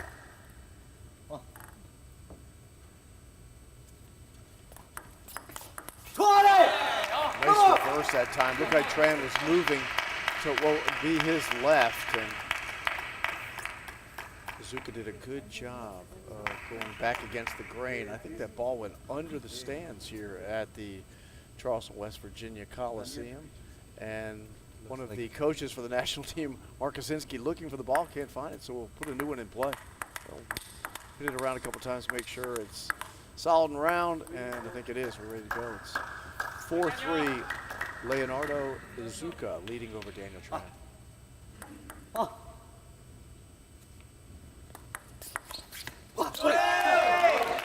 Good serve from Tran. I think he needs to serve and make a return with the forehand side, as we saw in the last point. When it comes with the backhand banana, it's very aggressive.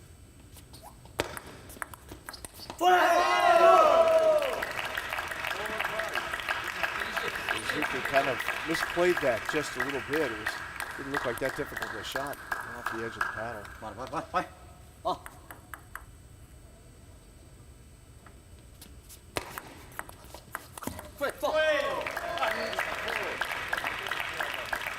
Daniel Tran, 16-year-old from Katy, Texas, member of Team USA, playing from the left side. Leonardo Izuka of Brazil, a righty.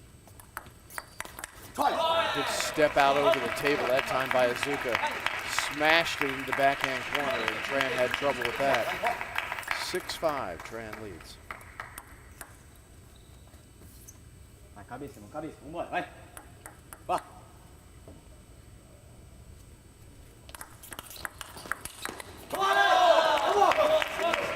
Good strategy playing the ball down the line, but Izuka is one step ahead.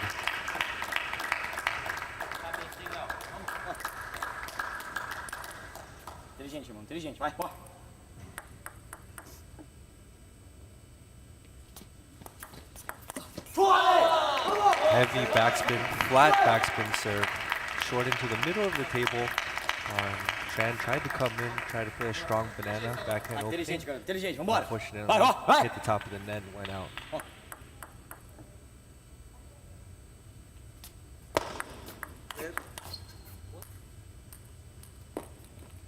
don't think Daniel Tran thought that was a let, but it was called let, so they'll play the serve again. 7-6.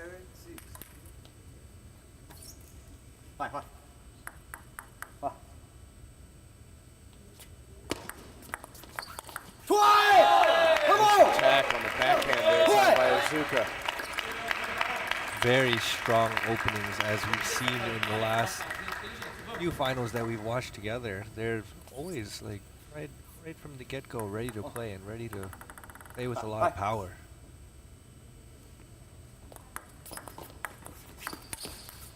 It was again, but the power went too long from Azuka, who leads 8-7 here in game 1, the best of 5.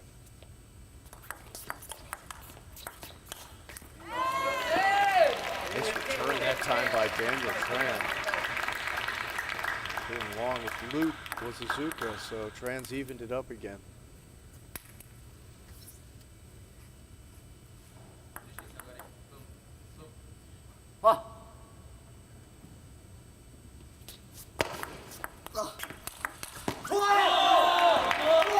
Very strong backhand banana into Azuka's backhand side. But Azuka, very fast, very athletic, agile athlete, stepping around right away.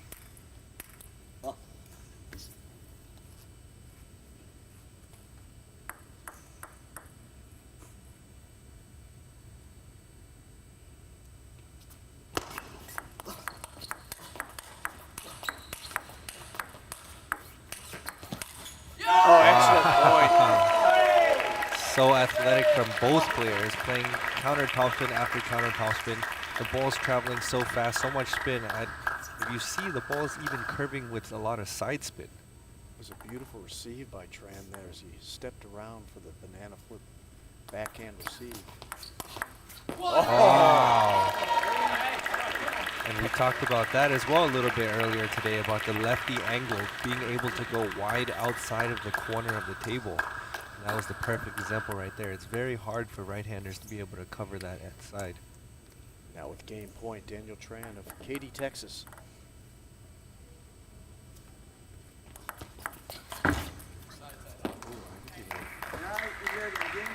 With his leg, that's Azuka. Looked like he hit his left leg on the table that time as he was trying to dig one off the side. Looks okay. He reacted immediately, but he looks as he walks over to his corner down, losing game 1, 11-9. Looks like he's okay. But for a moment there, I thought he might have jammed his leg, Tim, but it sounded like he got the table, but not enough of it to hurt himself. Yeah, it looks like he didn't quite get the corner, which is, it's good. That's good that the athletes are, you know, safe. You don't want to see that. Yeah, we don't want to see any injury timeouts.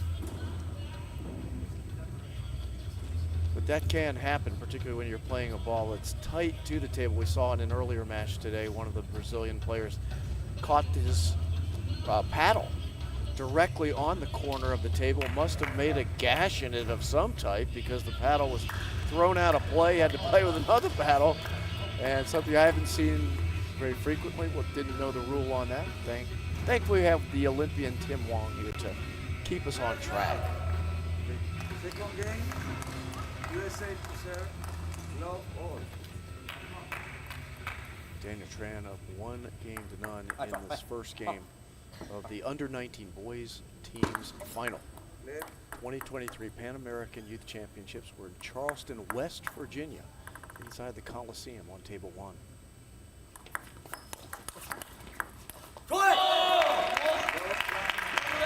Great opening from Azuka. You'll see quite often that he likes to come over all the way to the forehand side and play backhand, a strong backhand opening from the short forehand side. That kind of opens up the table, but nowadays we see that so often as it's a very aggressive shot rather than, you know, just pushing with the forehand.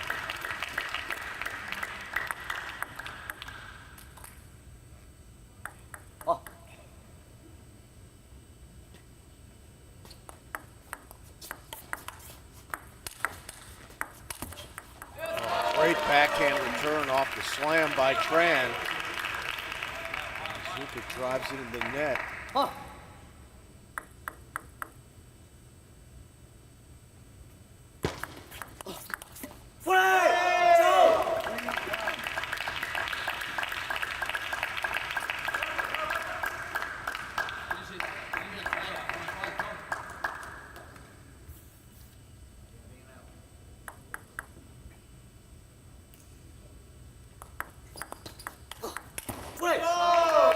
Heavy topspin and so low to the net as well. I don't know if you noticed that, but it was maybe like not even an inch over the net.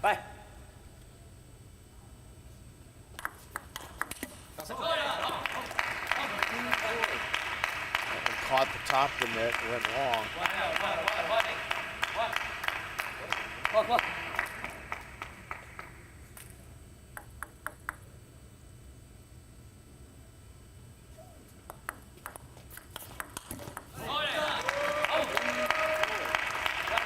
Tran was a little off balance on that play. Drove it in the net. Now within one. Leonardo Zuka of Brazil. Evens it up. Nice serve. Very smart serve as well. And indeed, like you see both Tran and Zuka both coming in trying to do the backhand banana quite often. So the long serve into the backhand is a good way to keep the opponent honest. The nice touch is followed by the loop by Tran. Unable to handle it. Azuka back in the lead. Young Daniel Tran, just 16 years of age in the under 19 boys final.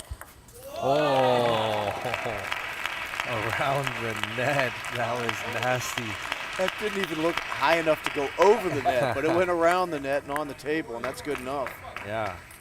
Tran's serve just went a little bit too wide, gave Zuka the opportunity and the angle to go around the net.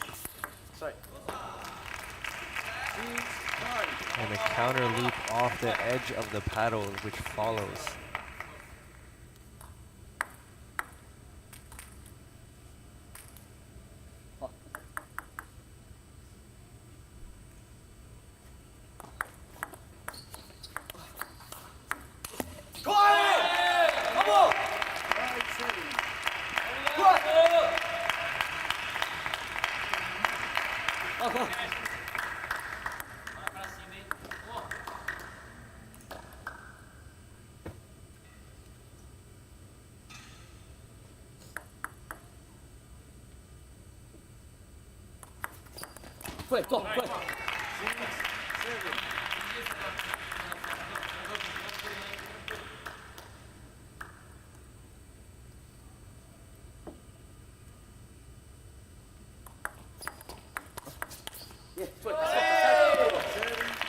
Great service variation from Tran. First one, he served short into the forehand side. You saw Izuka coming in with the backhand.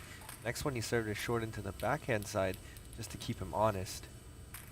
He's used his depth very well for Tran. The soft shots, very short, and then the power long.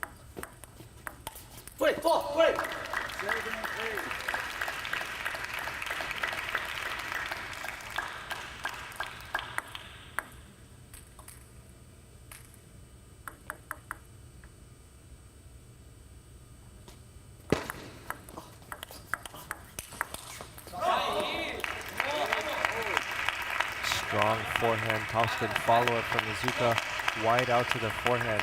Tran's lefty, right, able to put the ball wide out of the corner, but Izuka's athleticism helped him to play a very strong topspin back.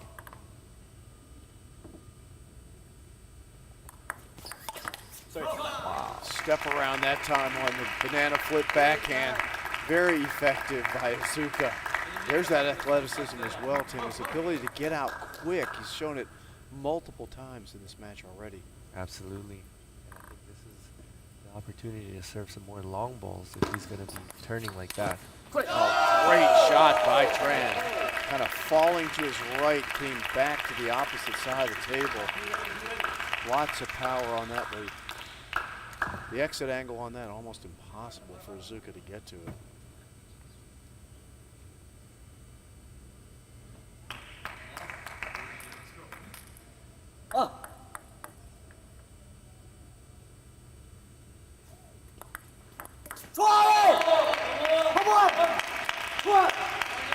Game point now for Leonardo Izuka of Brazil. Down 1-0 with the serve and the game point.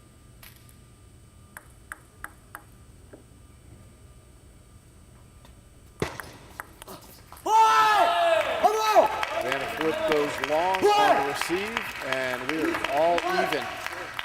And about as even as you can get. 11-9, 9-11 for Daniel Tran from Team USA, who's going to go over and talk with Coach Hazinski and his teammates, the Naresh brothers, Sid and Nanda, and teammate as well with them in the corner.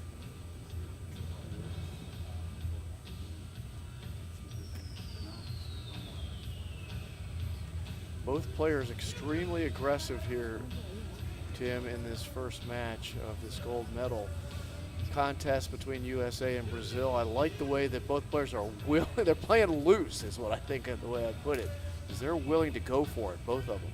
Absolutely, they're both putting on a very good show. Lots of fireworks, lots of power going back and forth, and a lot of strategy as well.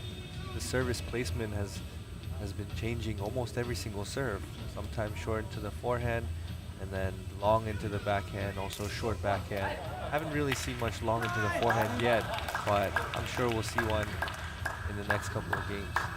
It'll be interesting to see. You've noted that Daniel Tran may try to have some long serves because of the movement that Izuka has shown, kind of anticipating those shorter serves.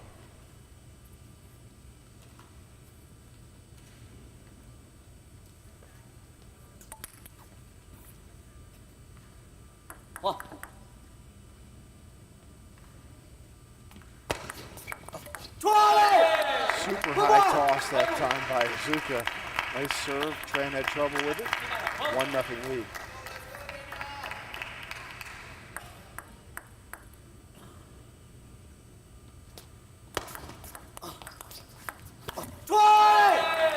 Very heavy chop block that we saw here.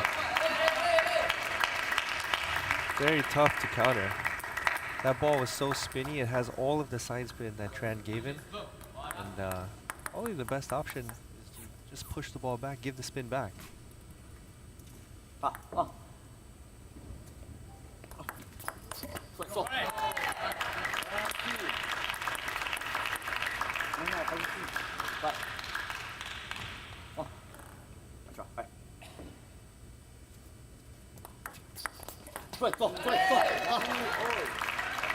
Both sides struggling a little bit in the beginning of this set with service receive.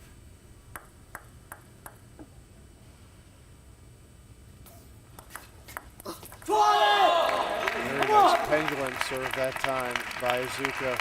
And as you know, Tim, just getting the ball over on the receive right now is a challenge.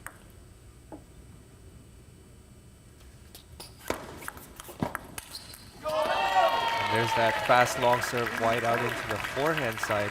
It was actually a good setup because Tran was getting ready to step around, but fortunately that counter topspin went a little bit long. Izuka attacking the serve that time, but punched it long.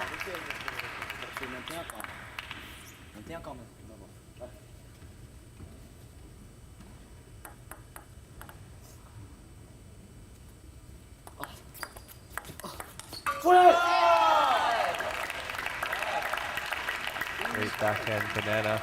It's very good for Tran if Izuka returns with his forehand side, because generally what happens is he tries to drop the ball short, so Tran can come in and play a strong backhand banana.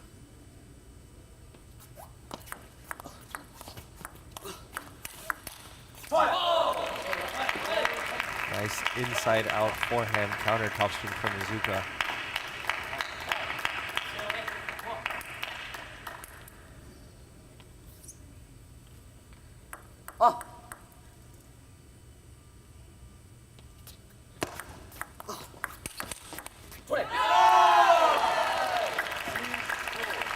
Great anticipation from Tran coming in and making a not so strong backhand banana, but anticipating Izuka is going to play power into his backhand side. Good return that time by Izuka off a fast, long serve. And just put it back deep on the table. Tran had trouble with that. Leading now 6-5 here in game 3.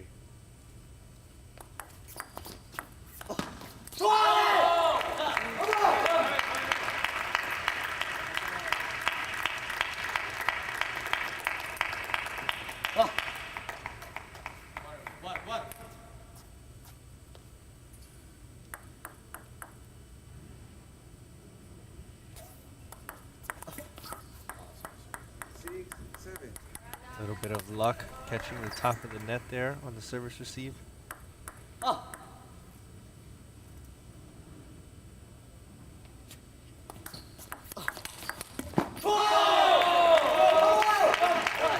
Great third ball by Izuka because the receive and return by Tran was brilliant. Low to the net and hot, but Izuka right on it with that athleticism. Really stretched his body there. Not fully in position, but still returned it with so much quality.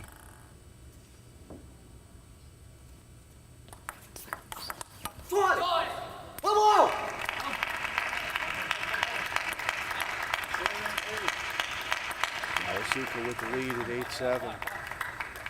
Stepped around to receive that with the banana on the backhand.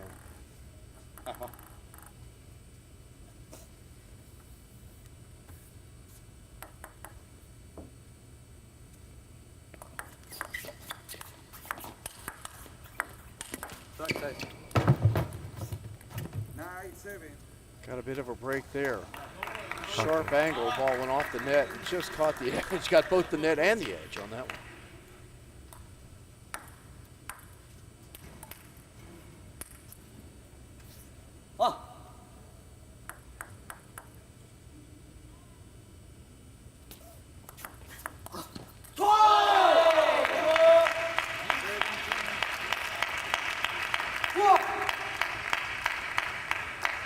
This reverse pendulum serve is difficult to come in as a lefty and try to backhand banana strong wide out to the forehand side.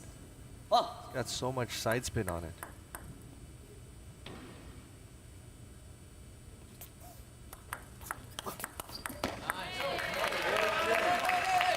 Good eyes from Tran, seeing the half-long ball and opening with a lot of spin.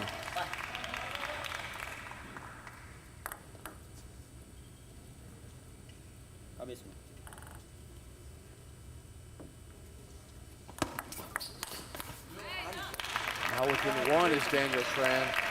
After the receive from Izuka goes long. He tried to open quickly as well that time.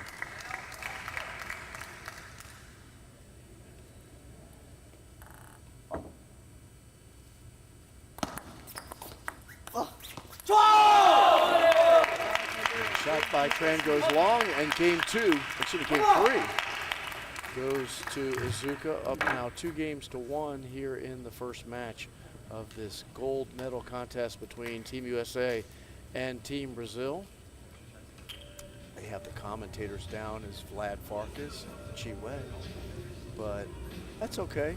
I'll be Vlad if you want to be Chi Wei there, Tim. That's fine. Sure. We can do it the other way. I want to be Chi Wei. You can be Vlad. Okay. How about that? Yeah. Our teammates. Mark Thompson, Tim Wong here with you. Very happy to be here in Charleston, West Virginia. As Tina Wren walks by, I want to thank Tina for all her work as well here at, well, virtually everything USA TT does. Tina Wren's involved in. So thank you, Tina. Yeah, so I really like Izuka's body language when he's playing. You know, when he wins a point, he gets really pumped up. He's like much more animated, and it really shows in his game as well. How explosive and how pumped up he is to be in this finals right here.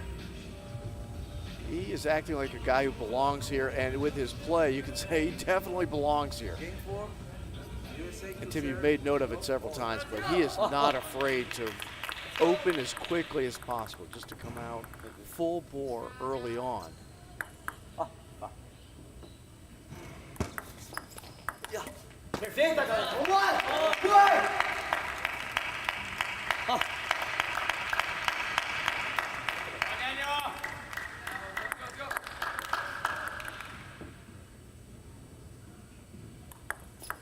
Like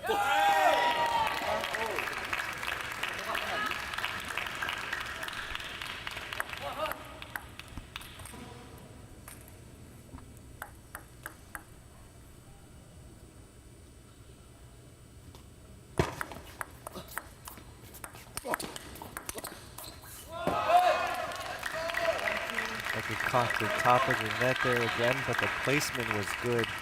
Tran playing into the body. Shows you how precise these two players are. The last 3 points, all 3 of them caught the top of the net in some form or fashion.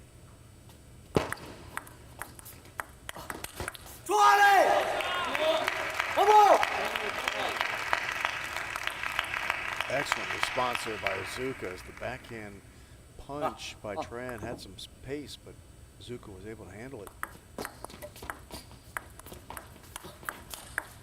Wow. Wow, great flexibility, right? Like in the moment, not being fully stepped around, but can still play a counter topspin down the line. That takes a lot of feeling.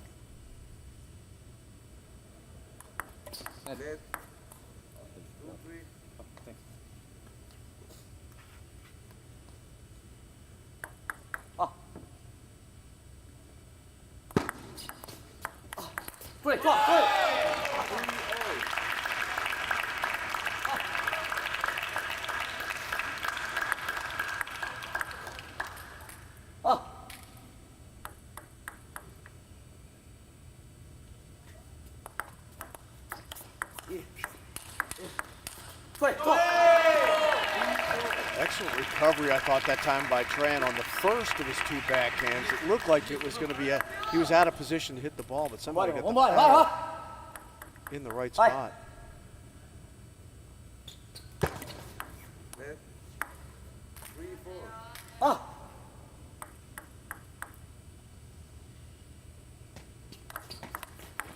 You mentioned earlier that Tran seemed like he was a little bit out of position, and that's something that I like about Tran. Like he has great reflexes, so even if he's out of position, he can still bounce back and get ready for a consistent block, and then look for an opportunity to change it back into offense.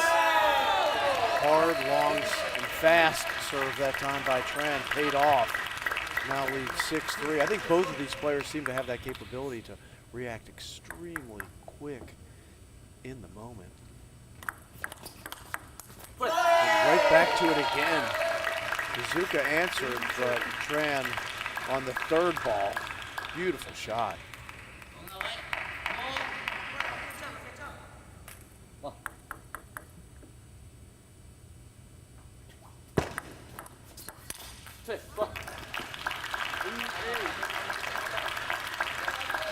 Iizuka probably wants back because he was in good position. He was reached out, he was over the table, looked like an easy slam, just missed.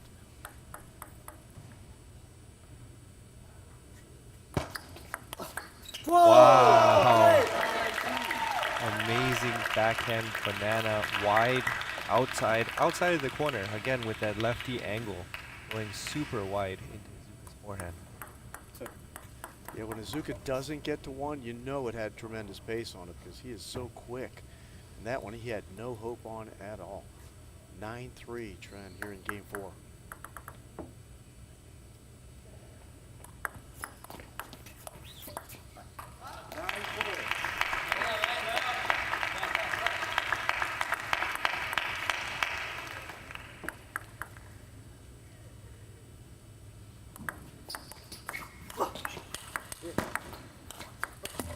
Wow. Did you see the inside-out forehand topspin? That was pretty crazy, huh? The ball literally curved out of the table. And then a follow-up with forehand topspin down the line to Tran's backhand. Iizuka feeling it right now. Got powerful loops in a row. Tran blocked the first, the second one he got to, but that goes wide. Now 9-6 Tran. Oh, beautiful shot. Just caught the edge, and you could tell. Iizuka was there, but the bounce off the edge was funky. Couldn't handle it. Now with 4 game points is Daniel Tran here in game 4, trying to even things up.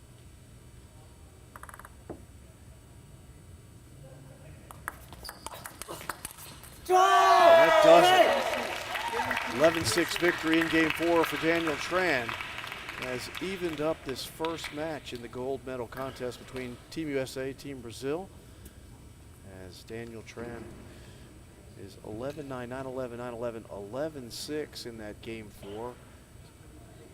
Looked extremely confident there, and both of these players, we've noted on a couple of occasions, tremendous athleticism.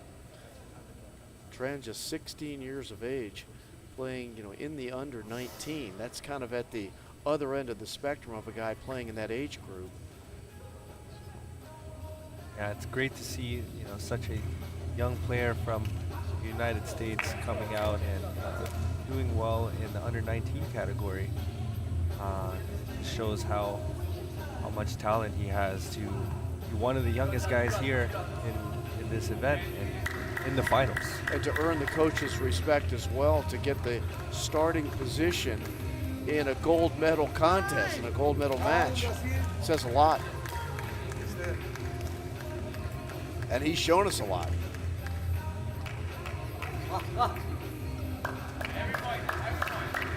Decisive Game 5. It will be Leonardo Izuka to serve.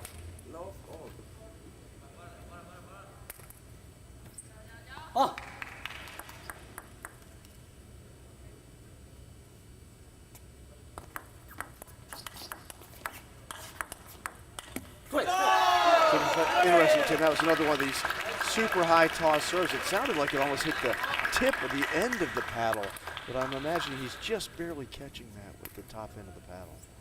Yeah, lots of brush, lots of spin for sure. Very soft. Good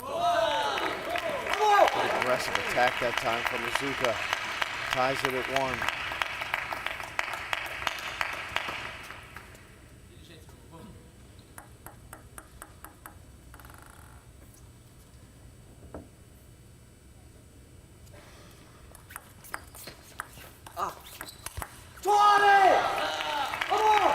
Very good variation on the receive here. Izuka normally, when he comes over, tries to play a very strong backhand banana, but this time he dropped it short into the forehand side and caught Tran taking a step back already. That was a tough ball to dig off the side of the table, too.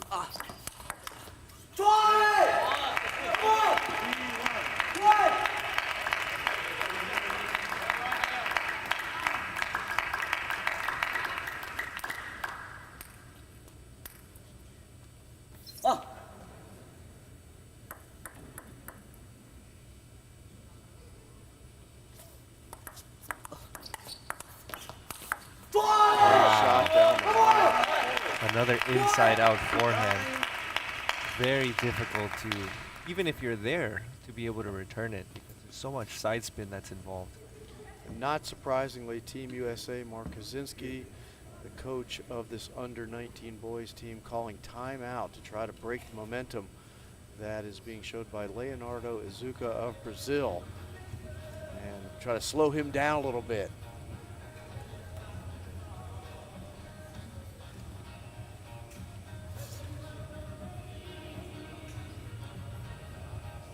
Joining us late, Team USA has a couple of gold medals already and a silver.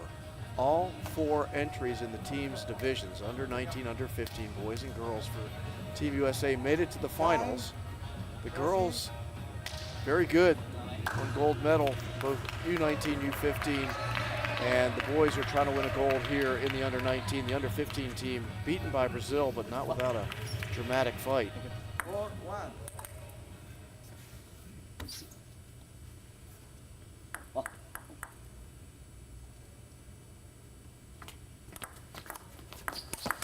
Smart serve coming right out of the timeout with a fast long serve to Tran's backhand side.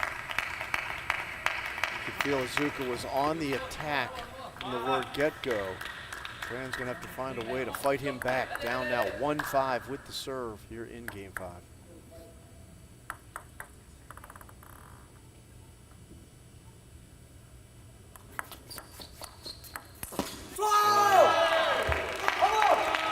Dug off the side of the table that time by Leonardo Izuka. Tran looked like he was set up for the big hit, but caught the edge of the paddle and an opportunity for sure. Ball was a little bit slow, a little bit high, and Tran just hit the edge of his racket trying to go for a little bit too much. Take a look at the ball. It may be cracked.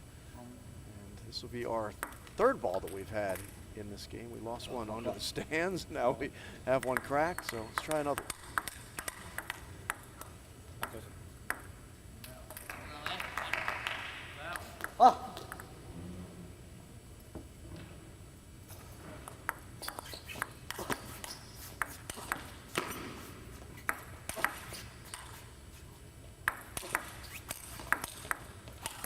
Oh, what a point.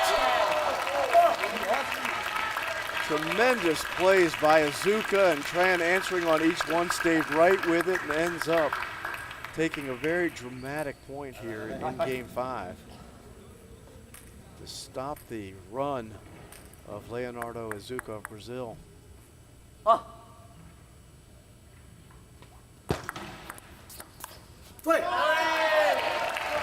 Nice touch play by Tran, dropping the ball short into Iizuka's forehand side.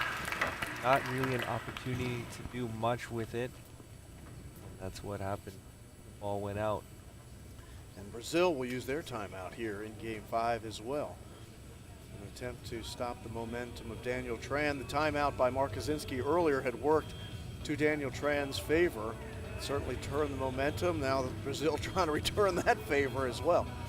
See if they can get Iizuka back on the roll that he was exhibiting early in this game 5. This is the first match of this gold medal contest. Next up in this one, you're going to get, of course, Nandan Naresh is going to play for Team USA, and it's Kim Iwasaki will be the second person up for Team Brazil, but we got a ways to go before we get there.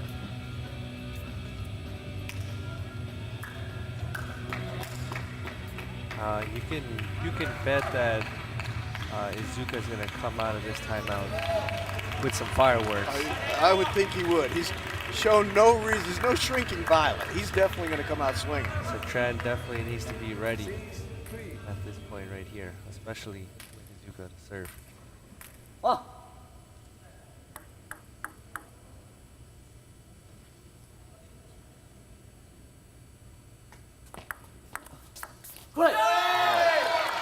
Interesting decision by Iizuka there. It was kind of, seemed half long to me almost, and the return by Tran had some spin. It was, but the good thing is that it was more towards the center, forcing Iizuka to move before he made a play.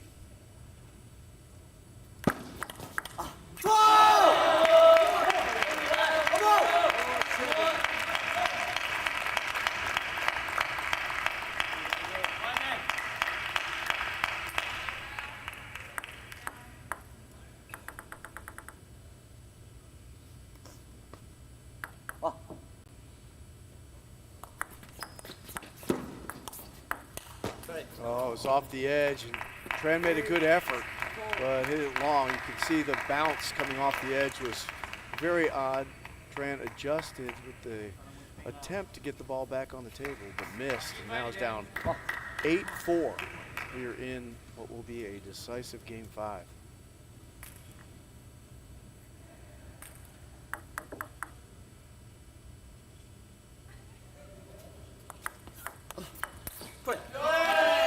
Good backhand banana from Tran, going into the body. You see this a lot when he does the backhand banana. He tries to go into the middle rather than going directly into the corners because Iizuka is so strong from both wings.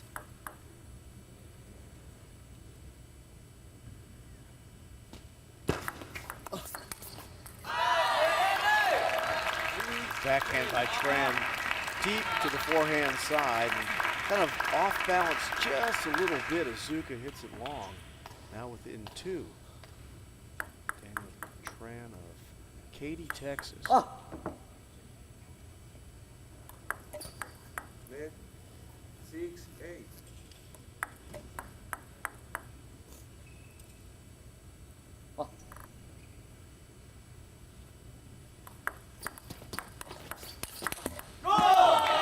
Great recovery by Iizuka that time. Looked like he was almost committing to the backhand side and then got quickly back to the forehand to make that play.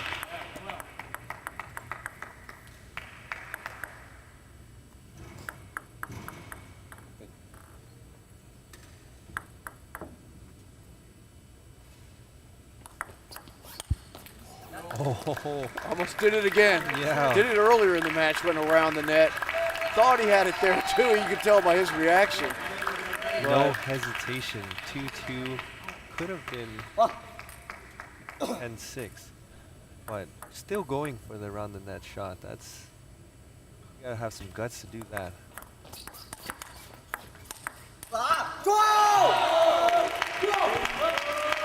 On the attack, Leonardo Azuka. Daniel Tran way off the table. And not much hope on that one. Down by 3. And 3 game points here. And 3 match points for Azuka.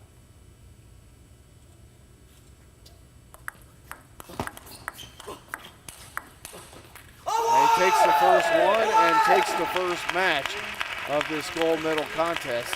Leonardo Azuka of Brazil ends up winning 11-7 in the 5th game, so goes 9-11, 11-9, 11-9, 6-11, then 11-7 for the youngster from Brazil. And Team USA will have to fight from behind against Brazil. They tried that at the under-15s, weren't able to pull it off, although they made a gallant effort at it. And we'll see if they can do it here in the under-19s. Up next, it's going to be Nandan Naresh taking on Kin Iwasaki of Brazil. Not a great situation to be in at the moment, being down 1-0, but you know, this is the finals here, and I think both of these teams are pretty evenly matched. As we mentioned earlier, USA did win in the group stage 3-0 against Brazil, but now this is the finals. You have the ball? This match? Yeah, this one, yeah. This is this match.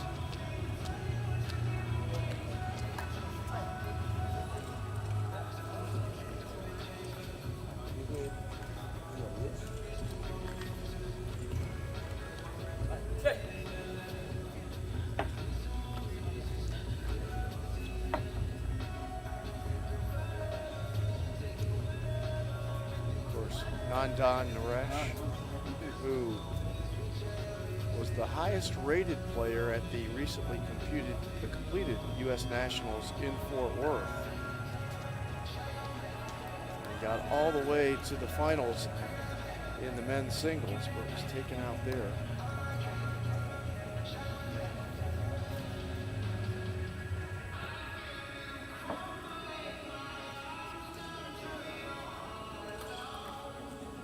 One of the things I love about Nandan's game is, talk about somebody that plays loose. It never seems like the tension gets to this kid. He had, you know, you look at the U.S. Nationals, you got to, you know, going all the way to the finals. He was in the finals as well in the doubles, and had some really great matches. And you just watched him, and I think it was a good experience for him to go through that and develop that kind of, we talked about it earlier, scar tissue that you need so that when you get in these high tension moments, you're able to handle them better.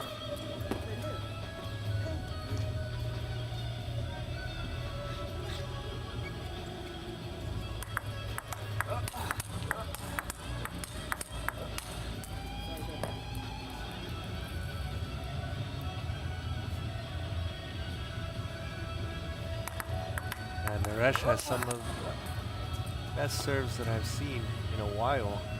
Catches a lot of people with his hook serve and also his regular pendulum serves as well. Nandan will return 17 in December of this year, late December. It's from Lisle, Illinois.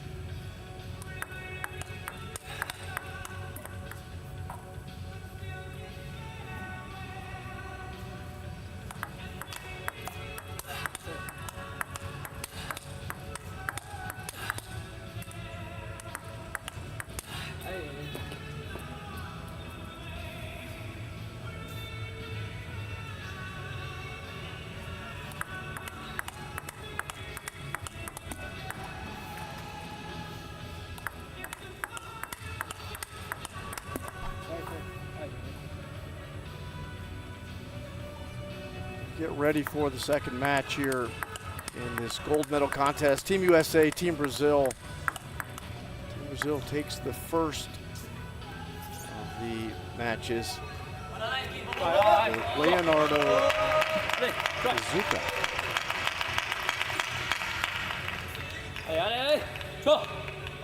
First game, Brazil to serve, 0-0. 0-1. A bit of a lucky break on the very first point of the match. Not a bad way to start, I Not a guess. bad way to start.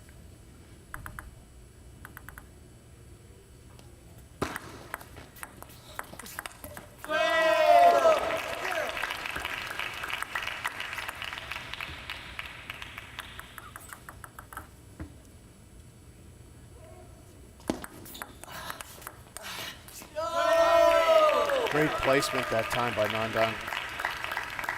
Wide out to the forehand side after being in the body.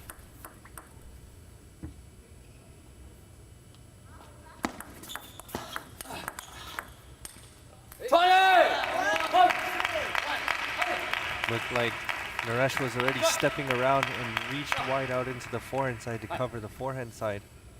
But then he was a little bit too far away from the table and Iwasaki took advantage.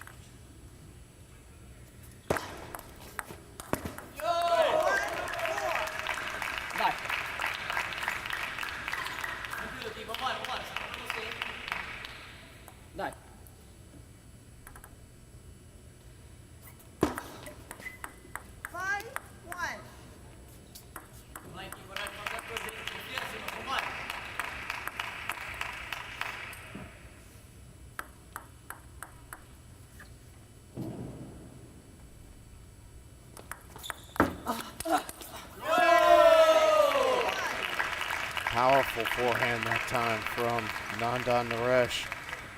Sounded like it hit the wrist of Kim Iwasaki.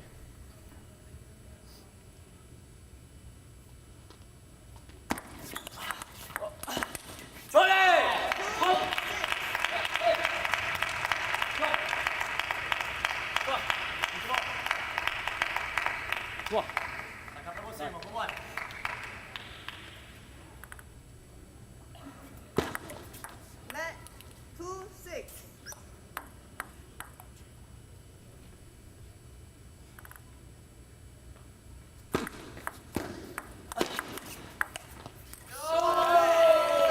Great play, lots of control from Naresh, blocking wide out into the forehand side and then coming back into the backhand. He used all the table that time, just about every square inch of it.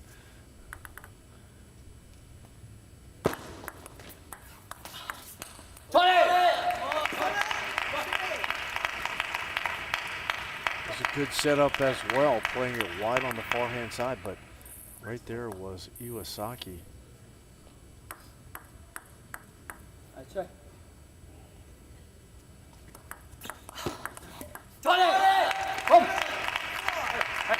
Very spinny backhand opening from Iwasaki.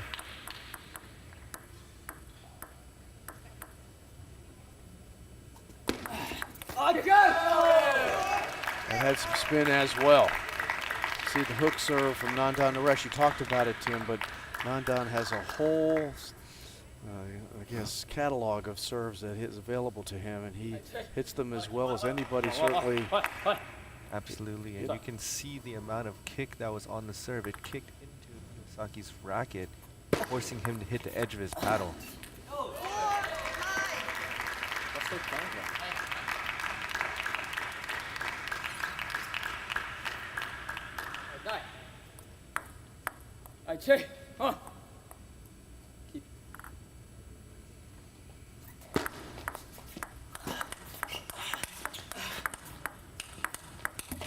Just a series of backhand blocks that time by Nandan Naresh. And Just not afraid of the power that Iwasaki is putting on the ball. He's able to stand close to the table and just defend. And that is it, game point won by Nandan Naresh, who takes game one 11-4 that time. it's kind of in Nandan's personality. You talk about him not having the fear. He gives that air that regardless of the circumstances, he's not afraid at all. I don't care who it is. He does give the impression that on the largest stage, let's say World Championships, the Olympics, that type of stage, that the moment won't be bigger than him, is the feel you get. You don't know until you get there, but this is just a youngster handling himself very well in these international competitions. Absolutely, and he always rises to the occasion. And every time you see him playing on the court, it's a good show to watch. He is one of those people, and you see them all around this sport, that just absolutely, utterly love the game. You can tell that they just absolutely have fun with it. That it's one thing to do something you're well at, but not really enjoy. It's another thing to do something you're well at and really love.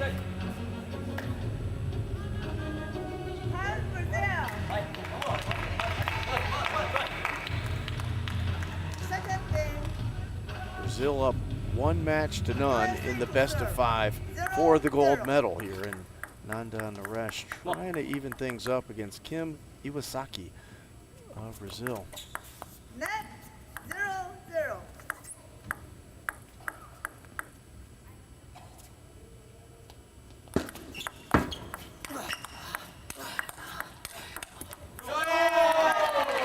Great power from the forehand side, and then equally as good from the backhand for Nandan Naresh to take the first point of game 2.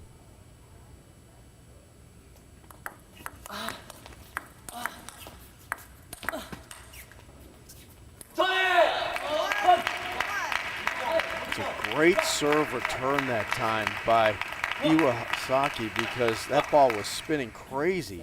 Looked like he had to adjust at the last second to get it across.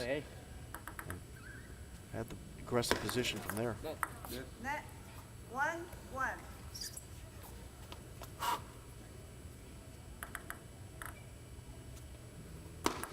Net 1-1.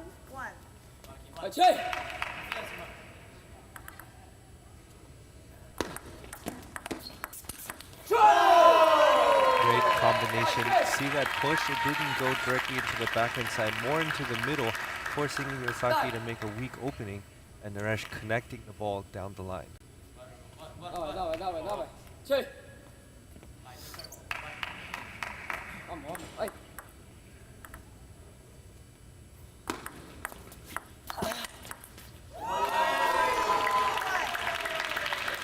Iwasaki caught a little off guard that time. Didn't expect Nandan to hit that ball with quite that much pace and that deep on the table, right into the body. 3-1, Naresh leading.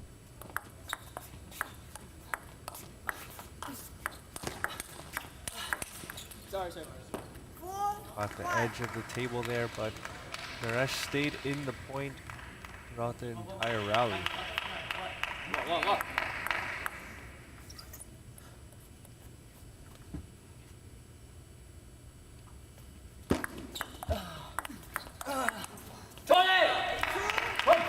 That was one of those serves from Nandan that, I'm not saying he's blocking the ball, but he really does put his body in a position that makes it hard to really see that ball coming out in the serve.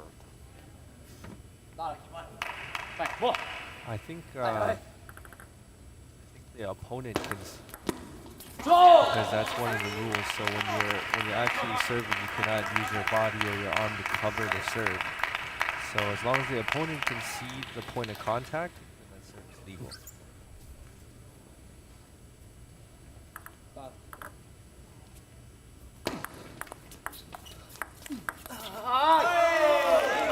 Backhand flip down the line that time by Nandan. Difficult to handle for Iwasaki. Nandan back with the 2-point lead, this time at 5-3. Game 2. Net 5-3.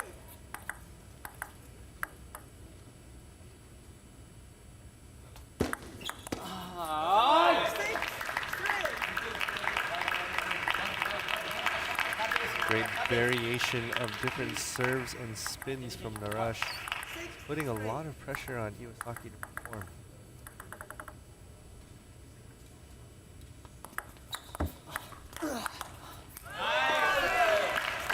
Very nice, short and spinny serve. That kicked real hard to what would be Iwasaki's right side off the serve.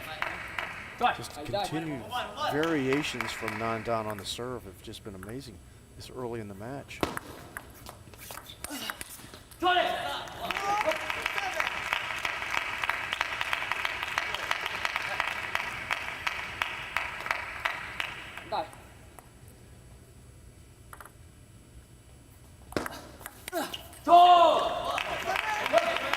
Nandan attempting to step around on the banana flip backhand cross court, misses.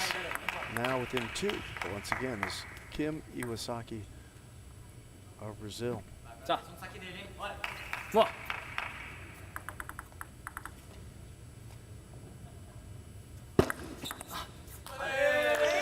There we have another kick serve from Naresh, kicking into Iwasaki's racket, forcing him to hit the edge of his racket.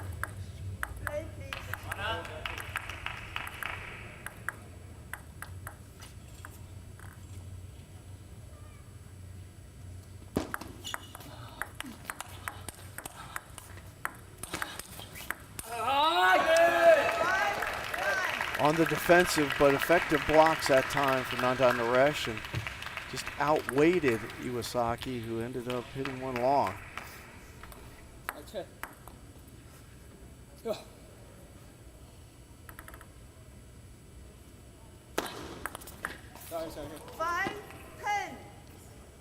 heard Nandan say sorry, that was because the ball just caught the edge, but it was a very aggressive open right off the receive that time by Nandan Naresh. It now gives him 5 game points here in game 2.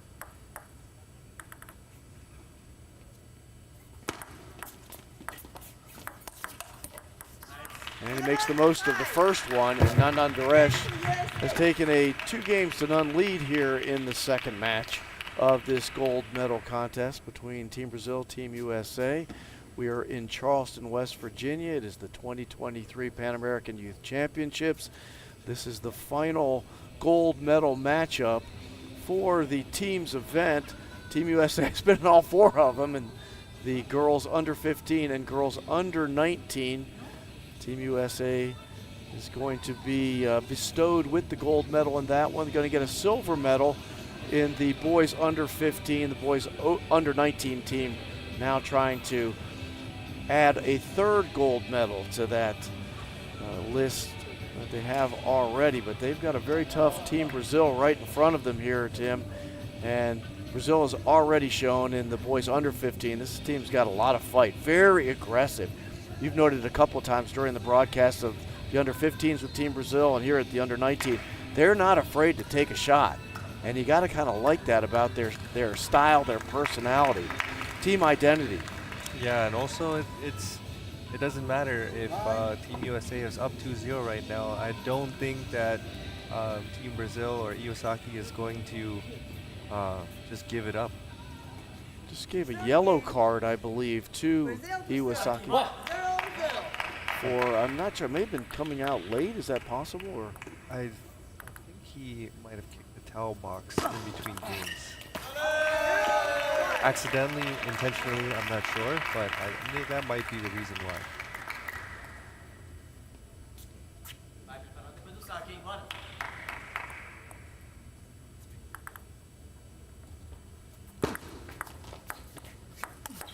Wow. Strong backhand banana. Very explosive wrist movement to kick the ball wide out into the forehand of Iwasaki. we talk about skills in table tennis and athletic capability. That wrist flexibility, absolutely key. 3-0. It's like playing the guitar. Wrist flexibility, pretty important. And Nandan Naresh, I don't know if he can play the guitar or not, but he can certainly play table tennis. And he's up 3-0 here in game 3. Smart time for Team Brazil to go ahead and take the time out and see if they can stop the momentum. The train is running right now. Naresh really showing his level here in the finals. Be able to be leading so much. The first 2 games, the first game was 11-4, second game 11-5, and now with a 3-0 lead. He's really showing his dominance in this under 19 boys final right now.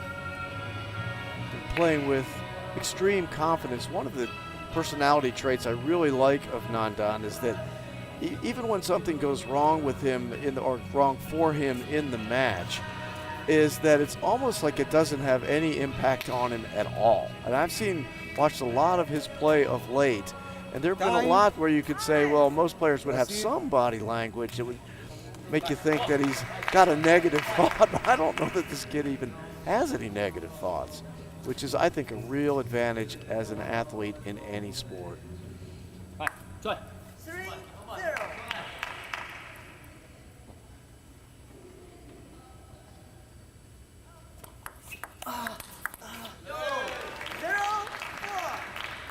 Strong out of the timeout as well. Naresh anticipating the banana wide out to the forehand and connecting down the line.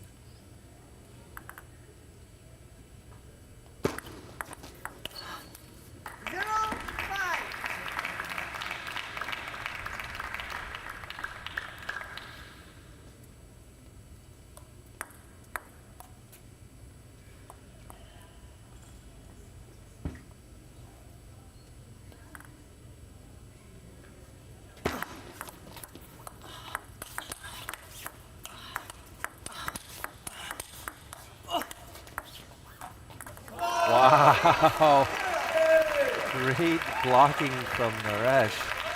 And at the very end, connected it with a chop block with so much side spin and backspin that Iwasaki was unable to respond. Yeah, Iwasaki's got to be talking to himself just a little bit now, down 6-0 here in game 3, and he's played a great point on that last one. There's a great shot. Step around banana flip, cross court, difficult to handle, and on the board is Kim Iwasaki of Brazil.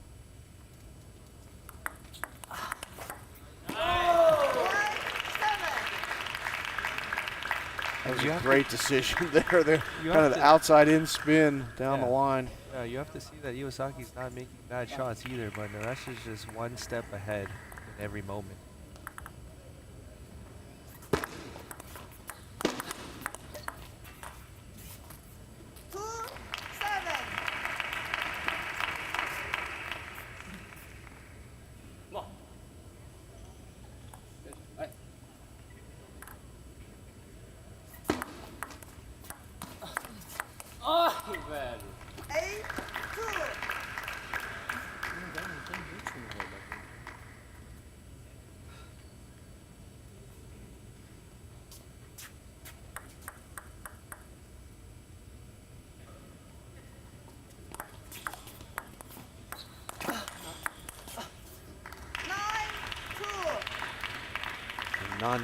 Naresh in pretty much complete control at the moment.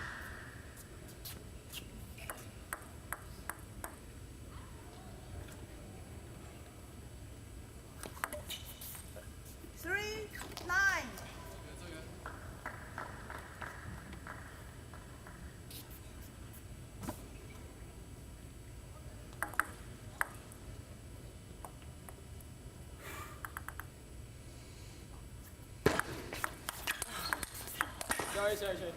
3-10.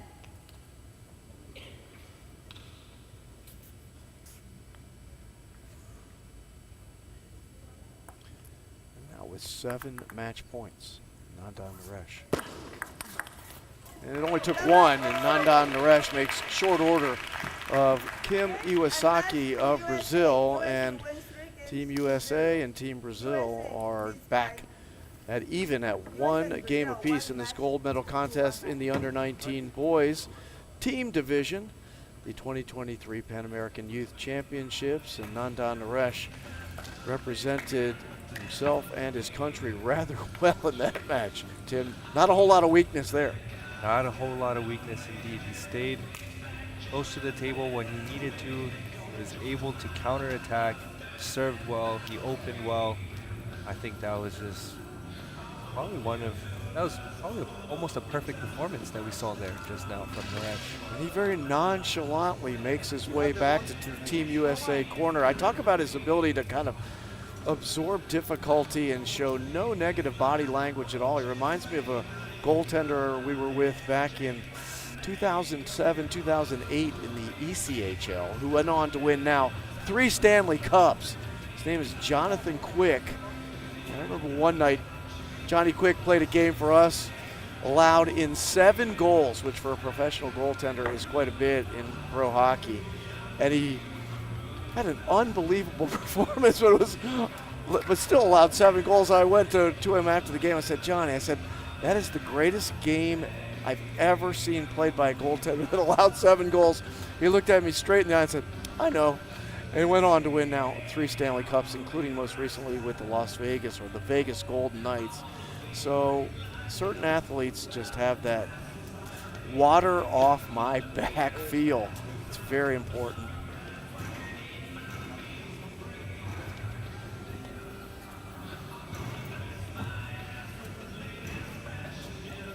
Now we get ready for game 3 in this gold medal contest. And this will pit Daryl Sao taking on Felipe Dote Arado of Brazil. This is a pivotal game 3, you get the feel, Tim, in this one, because we've now seen the players that will play in a game 4 and possible game 5. So this could be a pivotal moment in the gold medal match.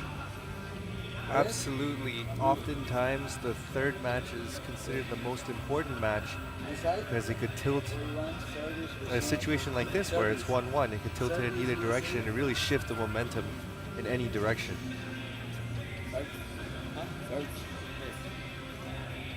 Service USA.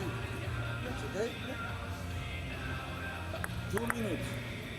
We'll get a 2-minute warm-up here before game 3 of the boys under 19 championship matchup.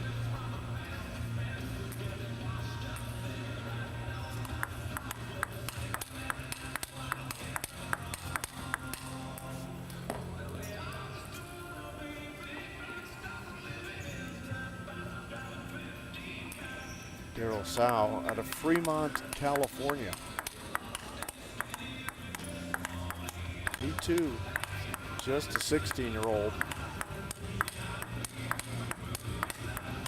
This is a young Team USA squad right here, Tim. They got a lot of years in front of them. I don't know if we're hosting any more Pan American Youth Championships, but if we are, we're probably going to see these guys again. Absolutely, and actually 3 out of the 4 members on this U19 team are also on our U.S. adult national team as well.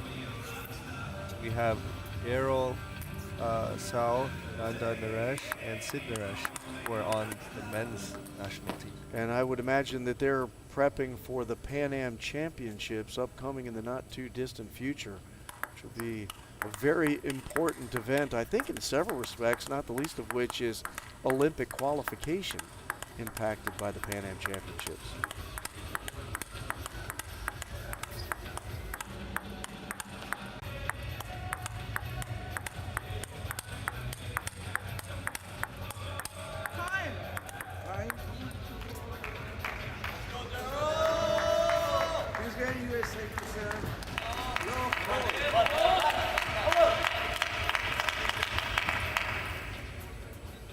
Match number 3.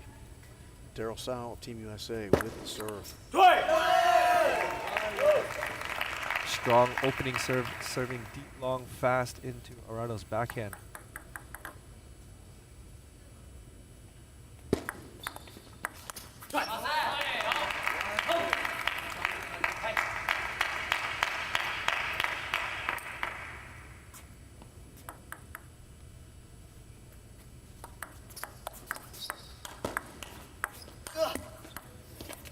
The benefit of the net that time for Daryl Sao. And he hit that from, looked like not a very well balanced position. Got the point.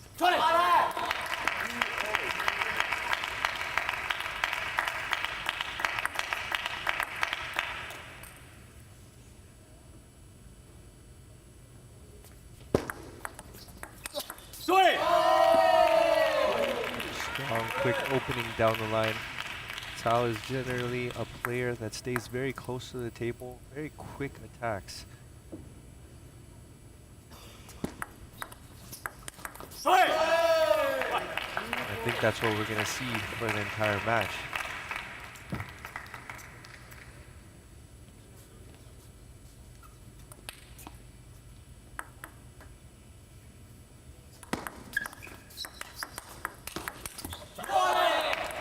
Toronto's good power, and he had it on that shot. Draw back within one.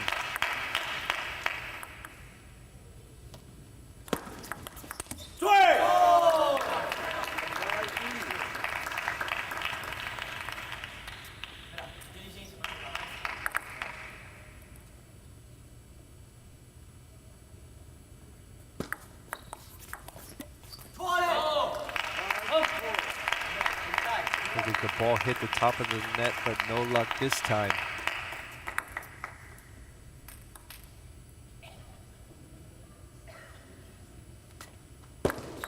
Mics on the table are pretty good at this event. You can hear it when it hits the post or the net.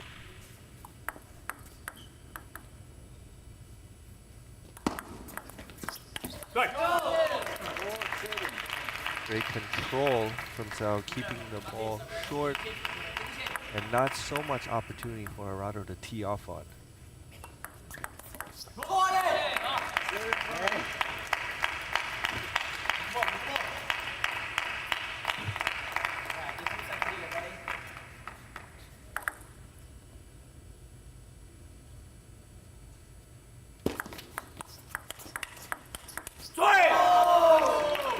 On receiver's serve, Arado sets up in a very interesting position. He's almost in a position where you can tell he wants the forehand. He's at the deep left side of the table.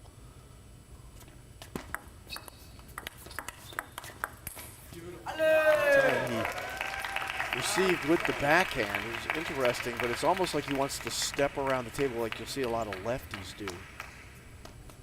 Yeah, that might be because he's more comfortable playing with his forehand and not so comfortable getting into backhand rallies, which I think nowadays a lot of table tennis players like to bully people on the backhand side. So you have a strong forehand, really quick footwork to be able to get around the ball and be aggressive.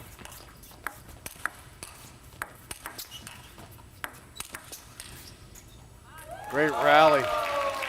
Daryl Sal definitely in control of it, but Arado blocking back several. But now 5 game points for Sal.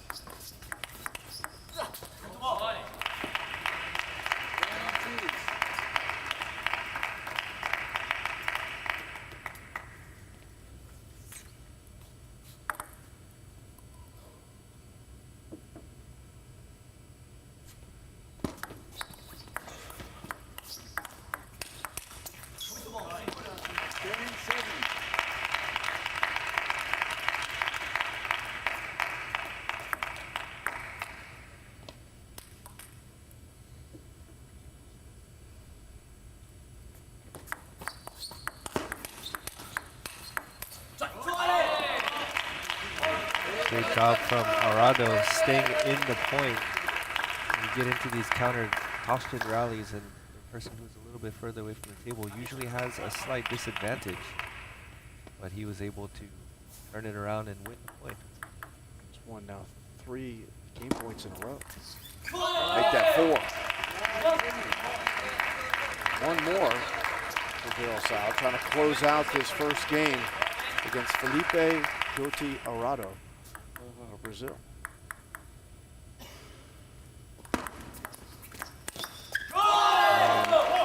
Fighting his way back to deuce is Arado. 5 straight points.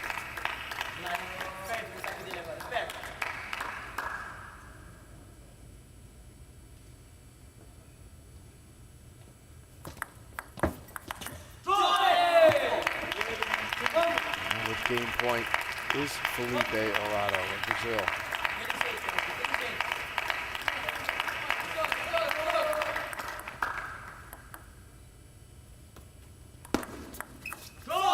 7 consecutive points that time for Felipe Adote Orado of Brazil to win game 1. He was down 10-6. He ends up winning 12-10 in game 1.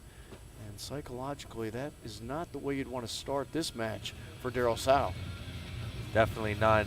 May have been a good opportunity as well to use a timeout in the first set. You know, when you're up 10-6, if your opponent comes back and wins that game, mentally, it's a little bit hard to come back from. It'll be interesting to see how Sow reacts here. I have a feeling he's going to just wipe it out of the memory banks like we're talking about here and get into the moment. It's a great lesson of sport. There's certain things you just have to just say, you know what? I don't even remember what happened.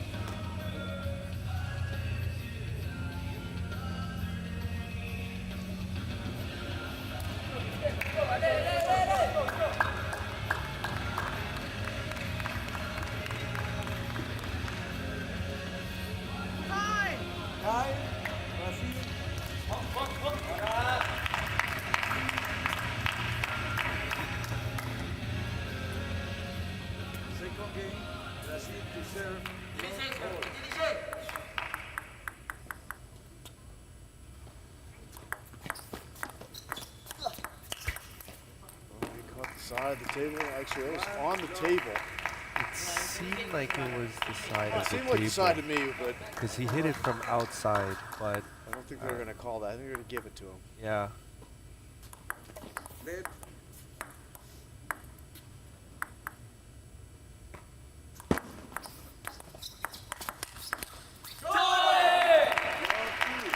Tremendous return that time by Arado.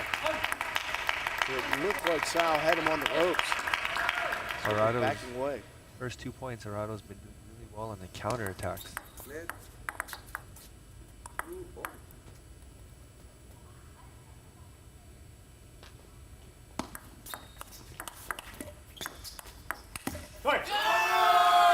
Broke a string of 9 consecutive points for Arado for Daryl Sal as he gets on the board here in game 2.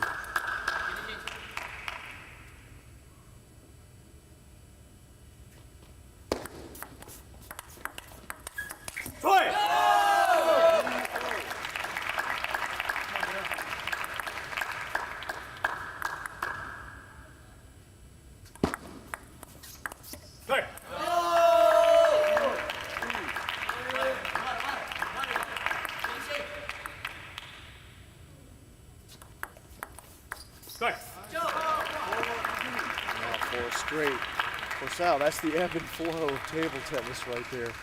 It lost 9 straight, now won 4 straight.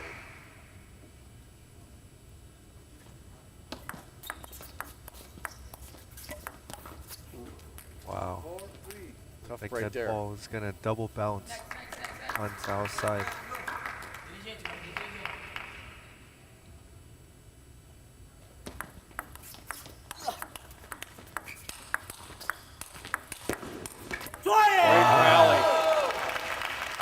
Sal really staying close to the table and playing very aggressive, almost right off the bounce counter topspins.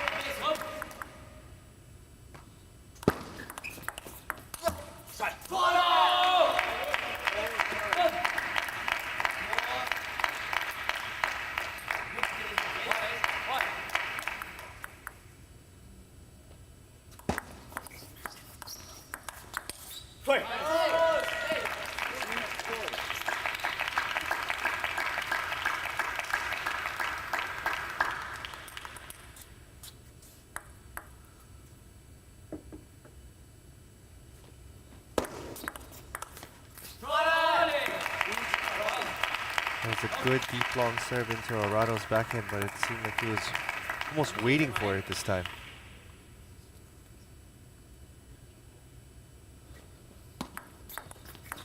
It's a nice short serve by Daryl Sal. I like the strategy there, go short and then long, but just a little too long. 6-6, game 2.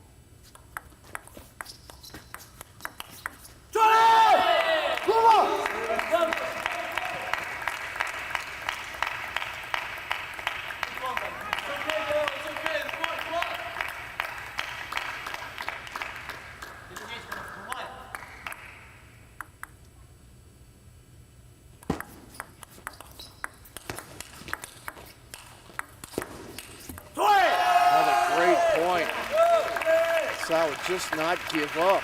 Neither would his opponent, Felipe Arado. Arado's doing a great job. He's keeping the ball on the table even though he's under so much pressure, staying so far back away. That time falling backwards on the backhand, misses the shot. Daryl Sow back in the lead at 8-7.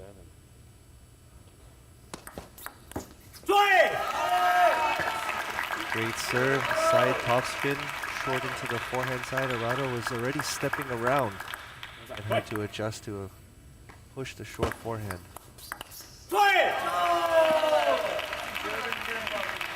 Now with 3 game points here in game 2. He had 5 in game 1. Wasn't able to capitalize. Let's see what he does here.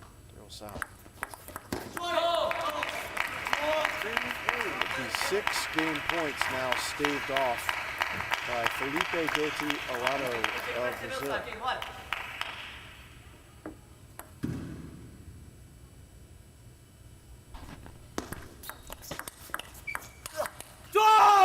But finally, Daryl Sow is able to close one out. He closed out game 2, 11-8.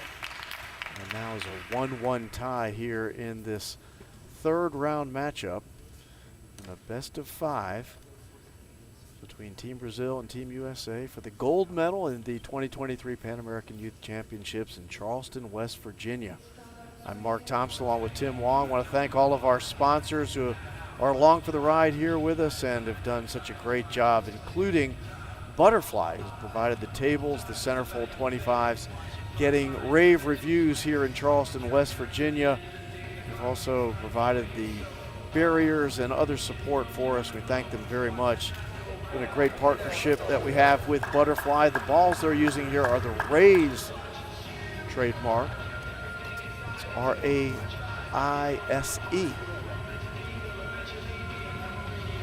They use at these ITTF events. The organization that has essentially organized this event, the ITTF, we thank them for all their help. USATT, the host country here in America, Charleston, West Virginia. Tremendous help here at the Coliseum and Convention Center and otherwise in the city.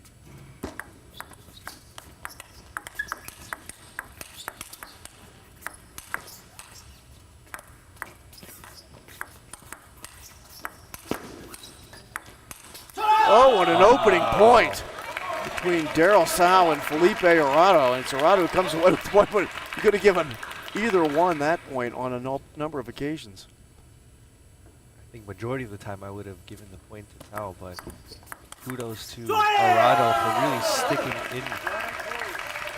Did a great job on that one little drop shot, the kind of the slap drop, short shot by Sow, just stepping up on it, made the play, and won the point. Now 1-1.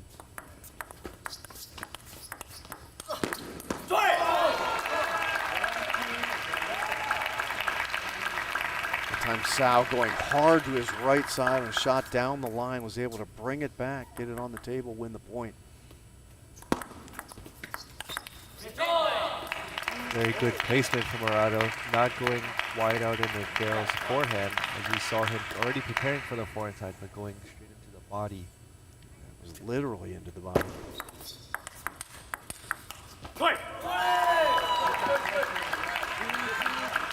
Tim, it appears that Daryl Sow has taken a bit more aggressive posture here in this 3rd game. Leaning forward, as you described, staying tight to the table.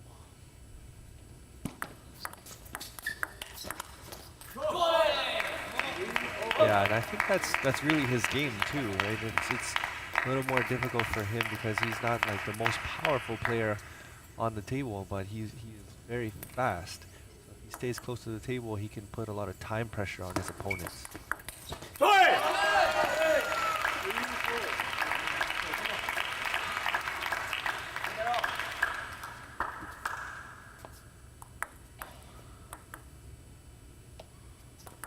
Set 3-4.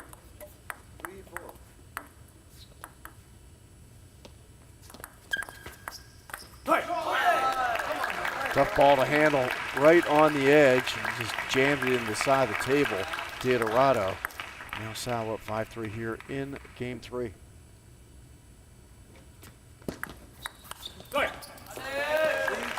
good eyes from Arado, seeing the half long and making the opening, just going a little bit too aggressive, and the ball going off the end of the table.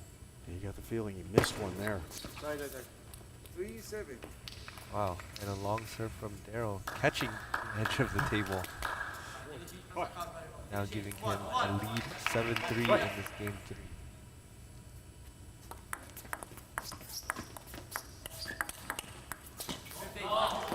Good punch down the line that time by Felipe Arado of Brazil.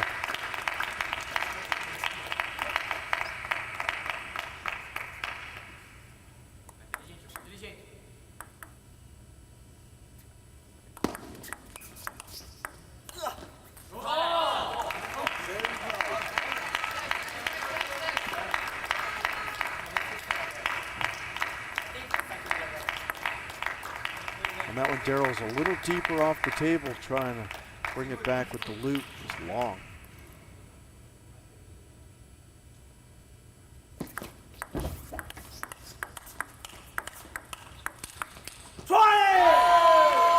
Great fast play from Sao, being able to stay close to the table and counter-attacking wide out into Arado's forehand side.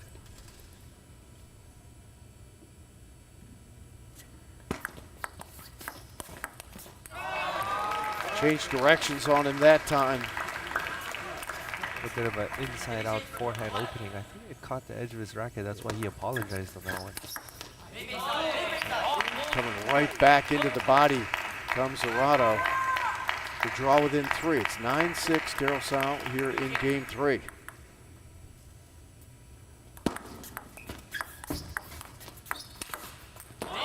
Aggressive posture that time by Felipe Arado. Made the most of it. Draws back within 2 now. I think this may be the game to call timeout for the American, as it's such a crucial moment in the match. Big point there for Daryl Sao, now with 3 game points here in game 3. This is when Arado steps up. We've seen that before.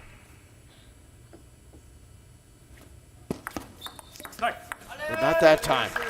Big win there for Daryl Sao, and they were able to save the timeout too, Tim, because I kind of agree with you. The momentum could have gone either way. There was like a cloud. You're not sure if it's going to rain or not. And got away with it and saved the timeout here, leading now 2-1. I think Sao is playing really well at the moment. Right? He's getting all of his openings. He's making good decisions. He's staying close to the table. But at the same time, on the other side, Arado is not giving any free points. Every single point Sao has to work for, whether he's back from the table, fishing, lobbing, coming forward and chopping the ball and just doing whatever he needs to get the ball back. Definitely a fighter and showing a lot of athleticism on the court. Sao, when he stays up tight on the table, which is difficult to do when you're playing a guy like Arado who's got a lot of power, because the tendency is kind of back off, give yourself more time. But up on the table, I think that is where Daryl is most comfortable and where he's most effective. So we'll see if he can do that here in game 4. I thought he did a good job, particularly in the early to mid stages of that 3rd game, of really being up on Arado, not giving him any time whatsoever.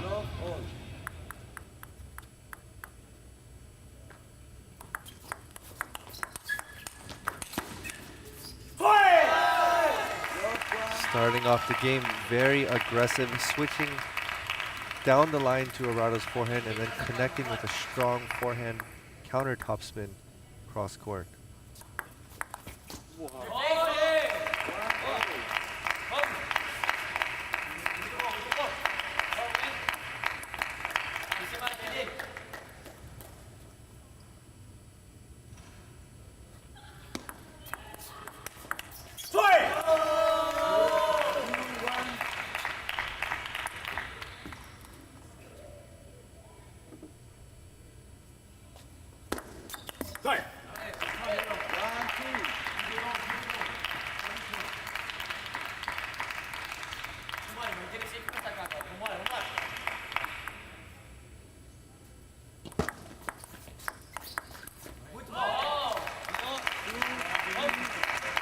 time, you could feel Arado attacking the table and Sal kind of coming back and getting into a more defensive posture and unable to handle that shot.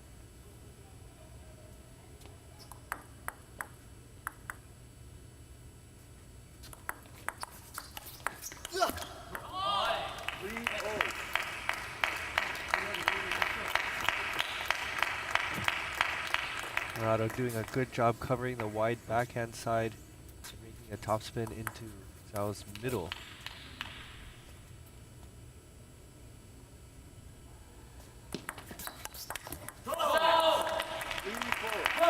Return that time off the pendulum serve from Daryl Sal, and now with the lead, Felipe Arado of Brazil.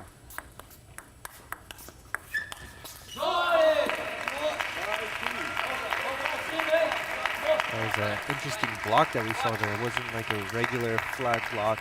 It had a lot of side spin as it came around the outside of the ball. And now with a 6-3 lead and 5 straight points, Felipe Dote Arado of Brazil.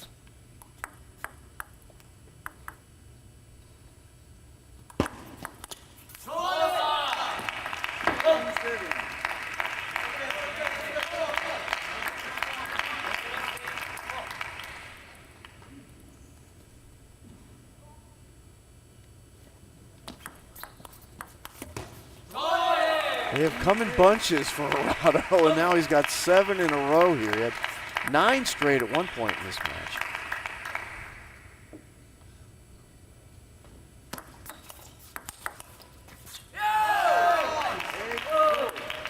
Daryl Sal puts the tourniquet on that one.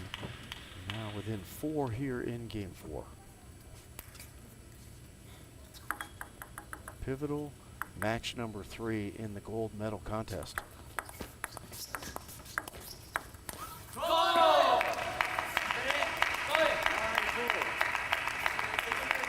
As we mentioned before, Arado really not giving any free points to Sal. He has to work for every single point here. Stepped up on and around the table that time for Arado and just drilled a forehand to get to game point 6 of them.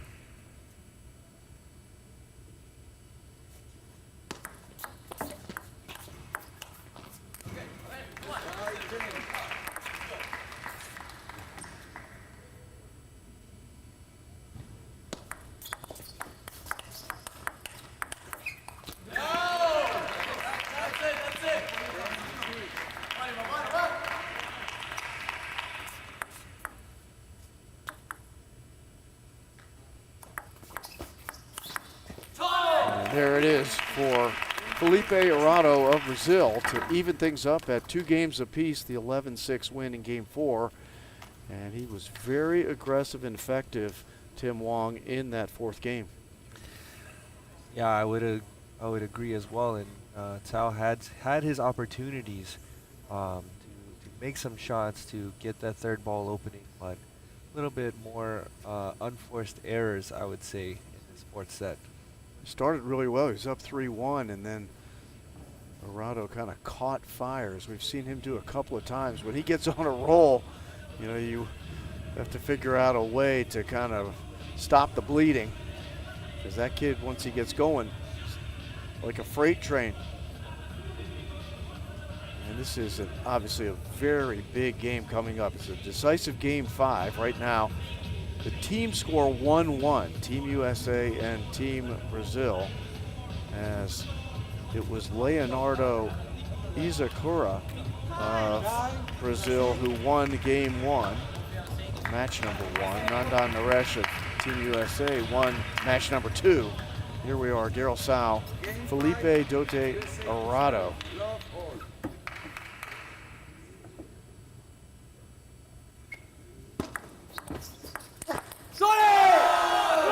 And here we see the energy from Sal. He's starting to show. And then we see the USA bench also standing and getting on their feet as well. This is a crucial match for either of the teams to win in this best-of-5 teams match.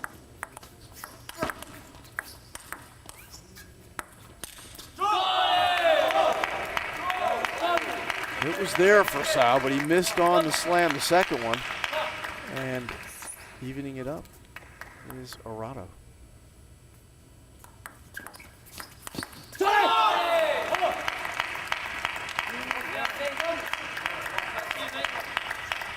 Feel Arado stepping around that one. Yeah, and his placement is very good as well. He doesn't go too much cross court, always straight into the body.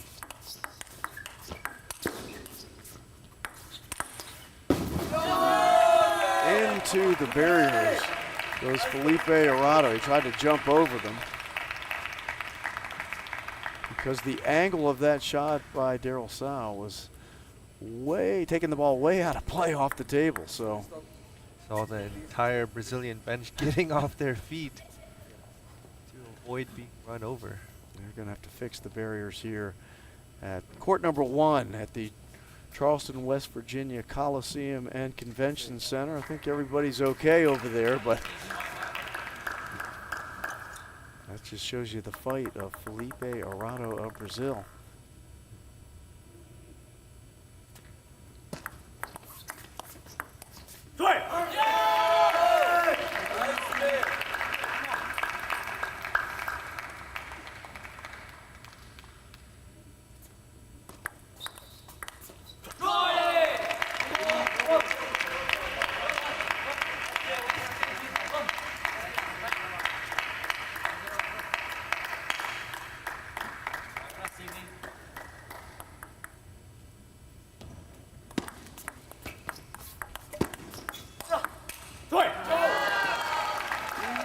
A little bit of a lucky break earlier on in the point.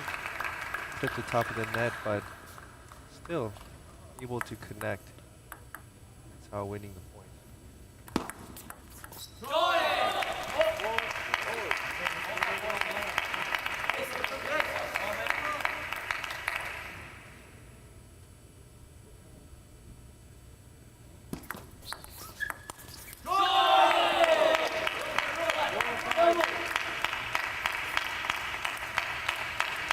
Players on the 5th point will switch sides when one team gets to 5 points, and that first person to 5 is Felipe Arado of Brazil, leading 5-4 in Game 5. And about as even a match as you can get. Oh. That was actually a very good, very strong opening from Tao, but Arado answering with an even stronger forehand cross court.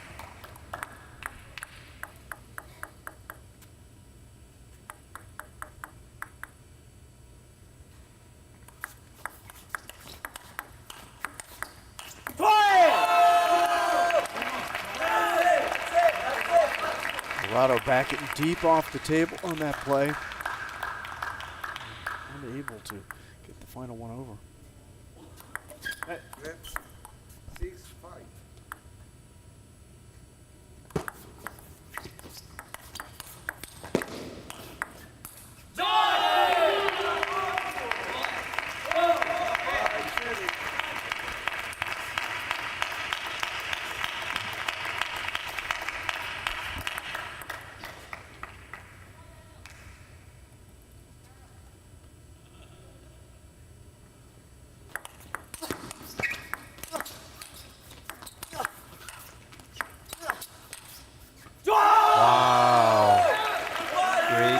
From Tao.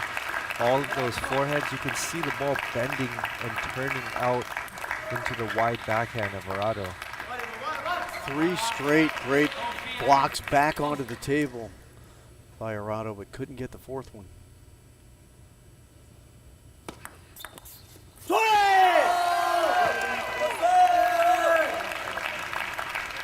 Back to even is Daryl Sal. About as even as you can get here. It's 2-2 in games, 7-7 in points, 1-1 in matches. Okay.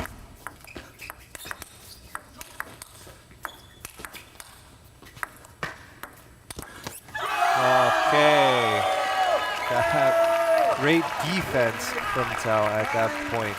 Because normally, well, this time Tao anticipated that Arado was going to loop the ball into his middle, so he was ready for it this time. Earlier, he was always anticipating the forehand side, and this time he was able to get that block and then convert the defense back into offense. Yeah, he got the opportunity running down the left side of the table, and he took it. It was all or nothing at that point, and he got all to take the 1-point lead. And very interestingly, and not surprisingly, Brazil takes their time out at this stage. 8-7, Daryl Sal leading here in Game 5. Obviously a critical moment in not only this match, but in the overall battle between Brazil and the Team USA for the gold medal here. And that was one of those points that you could draw momentum from. So to kind of snap that, smart move by Brazil.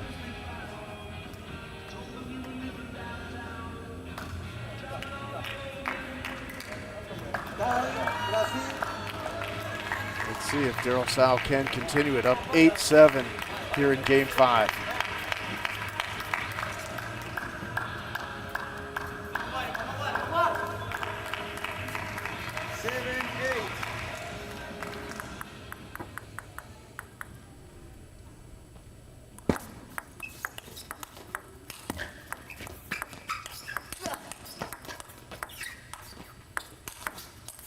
Oh, another great rally. A battle of a point. Everything happened. We went from offense to defense to net balls, everything. What more can you ask for?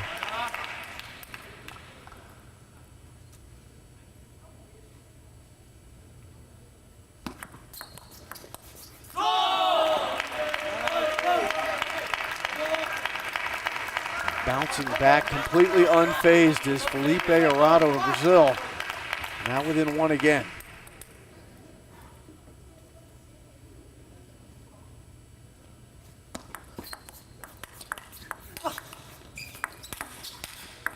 Oh, what a great shot by Arado.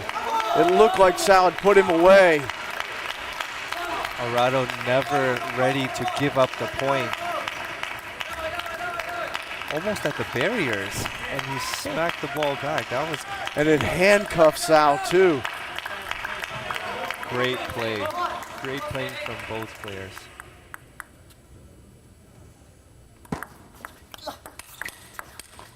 Oh, great response by Daryl Sal.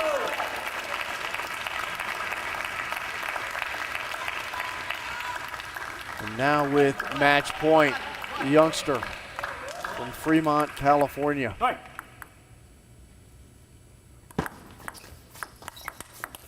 And Sal takes it. And USA takes a 2-1 lead in games in the team score with an 11-9 Game 5 win by Daryl Sal. What a match between young Daryl Sal and Felipe Doti Arado of Brazil. Two really good players. I know Arado's not going to feel good about the loss, but he takes back to the bench an excellent performance there. Some unbelievable shots by the youngster from Brazil. I tell you what, that puts a lot of pressure on Team Brazil because we have, who we have in the next match? Is it Naresh in the next match? I think it's going to be Nandan in the next one. Pull that one right up here. Yeah, and he had a pretty dominating performance in his first match. So this is not going to be easy for Team Brazil to handle. Next up is going to be Nandan, who's going to take on Leonardo Izuka. Izuka, who had beat Daniel Tran. And Tran will play in match 5 if we get there. If we get to match 5, it'll be Tran versus Iwasaki. So Nandan Naresh in another big spot here for Team USA with an opportunity to win a gold medal. Up 2 matches to 1 after the tremendous performance. You said it at the start of that third match, Tim, how important the pivotal match 3 is. Because it's the one player on your team that's only going to play once, regardless of how the match goes.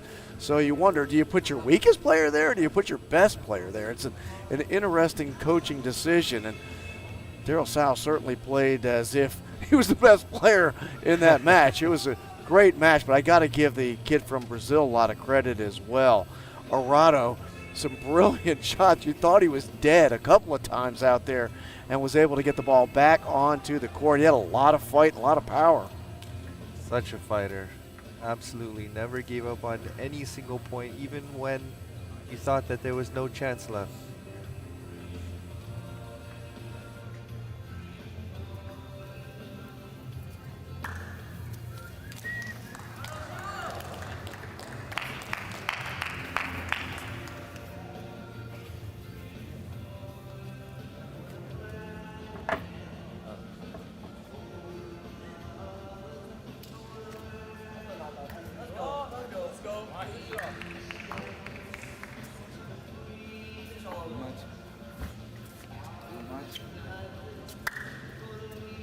Red and blue. Who wants red? Red.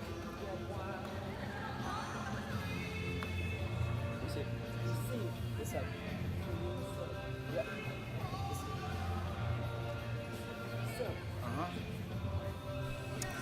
Welcome back to the Charleston, West Virginia Coliseum and Convention Center. I'm Mark Thompson along with Tim Wong, getting ready for the fourth match in the gold medal contest between Team USA, Team Brazil, U19 boys. And this one pits Nandan Naresh, who is playing his second match of this contest. Checking the ball, I think Nandan is suggesting that the ball that they put in play was cracked. So they may change it up here. I think it's because it wasn't round. So when they spin the ball like that on the fingers, if there's a lot of sound, then the ball is not round because it's not flowing smoothly.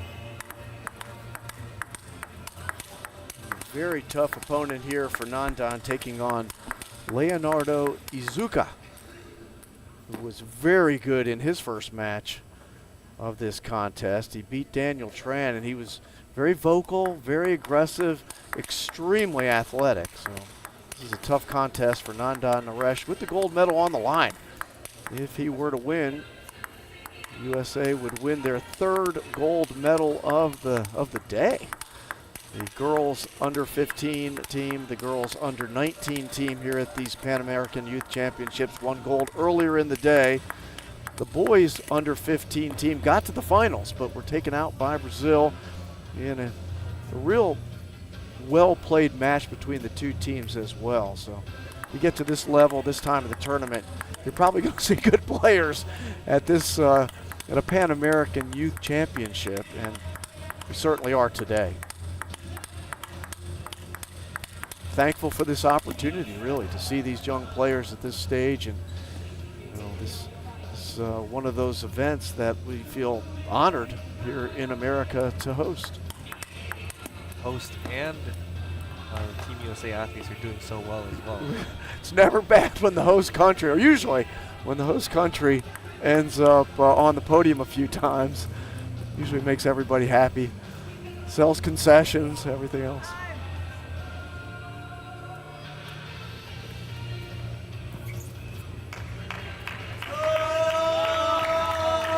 Nandan Naresh versus Leonardo Izuka of Brazil. USA to serve. 0-0.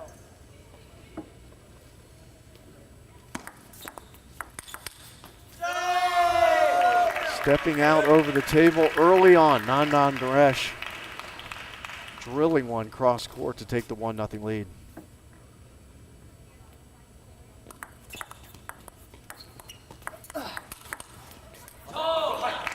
And a good opening from Naresh with the backhand banana, but Izuka on the table, on top of the table, playing an even bigger backhand cross court.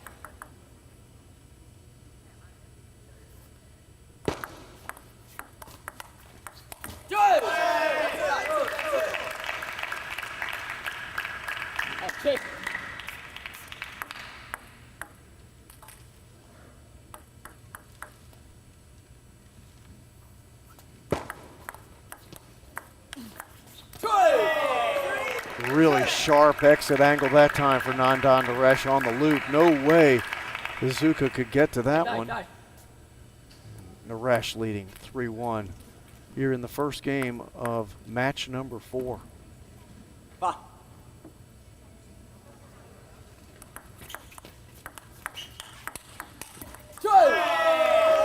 Again, not afraid. Naresh can stay close to the table with Iizuka attacking and not feel a thing.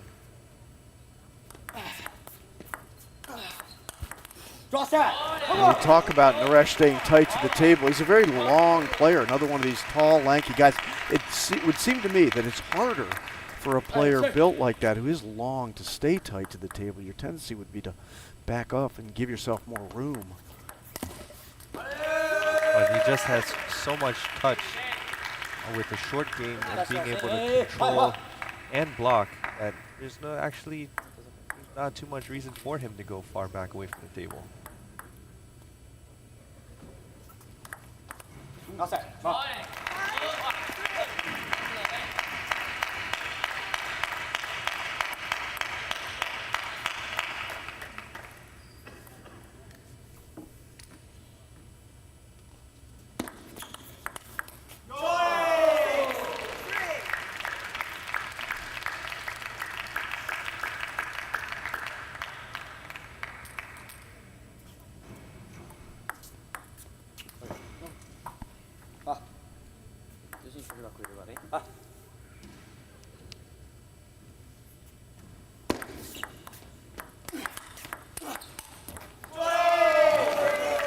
Great serve and third ball opening, and the connection to the wide forehand as well. That was an interesting high toss serve from Nandan, who's got quite a variety.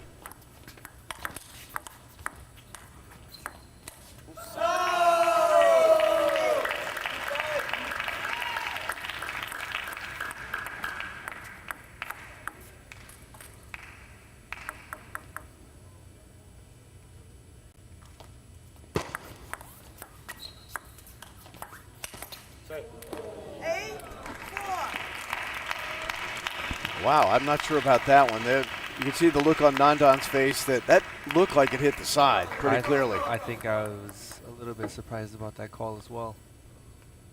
But it says a lot about Nandan, what we were talking about earlier. Nothing impacts that guy. He had like this smirk on his face, but that ball clearly hit the side of the table.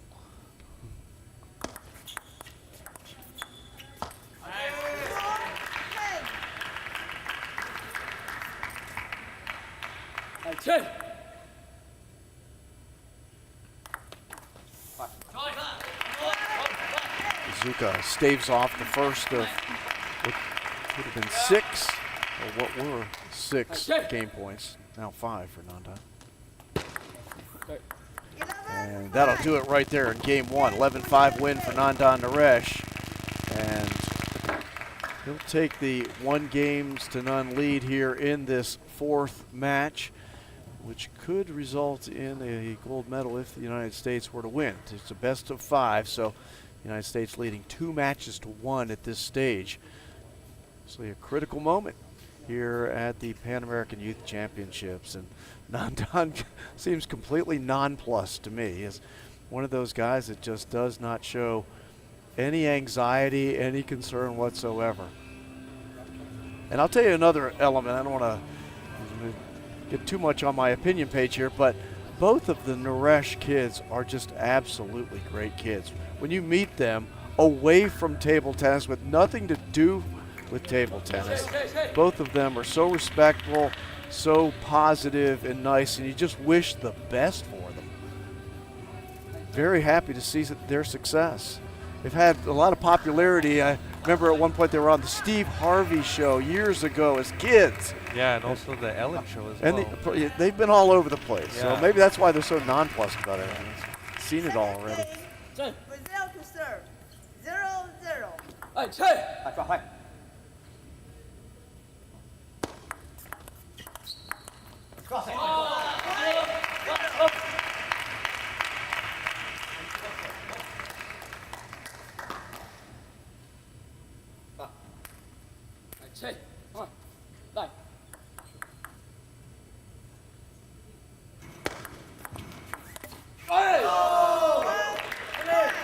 Pretty interesting way that Iizuka decided to return that shot. Normally people would come over and do a backhand banana, but he tried to go the other direction. That was a nice backhand down the line that time.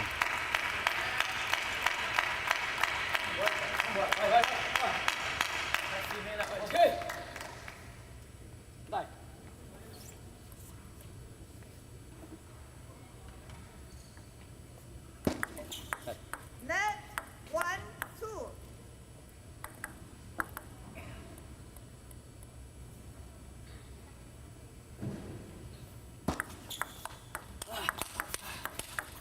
Oh, great shot by Izuka after a tough serve from Nandan. That's that one where he stretches out, and it's difficult to see the ball. Though I have to say on that one, I could clearly see the ball, and I'm kind of at the angle of the defensive player there, so I don't think he's blocking it, but it's just his body position is so unique, but Izuka handled it well. Net 3-1.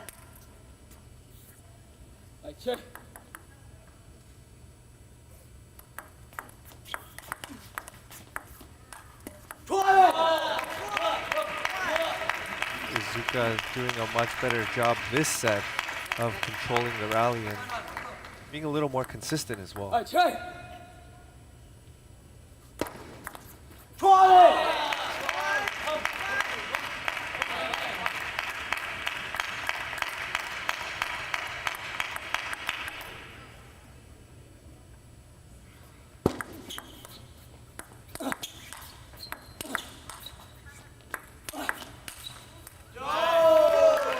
On the defense, almost making that counter attack and continuing the counter topspin rally. And the rush. It's almost when you get in that position, you're hoping that one of them's going to hit the edge. Yeah.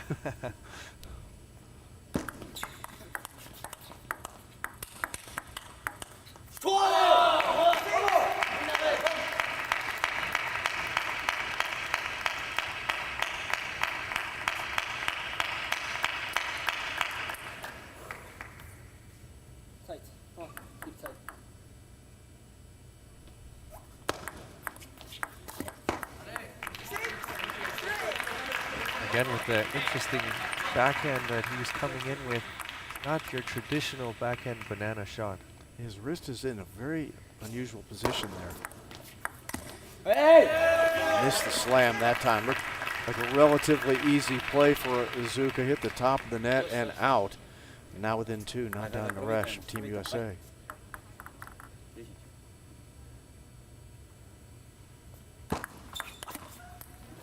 Wow.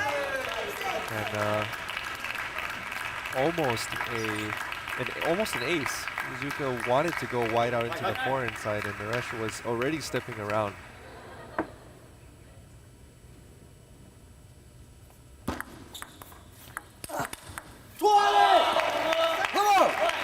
Good aggressive play there by Izuka. Attacking quick, picked it off the table, drove it down the line. Back up by two.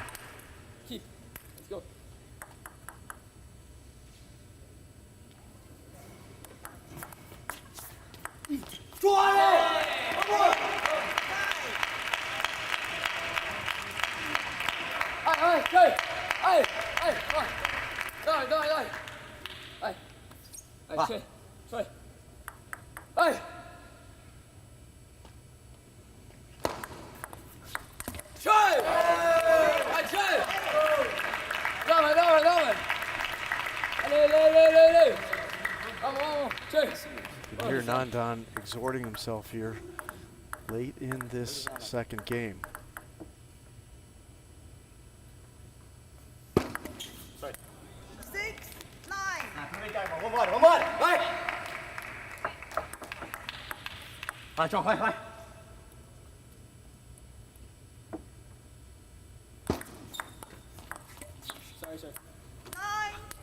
A little bit of luck on the top of the net.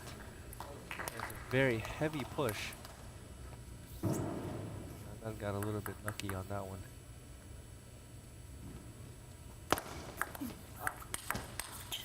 On the defensive, and now with 3 game points, Leonardo Izuka.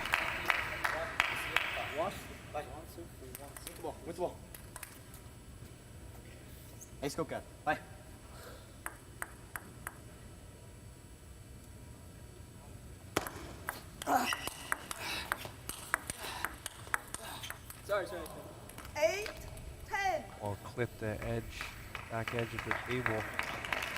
After a good rally, you can tell both players were disappointed that that was the end of it, but point does go in favor of Nandan, so he's less disappointed. And it's Naresh to serve too. So puts pressure on. Oh, good Or attack. Or not, yes. I'll just step up, pick that one off the table, drive it across, and end game 2 with an 11-8 victory for Leonardo Izuka of Brazil against Nandan Naresh. Very well played.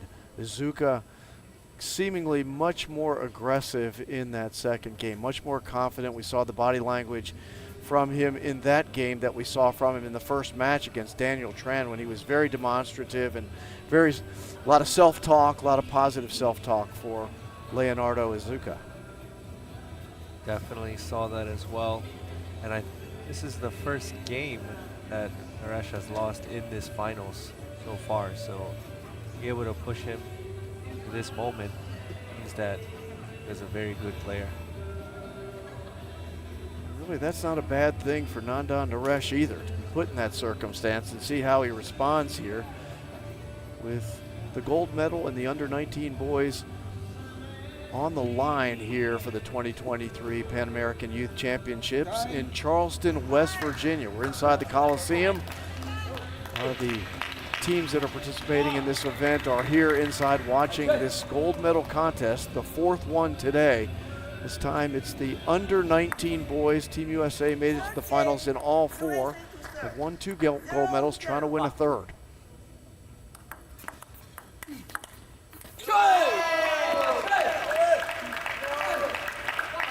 It's serve and third ball opening with heavy topspin from Naresh.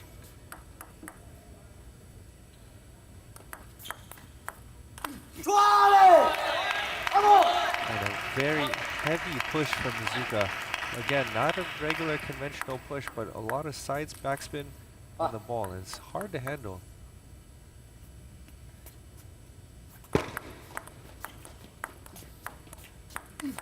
Nice backhand flip that time by Naresh. Great angle going out on that one.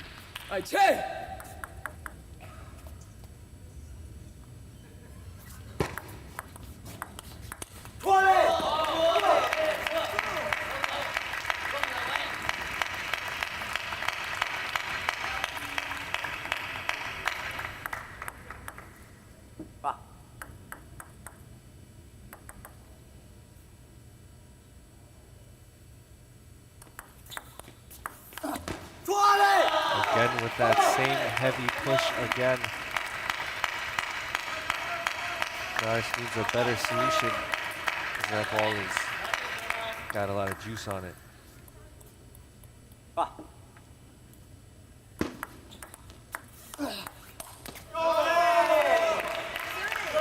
Looks like Izuka was trying to go around the net again. He's had some success with that.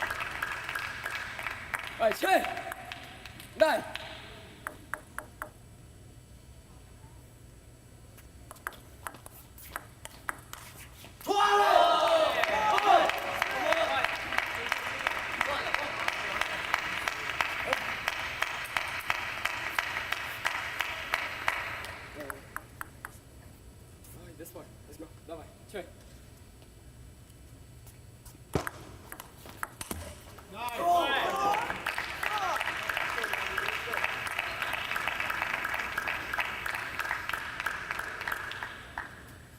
Давай, давай, давай.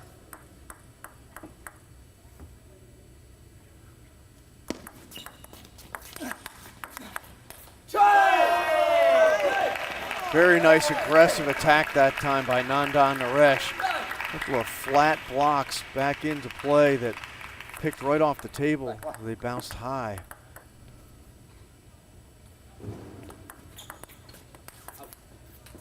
Naresh is doing a good job varying his serves. The first serve actually was not so much spin, no spin serve. Well, he got the pop up, and then this one he served it with more straight backspin. Izuka pushing the ball out of the table. Come on. Hi.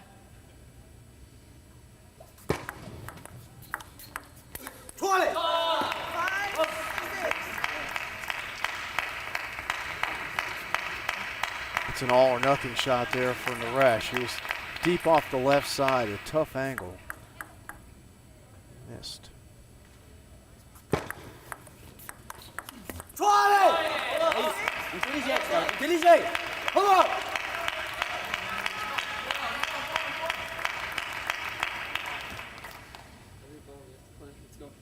Muito bom, vai!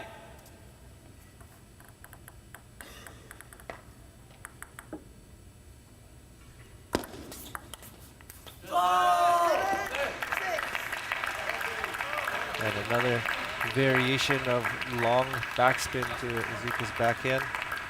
This guy has a large repertoire of serves.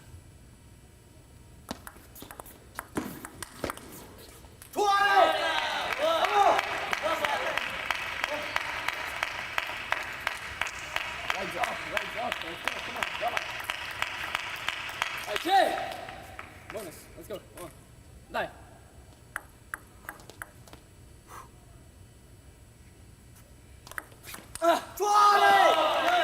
Big swing but a miss there for Naresh.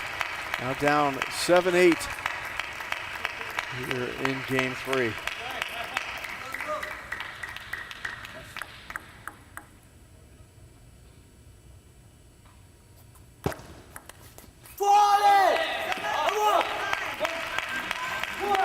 A miss off the serve that time by Naresh. Gets it back here. See what variation he goes with. Down 7-9 here in game 3.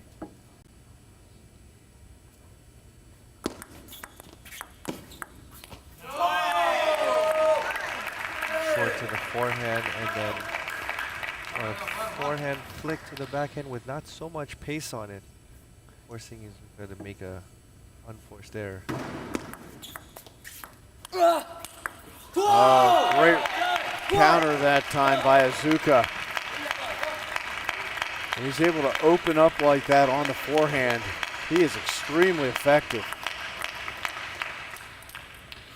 Couple of game points for him. Nine. Vai. Chơi.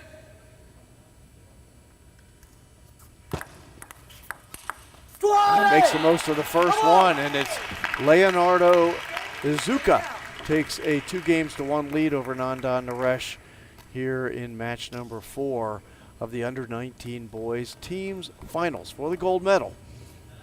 And Nandan going back to the corner talking with Coach Mark Kaczynski here, getting him back online. Nandan who won the first game, and won it rather handily. When you look at it, Tim, it was 11-5, but back-to-back 11-8 victories here in games 2 and 3 for Leonardo Izuka, have him up 2-1.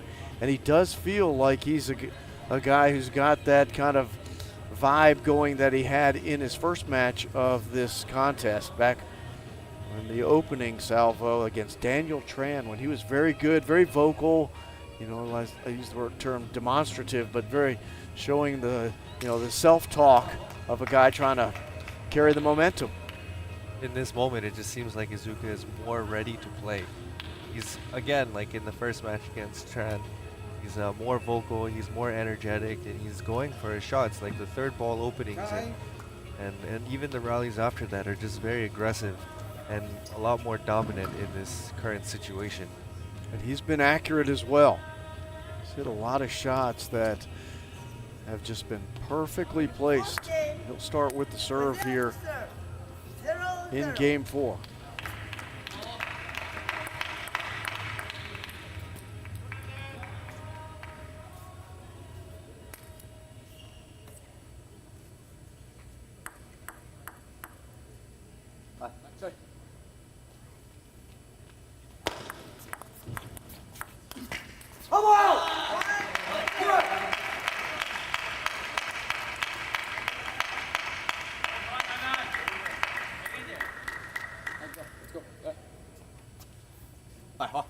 Chơi.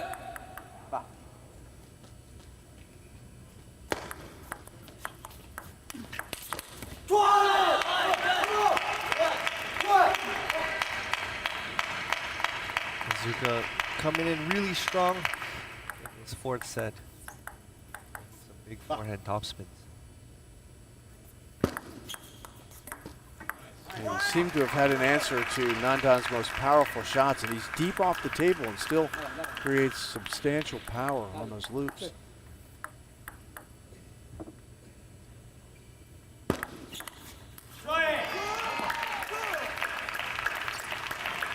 Nice serve from Naresh. Serve the kicker long out into the backhand side.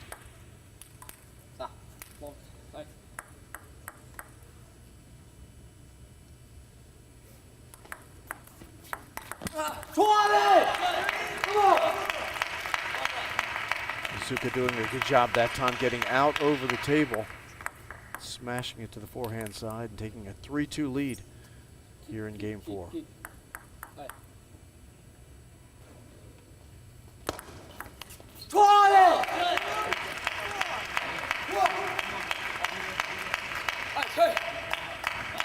can see Iizuka pointing to his mind, making the right choices on his service variations. What?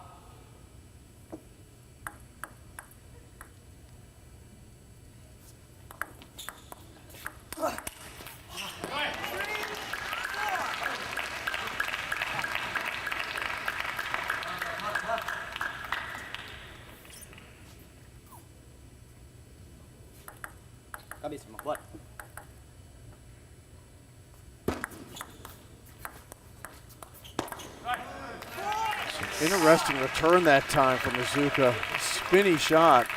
I tell you what, that was super heavy. If Naresh tried to loop it, it probably would have hit his side of the table. That was a good choice to push it back.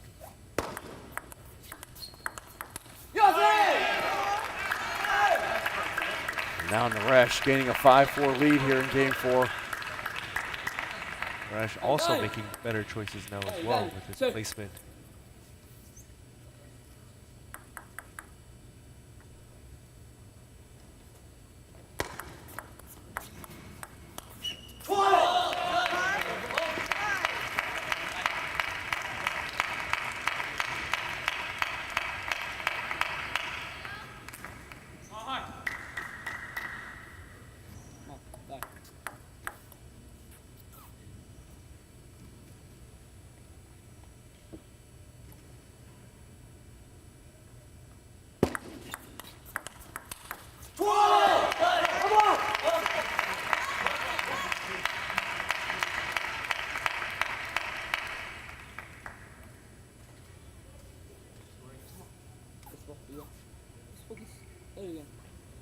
Let's go. Come on.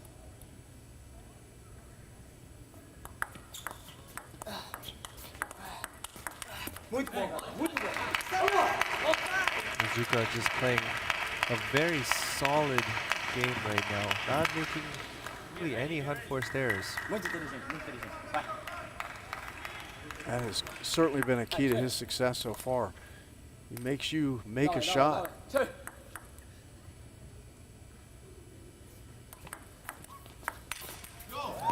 missed that one. Not really an unforced error, but it was an easy play, it looked like, to Iizuka, and just didn't have the correct downward angle. Just missed the table.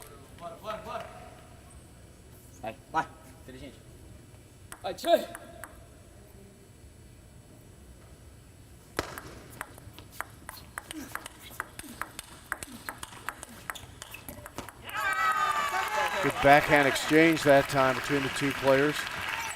The last ball looked like it hit the edge of Naresh's racket, causing a little bit of backspin. Let's see, he apologized for that too, to Iizuka. Wow. And a very heavy hook serve. And Iizuka giving a very heavy ball back as well. But Naresh was able to play an aggressive forehand topspin. Iizuka tried to be as aggressive going back again, but into the net.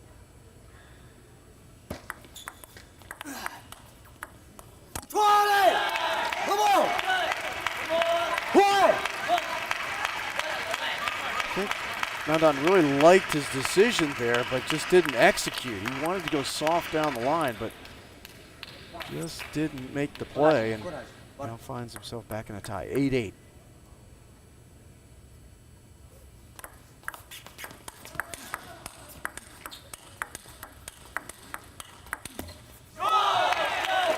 Almost like a practice session that just happened right there. Backhand to backhand. Backhand to backhand. First stepping around, making some forehand topspins, and then coming back, playing consecutively 3 or 4 backhand topspins in a row.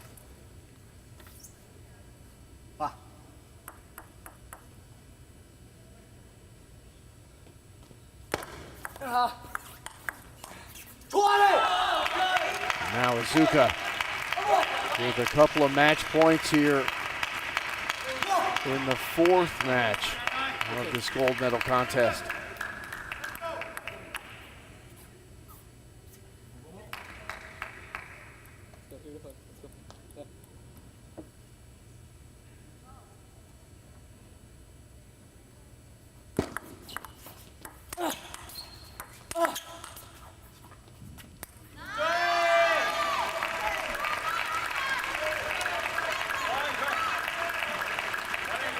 Staves off 1 match point. Got another one here for Nandan Naresh, Team USA. Going to stay alive in this 4th match. And he does as the backhand return goes long. Now at deuce at 10. Nandan Naresh with new life, but this is really when you need to attack. You can't relax at this moment if you're Nandan Naresh. I think Izuka's going to serve a heavy backspin serve though. And great reaction from Naresh. Playing into the backhand side and seeing the ball in the middle and making an even stronger forehand topspin down the line. Huge serve right here for Nandan Naresh. Trying to even up this match with Leonardo Izuka.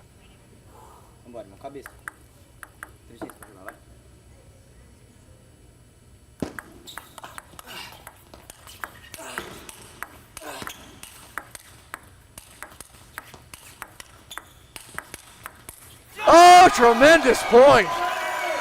Both players on their game, but it's Nandan Naresh who takes a 12-10 win in Game 4 to even things up in this critical 4th match of the Under-19 Boys Teams Finals. The gold medal on the line, and that was a gold medal point right there, Tim Wong.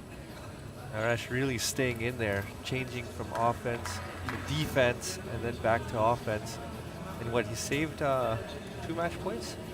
Yes, he did, indeed. Yeah. Really showing. We've seen that before from Team USA a couple times. Yeah, really showing his fight. And now it's 2-2, so the last game we're going to expect to see even more fireworks from both of these amazing athletes. And you love to see it happen on a well-played point because Izuka was equally tough on that point. You just knew that at some point it was going to be too much for one of them, and it turned out to be Izuka who was unable to keep the play alive. But both players with just an exceptional display of power and finesse in a critical moment.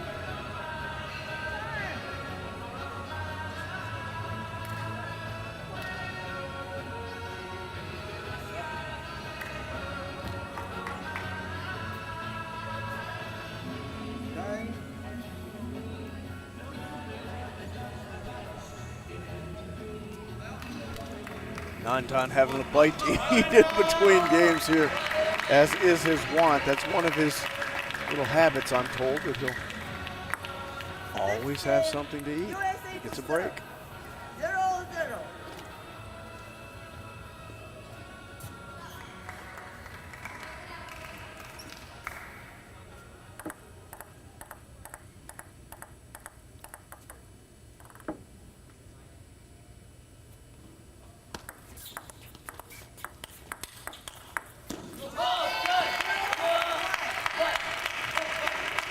Great athleticism from Izuka, being able to connect quickly from backhand to wide forehand. That ball must have had some wicked spin on it as well as it skipped off the table.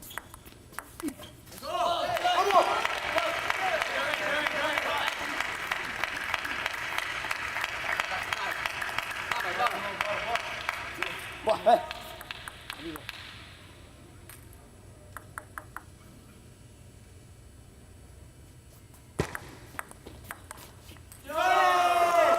actually a big point, I thought, for non-down.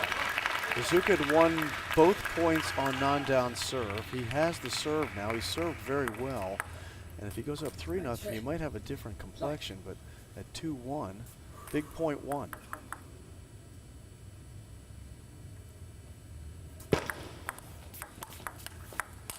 Great shot there. Right off the paint and out. For Leonardo Izuka of Brazil take a 3-1 lead.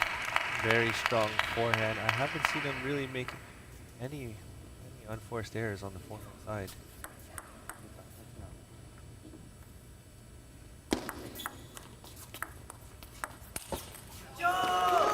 That's a good attempt. That's really not an unforced error. That's going for it and just missing. Yeah. Naresh put a lot of spin on the serve, and Izuka again with a really heavy push, heavy chop. Very nice backhand punch into the body that time by Naresh. Backed Izuka off the table and was unable to get it over. Now a 3-3 tie.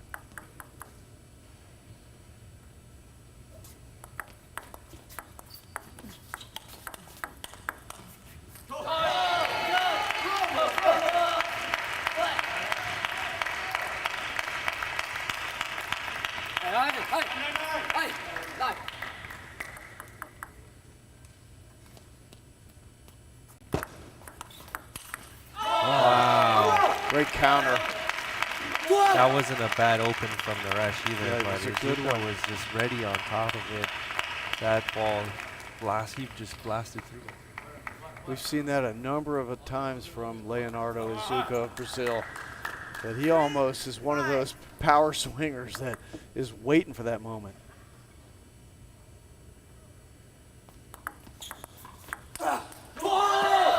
There's an opportunity for Naresh. The ball was high, looked like exactly what he wanted, but unfortunately hit the edge of his racket. And Team USA and Mark Kaczynski, the coach of this under-19 boys team, going to call timeout. Obviously understanding little run here from Leonardo Izuka and trying to calm Don down a little bit after that miss, because I think you're right, Tim. You could tell by his body language, his reaction, that's one he really felt like he should have landed. Yeah, you can tell that he was a little bit stressed out after that one for sure. That was a big point, and yeah, I mean, it's still anybody can win this match, but that just puts even more pressure on it. So it's good that Coach Mark called this timeout to kind of give him an opportunity to kind of reset and refresh. Maybe get a little bit more to eat too. Maybe get a little bit more to eat as well. You never know.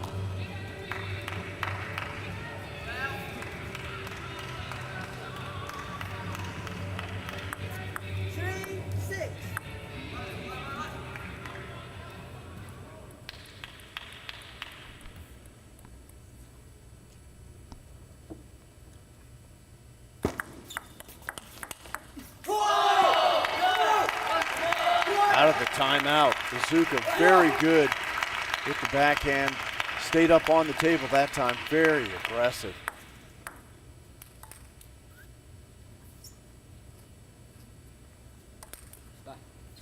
Dale.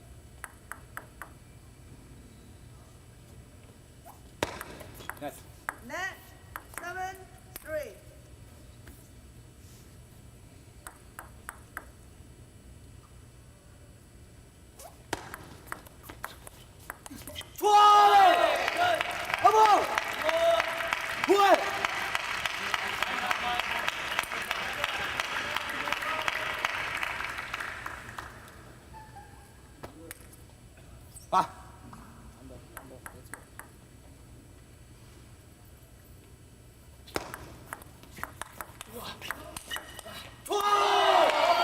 I think that's the first time that we saw Izuka make that in this match.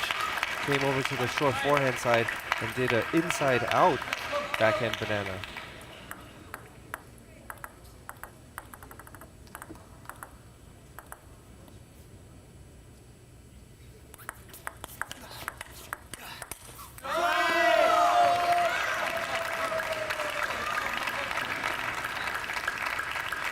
still hanging in there, not letting this match go.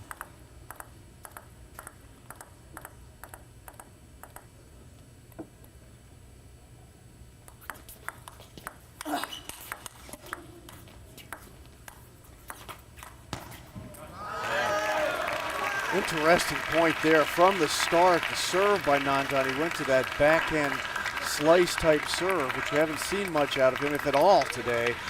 And then just a little bit of everything in that point.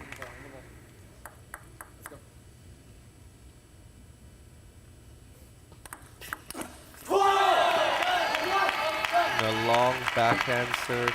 This ball has been giving Naresh a lot of trouble in this match, actually.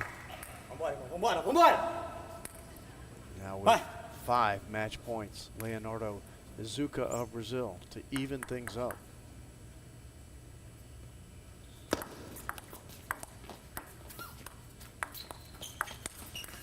And he does it on the first attempt. An 11-5 win here in Game 5 has us all even. Has us all even now at 2-2 in the under-19 boys gold medal game. So in that one, Nandan won the first game 11-5, and I thought rather handily, Tim. But then back-to-back 11-8 victories by Leonardo Izuka, a 12-10 win by Nandan, and then 11-5 in Game 5. Pretty dominant performance by Izuka in that Game 5. Yeah, I think so as well. I mean, he's obviously a very strong player. He can do it all. He can play, close to the table, very fast attack. His forehand is great, and once he goes back from the table, he can also play, with some defense and then transition back into offense, and with very good serves. It clearly sets him up for the third ball attack very well. And it's almost like poetic justice that we would get to a Game 5 in this match between Team USA and Brazil. It has been very even all the way along. And this one will pit Daniel Tran of Team USA taking on Kim Iwasaki of Brazil as we get ready for what will be a decisive Game 5 for the gold medal. The USA's had quite a run here at the 2023 Pan American Youth Championships, getting to the gold medal game 4 times, winning twice, the under-19, under-15 girls winning both their gold medals. The under-15 boys played very well against a Brazilian team and were defeated in the gold medal game, and their teammates, the under-19 team, trying to avoid the same fate. They had the opportunity to win it at 2-1 with Nandan Naresh.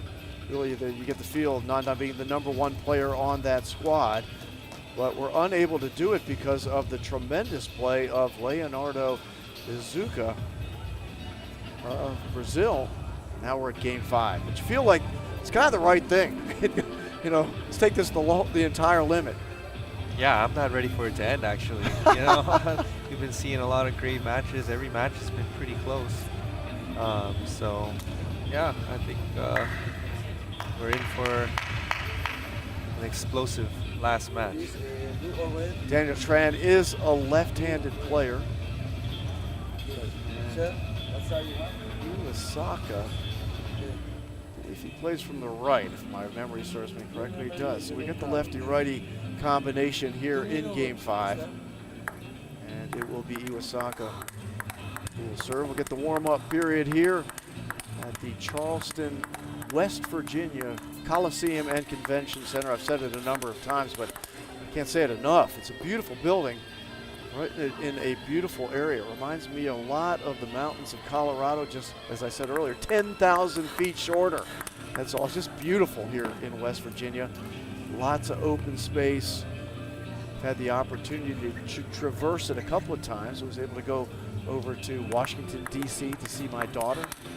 Lives there during this event while I've been here, and so I traversed the entire state of West Virginia, and pretty cool. Lots of outdoor hollows, as they say down south.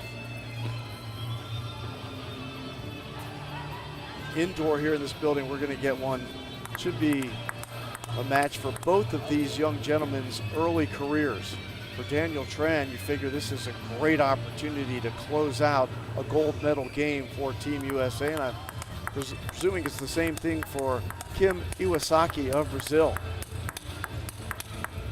Yeah, and I think we're going to have very good energy for this final match as well. You can see in the previous match that both the USA bench and the Brazil bench, both teams were getting out, getting up off of their seats to support their players. And I mean, if we just look at the stands right now, we have plenty of Brazilian and American athletes sitting in the stands, so better believe that it's going to get pretty vocal.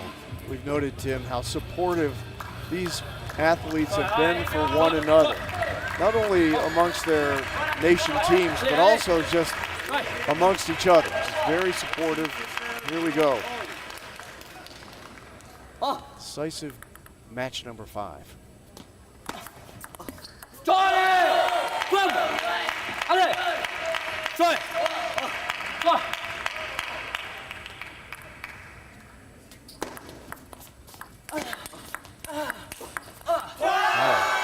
Great counter that time by Daniel Tran.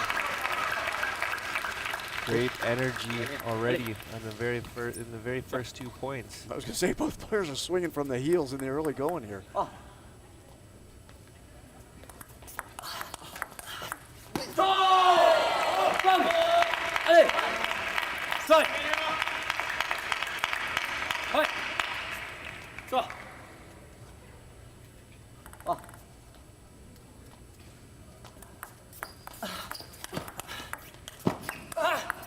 Oh, catching the edge was Iwasaki. After a beautiful backhand by Iwasaki, steps around on that one and catches the edge. Took a 3-1 lead early on.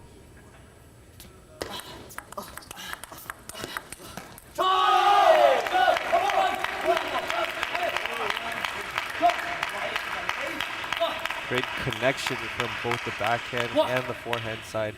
Almost no hesitation at all. And there, the transition is very smooth for Iwasaki.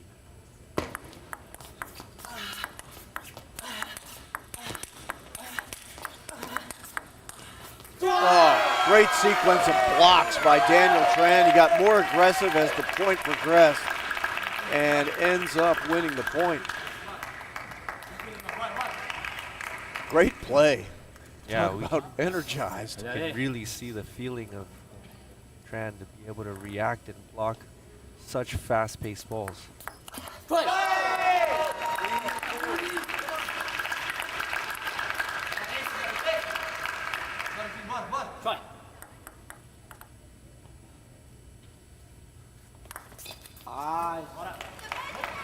A good idea, but unfortunately the ball went a little bit long off of Tran's serve. A little too excited on that one.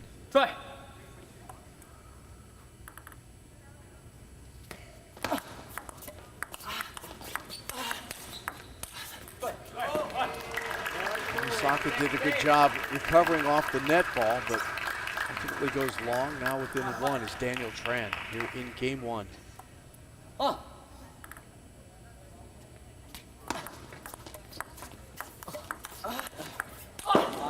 Wow, great angle from Daniel Tran.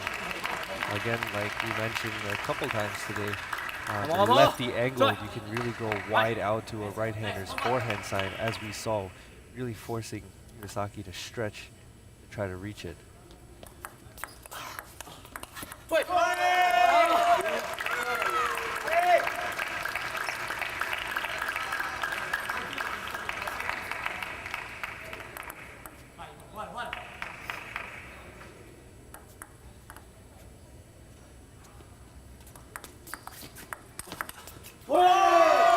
Nice forehand there by Tran. Difficult to handle for Iwasaki. And now Tran built a 2-point lead here in game 1 at 7-5.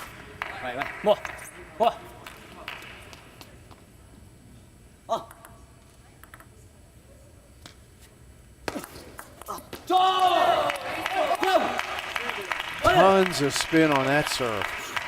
You can just see it.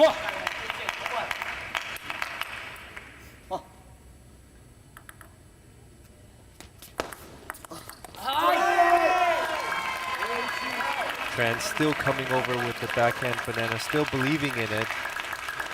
And again, using those lefty angles. Did a good job of stepping around and put himself in a position to hit that shot.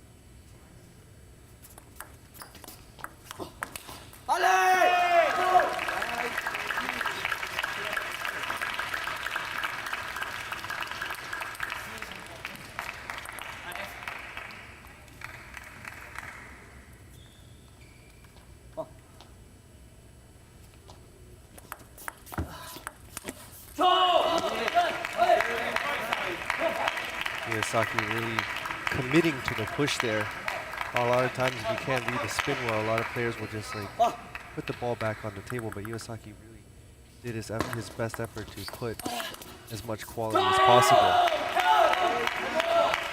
He was able to handle that push as well. Now draws within one here late in game one. At 8-9 with the serve.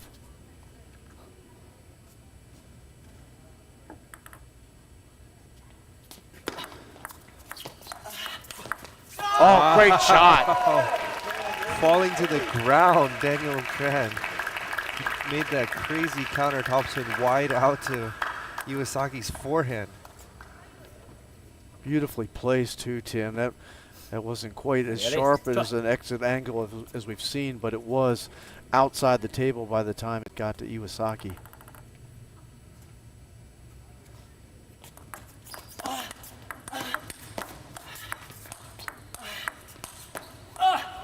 Oh, great open by Iwasaki, but standing right in and toe-to-toe swinging with him was Daniel Tran, who takes an 11-8 victory in game one.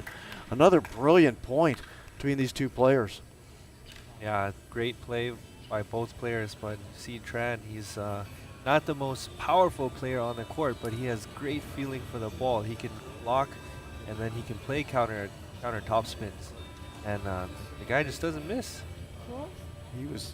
His accuracy was very strong in that first game, and credit to Iwasaki as well with that kind of Brazilian approach off that serve. He opened up with a really hard forehand, and Tran, instead of just trying to push it or block it back onto the table, swung just as hard, drilling it back, starting that rally sequence. Very well played for both players. It's what you'd hope for in a game five. You get two players at their best, swinging from the heels. Time. Well, if that's what we're seeing in the first game, I suspect that the entire match is going to be a very exciting one to watch. See with the adjustments, if any, that are made going forward here. Tran winning the first game, 11-8.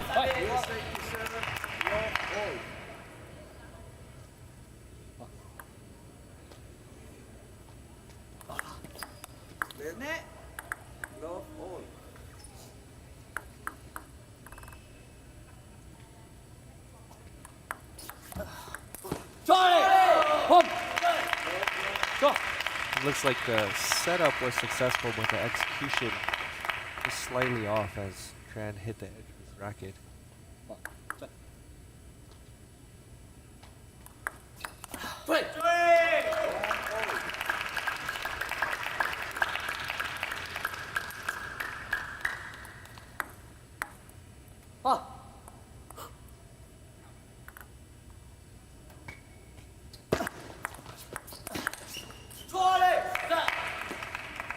Call as that was on the edge, so the point is to Daniel Tran. That was close. It's hard to tell from here.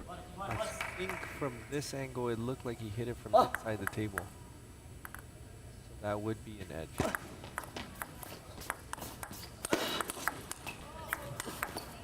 Wow. Great placement from Tran, stepping around and going down the line, and then wide out to the forehand side when Iwasaki was preparing for the backhand half of the table.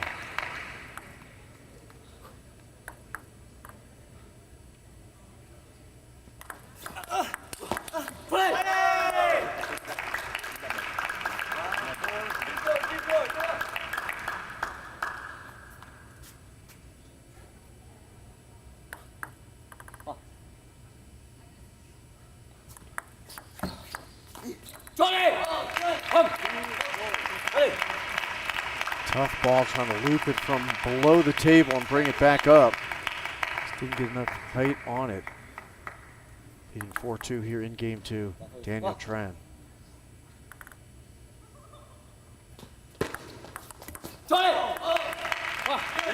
Like the thought there by Tran, just was unable to get it over the net, trying to go wide to the forehand side.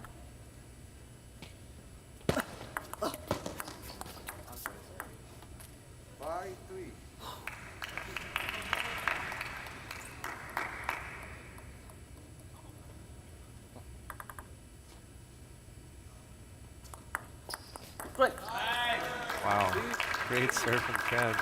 That was pretty deceptive, but it was a heavy side backspin.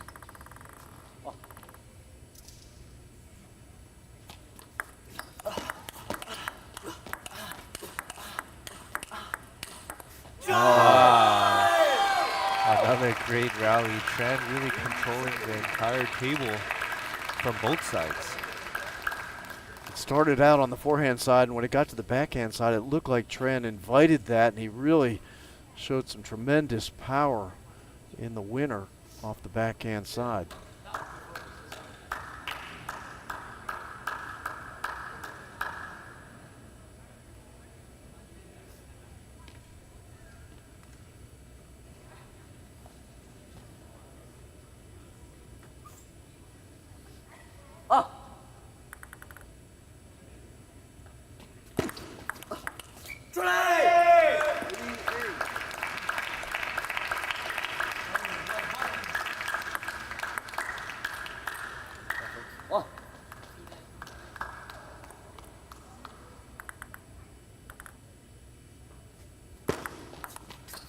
Oh, it catches the edge. Like the thought, but it wasn't exactly the planned right there. But if you do catch the edge, it's still a point. That was cleanly on it. Gives him a 9-3 lead here. But I did like kind of the way he opened the paddle there and went down that far side.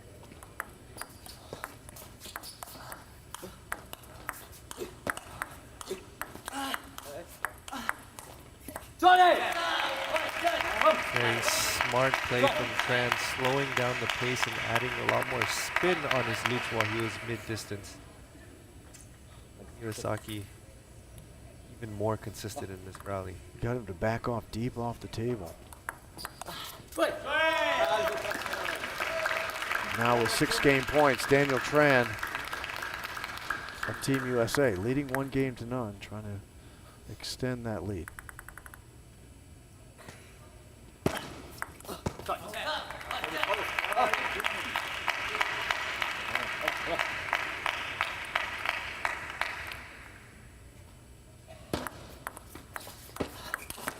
Oh, beautiful step around counter that time by Daniel Tran. Takes the game 2 11-5. Yeah, that was great anticipation. He stepped around right as he knew the ball was coming into his backhand half of the table. Tran doing a very good job keeping Iwasaki from having too much chance of winning the gold medal. Yeah, he's been so accurate in this game, powerful and accurate. It's one thing to take the big swing. It's another to have the approach angle, the appropriate spin to land it on the table, and he's been very good. His execution has been excellent in the first 2 games, 11-8, 11-5 against Kim Iwasaki of Brazil for the gold medal in the under-19 boys competition 2023 Pan Am Youth Championships. We're in Charleston, West Virginia. I'm Mark Thompson with Tim Wong, the Olympian, providing tremendous, insightful commentary today. Tim, thank you very much for being here. Yeah, thanks for having me. It's been a good time watching some great table tennis and this under-19 boys final.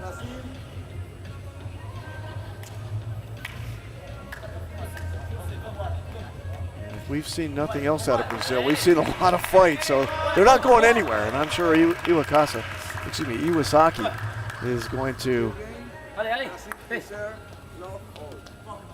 ready to go here in game 3.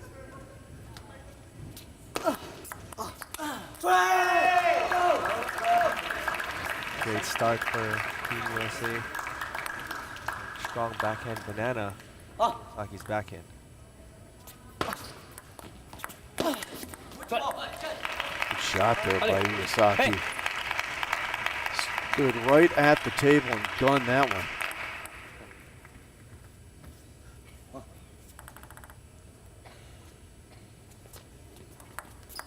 Great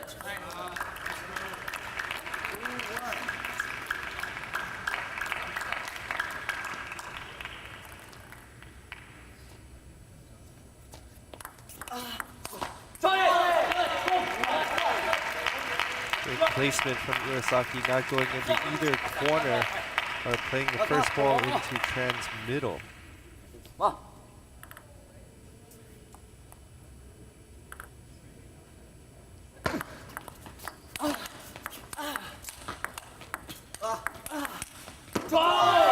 Excellent point.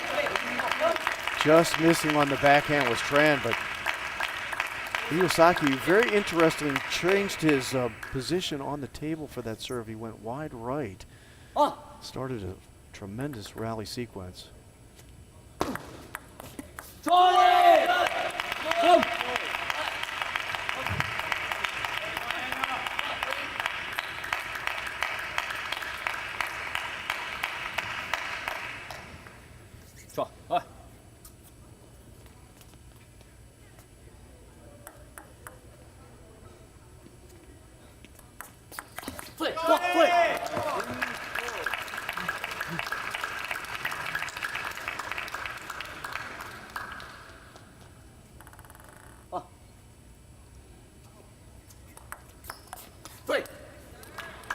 Two very good serves from Tran, mixing the side backspin with the side topspin that he served on the second serve.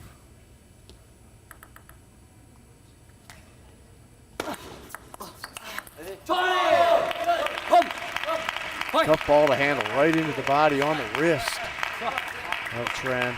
Good shot by Kim Iwasaki of Brazil, now leading 5-4 here in game 3.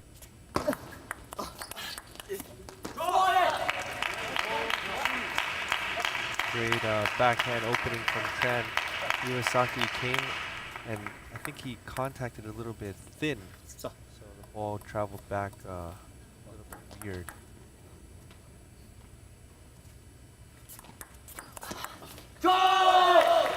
It's wild how sometimes an imperfect shot can be even better than a perfect shot because it's not what you expect.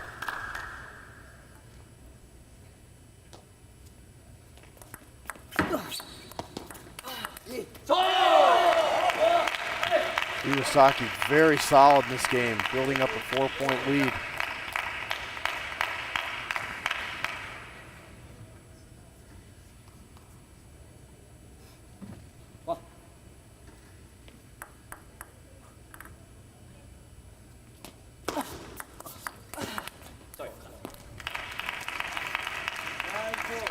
Looks like mishit again as Iwasaki apologizes.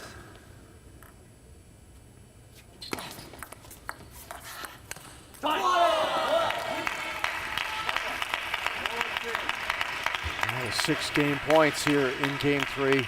Kim Iwasaki of Brazil.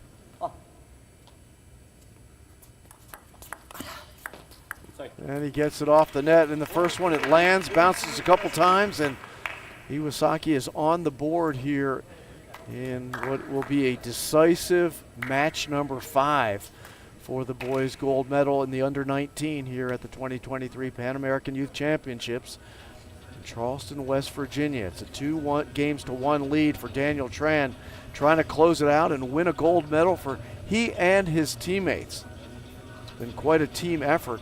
Everybody contributing for Team USA. 4th gold medal match of the day. Team USA made it to all 4. Iwasaki playing a much better third game here. Definitely more aggressive and also making his shots at the same time, putting pressure on Tran.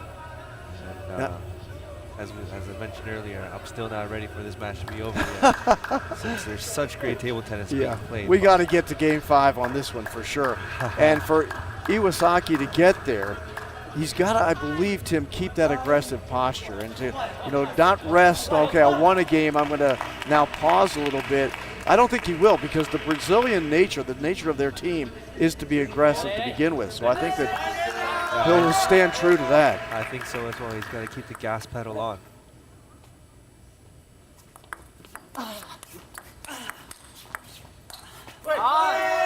And he does, but Tran is there with a couple of nice blocks, put it back on the table. And an error by Iwasaki puts Daniel Tran up 1-0 here in game 4.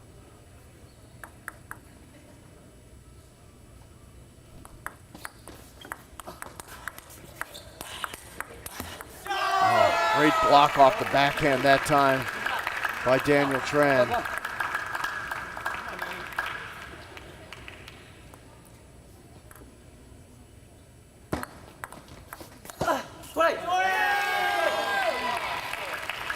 Going to take their time out here. Smart move by the Brazilian team. The momentum clearly rolling in favor of Daniel Tran. 3-0 here in game 4. And Iwasaki was trying to be aggressive, but he just wasn't as accurate as he was in game 3. Yeah, and I actually don't think that he wasn't as accurate. He was still making his shots, but Tran is just staying with him the entire time, not giving him any free points, obviously just making him work. It's a good point, because a lot of the returns in those big hits are blocks by Tran. He's getting it back, putting it in a decent position, but he's letting Iwasaki, if he wants to take the big swing, take the big swing. I'm going to put it right back to you and try to get a position where I can turn it to my favor or allow you to make a mistake, which he's done a couple of times in game 4, which he didn't at all in game 3.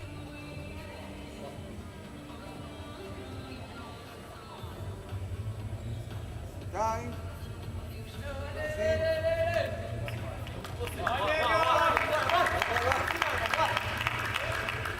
See if the timeout works here for Team Brazil.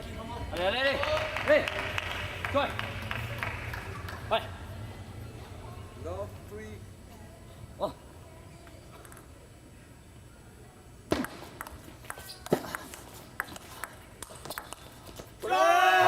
And again, Tran just keeping the ball on the table and looking for the right opportunity for counterattacks.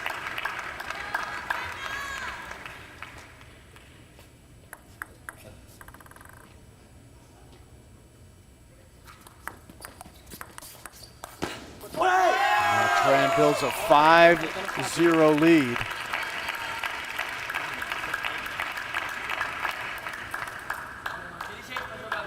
And that could be a decisive game 4. He's got a ways to go.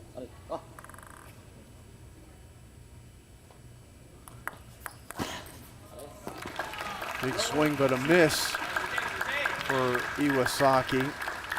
6-0.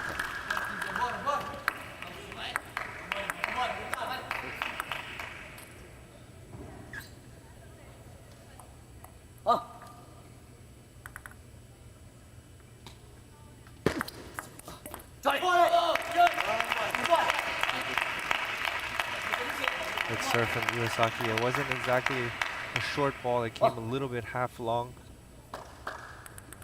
Tran wasn't able to adjust.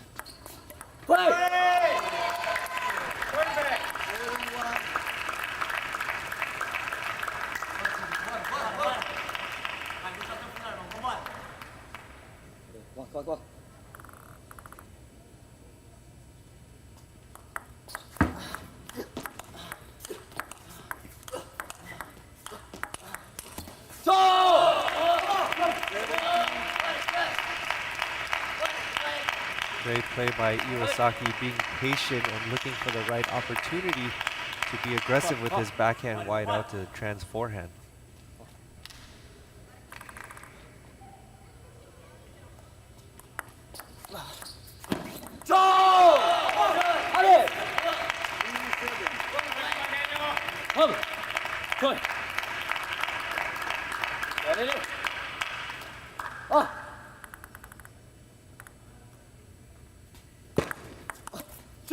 Now 3 in a row to 4 points for Kim Iwasaki.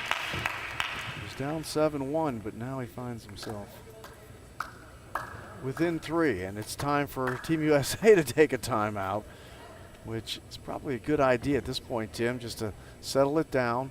You're still well up in this game. 7-4 is the score here in Game 4. Absolutely. This is a very smart timeout. You don't want to lose a game when you're leading so much, 7-1, and then have your opponent come back and put all the pressure back on you in a Game 5. So if you have any opportunity to close it, now is the time to do it. Finish it 3-1. You don't want to go to a Game 5 in this situation. You know, at 7-1, you made the point earlier, Tim, that Iwasaki did a good job. All he was doing was blocking backhands back onto the table, kind of waiting for a moment to take a big shot, rather than just trying to open up and take the big wheel. Very smart strategic decision at that point. Now they've run off. He has run off 3 in a row from that point, and it's right back in this game.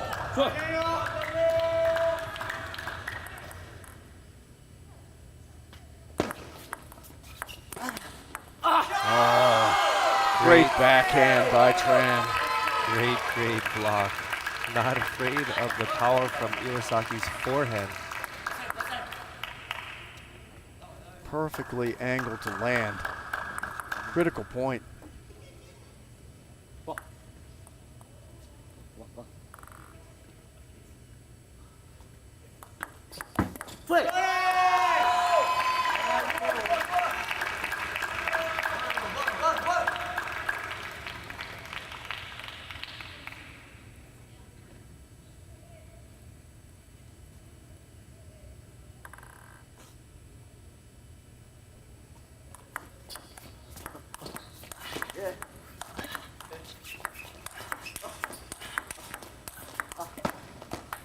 Oh, great point, and unfortunately it ended on a somewhat sour note for Iwakasi, but a great point. Tremendous shots on both sides there, Tim, and it's just a net that put the ball below the table. Iwasaki couldn't get it out. Now with 6 match points is Daniel Tran of Team USA for the gold medal. Not the first one. And Iwasaki not giving any opportunities for an easy gold medal finish. He slammed that one right into the body of Daniel Tran. Had to duck out of the way. And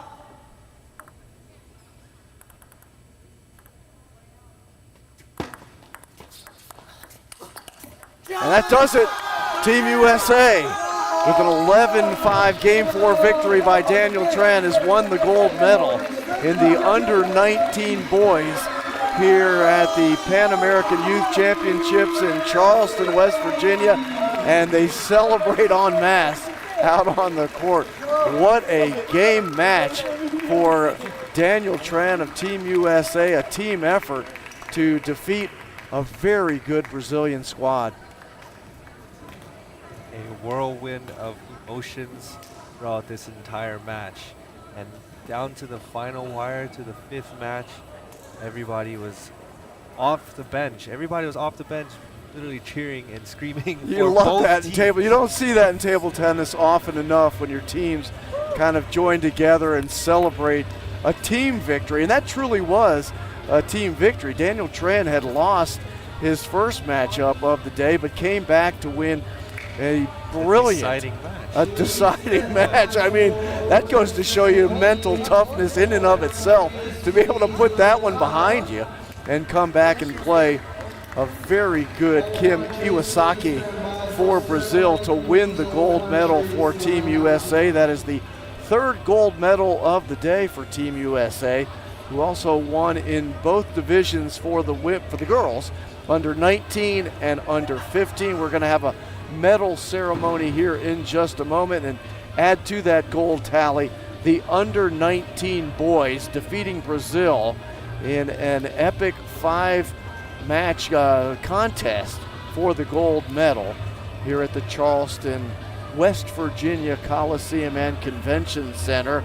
Want to thank everybody associated with today's live stream, including Tim Wong. Tim, thank you very much for your great work. Want to thank our sponsors, of course, the ITTF, the International Table Tennis Federation, putting on this tournament, the host, USA Table Tennis, Butterfly, our great equipment supplier, and the ball supplied by Raise. That's RAISE.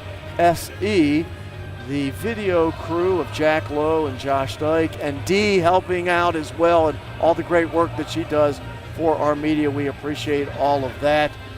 We're going to sign off here. I know there's more live stream to come in the individual matches over the next 2 days here at the 2023 Pan American Youth Championships, but it's gone pretty well for Team USA thus far.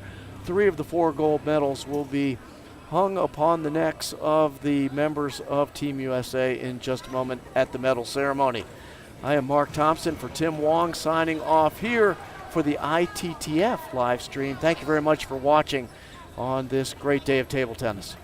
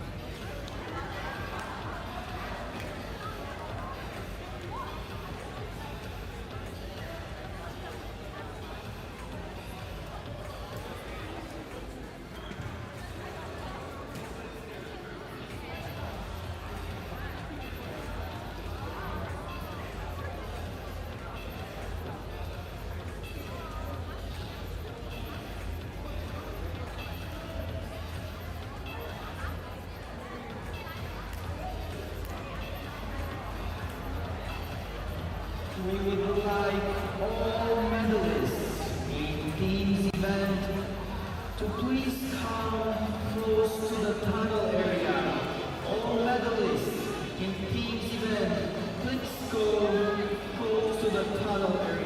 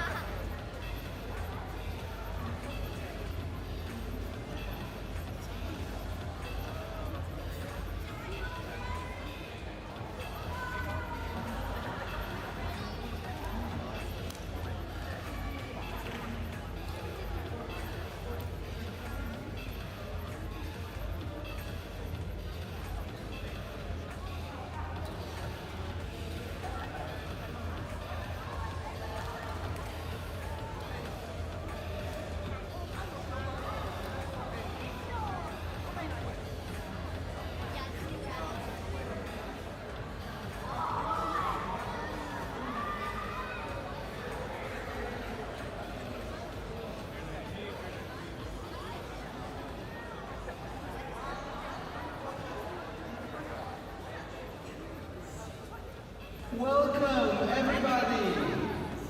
Please stand by as we will open the medal ceremony for the 2023 Pan American Youth Championship Teams event. First, we would like Amy Schuler City of Charleston, Andrew Thompson, Charleston Convention Complex Assistant General Manager, Paul Kaye, Treasurer of ITTF Americas, Alaor Azevedo, ITTF Vice President, Patrick Leahy, Charleston Convention Complex General Manager and Director of Programming, Teddy Matthews, Representative of ITTF Americas, Ben Mishu, City Manager for Charleston, West Virginia, and Mrs. Virginia Song, CEO of USA Table Tennis.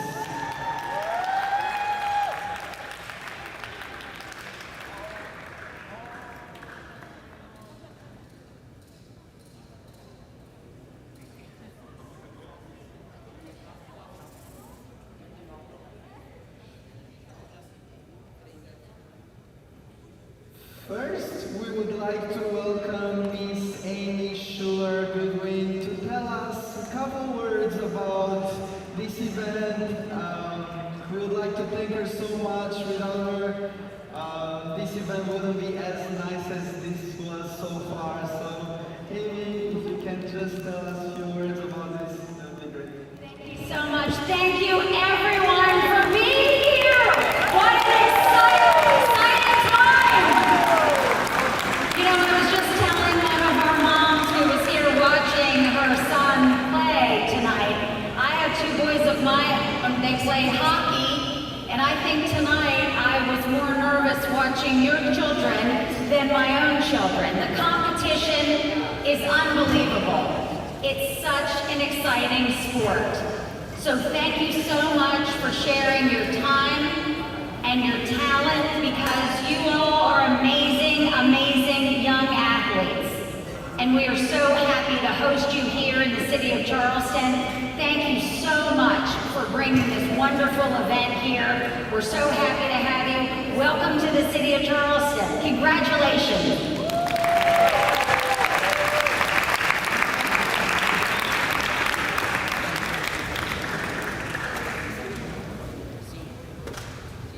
And now, we would like to start the awards ceremony. First, we'll start with the Cadet Girls team, under 15. Third place goes to Peru.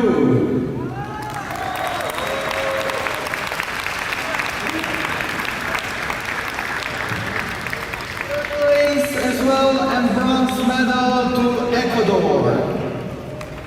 Second place and silver medal to Canada. Winners and gold medal, United States of America.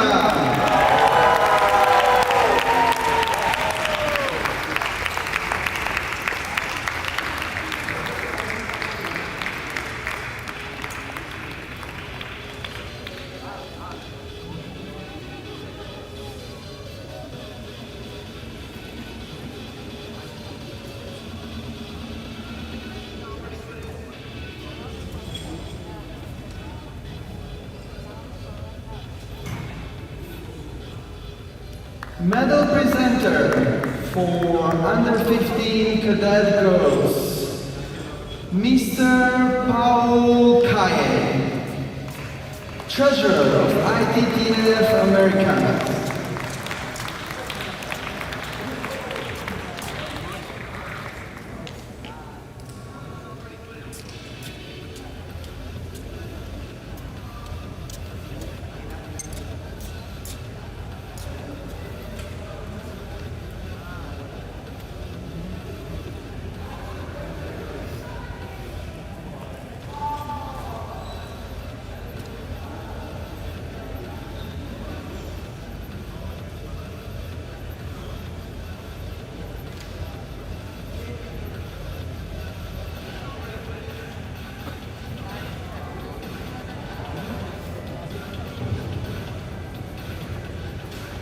Team Peru, Akihire Condezo Natsumi, Granadas Chan Luciana, Isabella Beatriz Leon Zeleda, Ingrid Trujillo Mamani.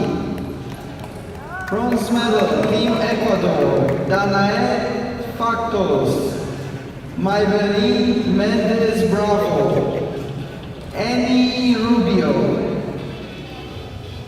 Silver medal, Canada, Olivia Huang, Emily Liu, Ivy Tan, Jessie Shu.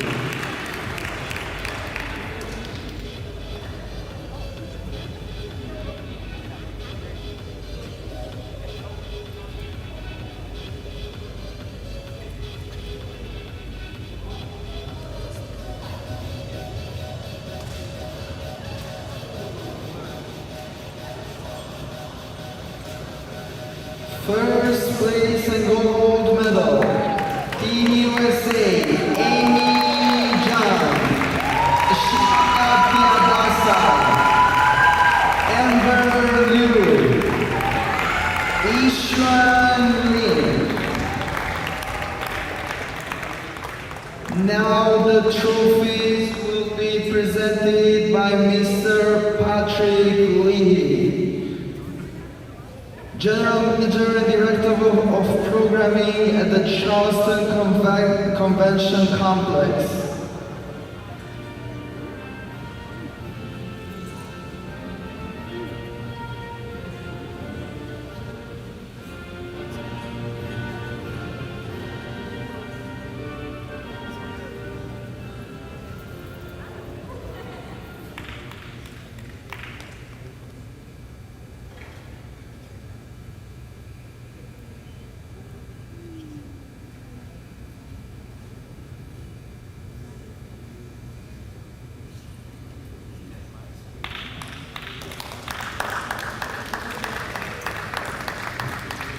Now, please all stand for the United States National Anthem.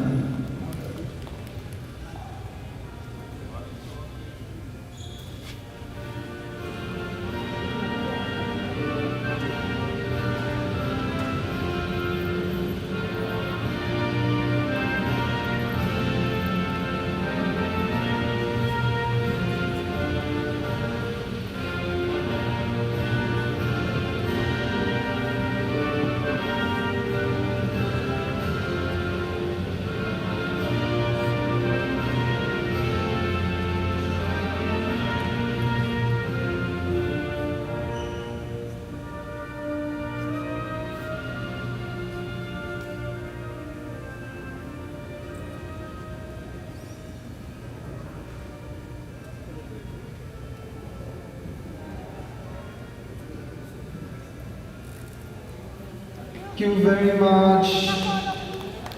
Cadet boys teams, please stand by for word ceremony.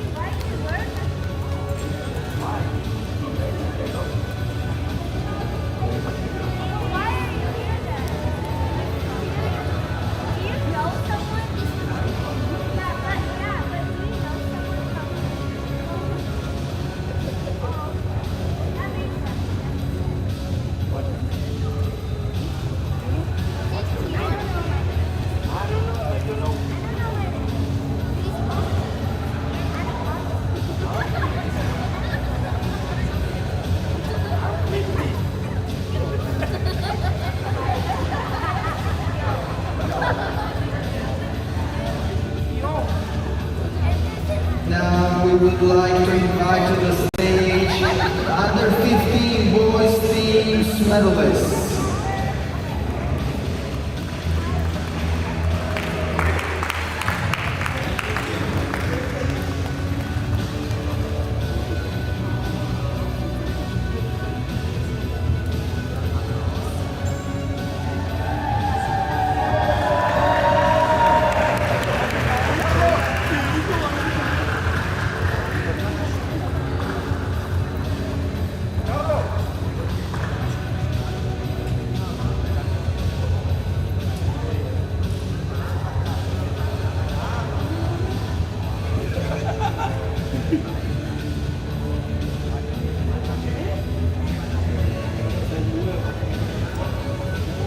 The medals will be awarded by Mr.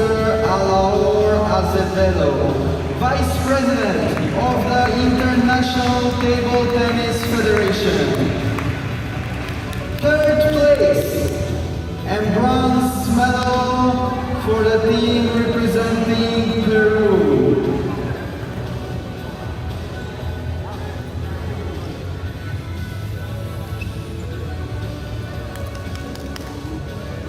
Carlos Blanco Castaneda, José Perales Aguiar, Carlos Santibáñez Peláez, Diego Takira Kian.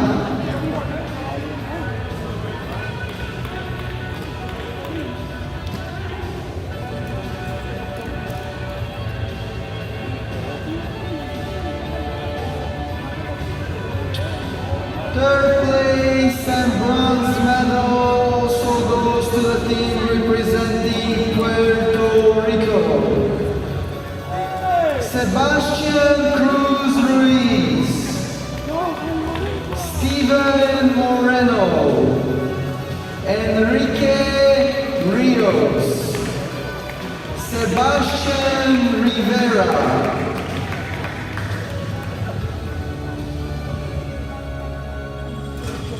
Second place and silver medal goes to the United States of America. Charles Shen, Stanley Shu, Xianyao He, Krish Gandhi.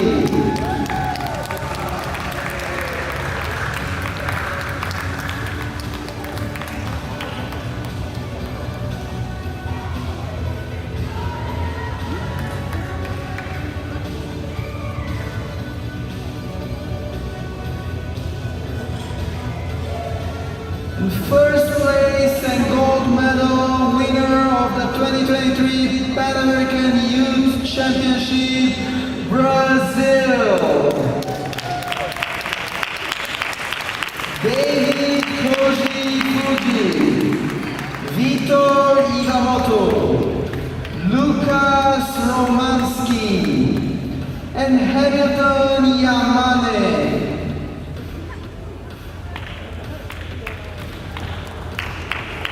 Now, the Assistant General Manager of Charleston Convention Complex, Mr. Andrew Thompson, will award the trophies for our winners here tonight.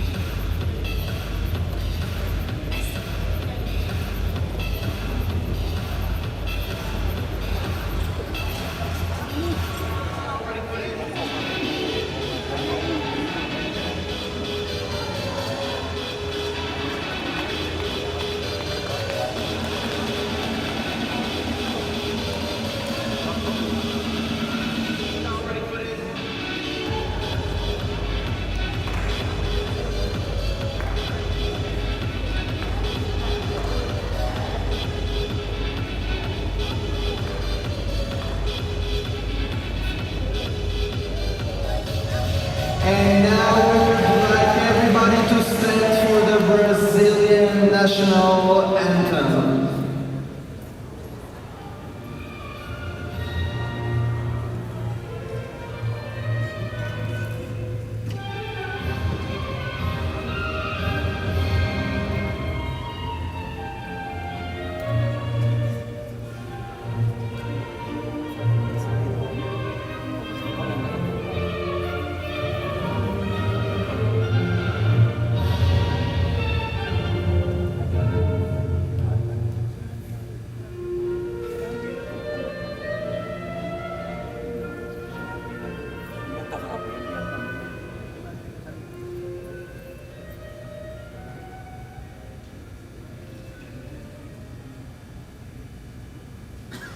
And congratulations to our winners.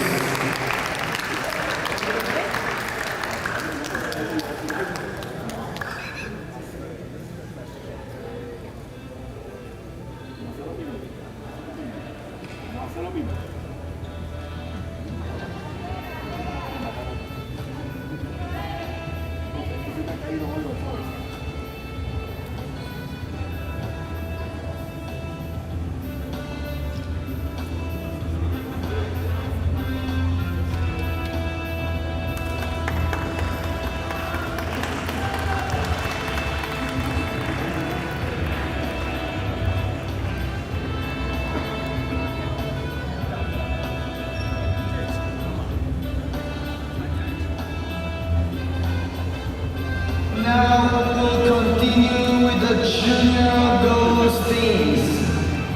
We would like to invite all medalists to come walk to the podium.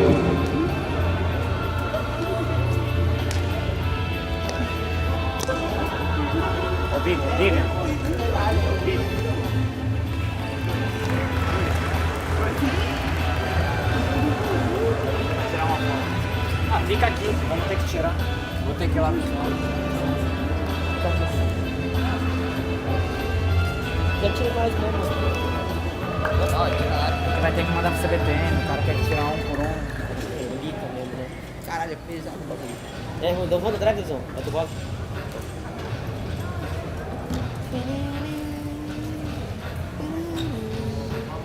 Oh, shit.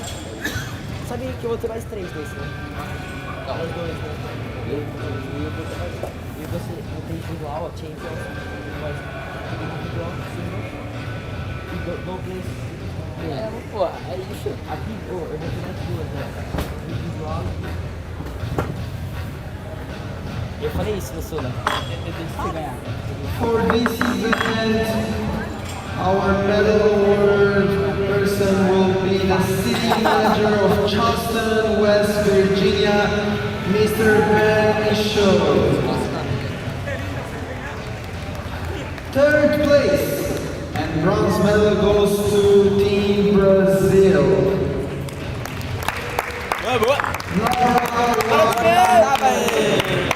Julia Takahashi, Karina Shirai, and Sabrina Mibara.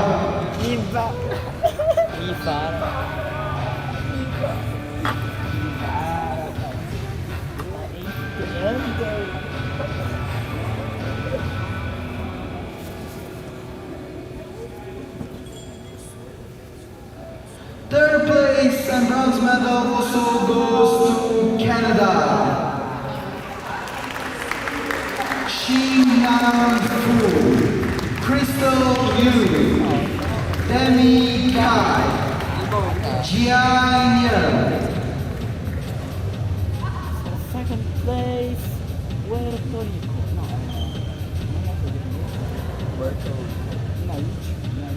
Second place and silver medal goes to Puerto Rico. Alondra Rodriguez. No. Rihanna Viene acá. Munoz. No, viene acá. Crystal Meléndez. ¿Qué pasa? Alajía Medina. Basura. ¿Tú quieres? ¿Ah? ¿En serio? Claro.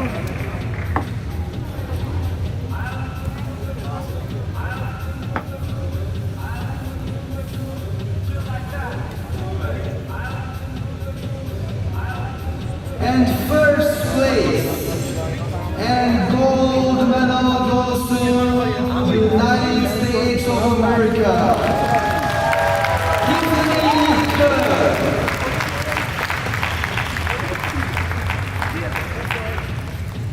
Muskan Gupta.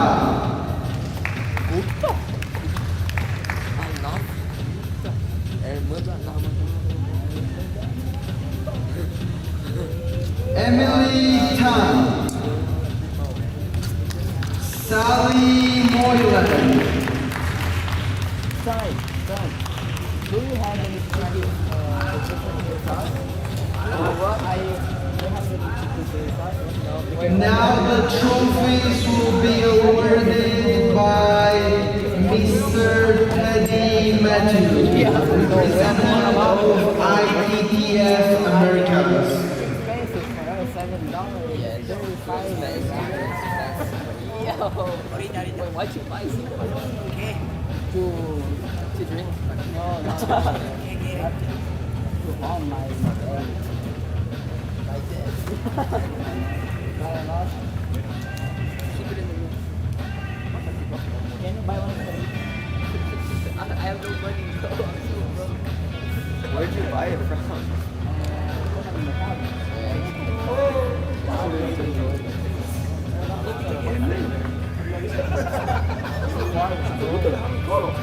What did they buy?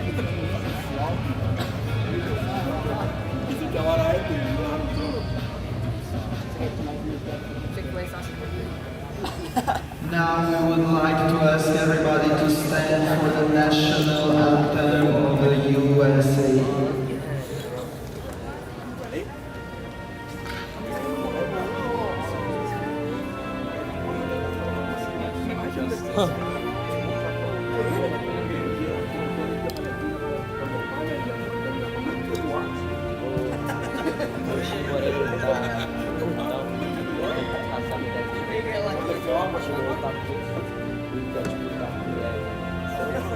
Street fight.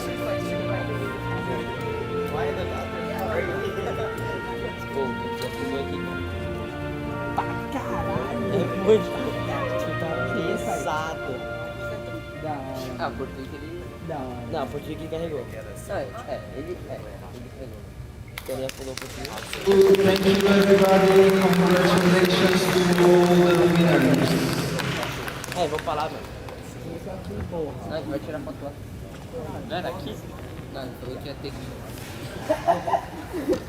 Caralho, tá marrom, velho. Irmão. Eu tenho um peito, né? A mesa tá inteira. Mano, a mesa tremeu, velho. Caralho.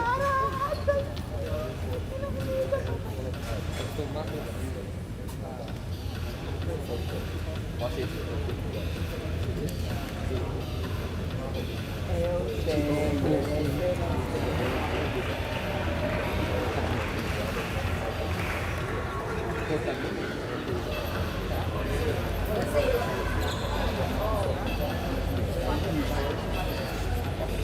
Peraí, vai ter a premiação numa segunda depois?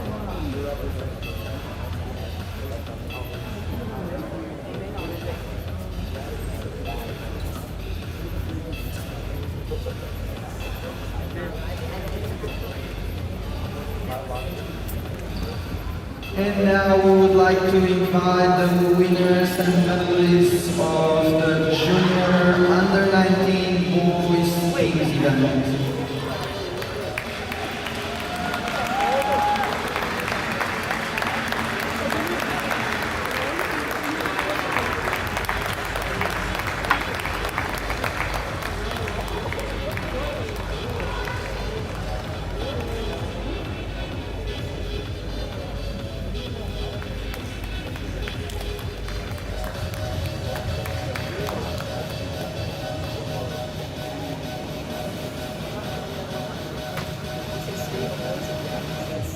For this event, the Mayor of City of Charleston, Amy Schuler Goodwin, will present the medals.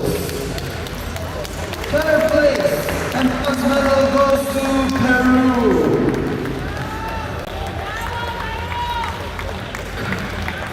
Carlos Fernandez. Adrián Rubin Rodrigo Gonzalo Alejandro Vera Diaz.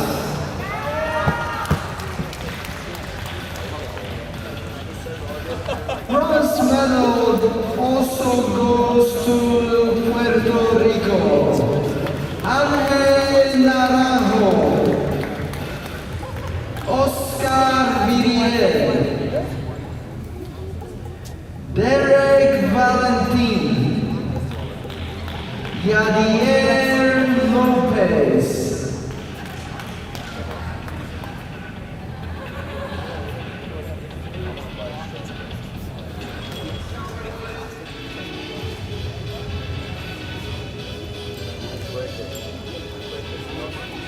Second place and silver medal goes to Brazil. Leonardo Izuka Kenzo, Kim Iwasaki, Felipe Dotti Arado, and Nicolas Yamane.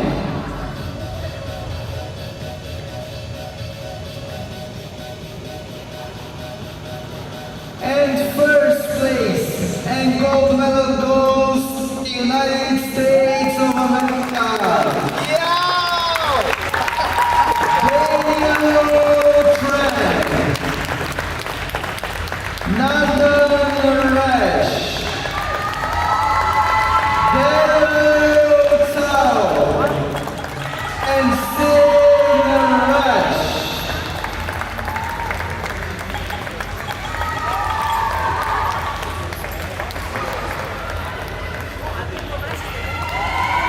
For this event, the trophies will be awarded by Miss Virginia Song, CEO of USA Table Tennis.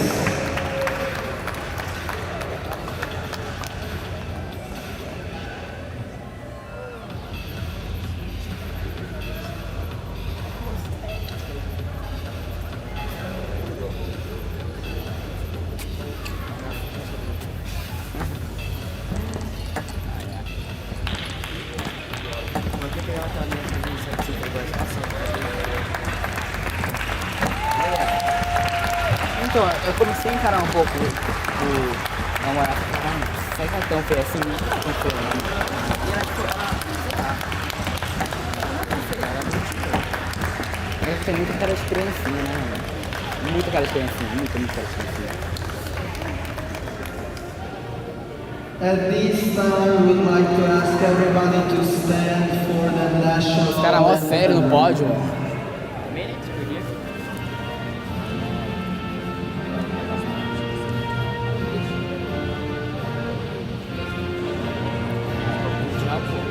Mas vai. Sim, os caras pagam. Eles falaram o seguinte, Deus abençoe.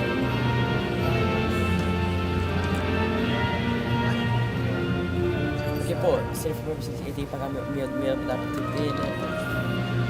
Tem que pagar minha WTT. Aonde? Qualquer lugar que for pagar. Poxa, por que eu ganhei o Rio de Janeiro? Quê? Se for pra esse cara pensar assim, eu tenho que jogar um WTT e ele tem que pagar. Por quê? Porque eu ganhei o WTT do Rio. Poxa, bora tirar a foto. Se for pela lógica. Mas ele não vai pagar pra ninguém, deve ser assim do nada. We would like to thank everybody for being Aqui eu tô de graça, here. pai. Wish all athletes best of luck in the singles competition.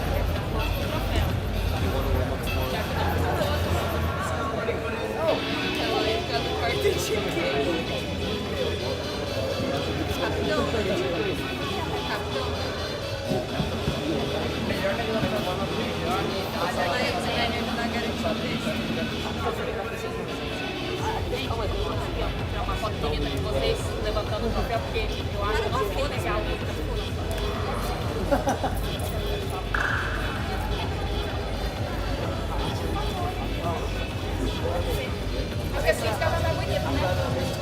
Só que tem que ter pau pra ter. Aqui, ó. Eu fico aqui, tá ligado?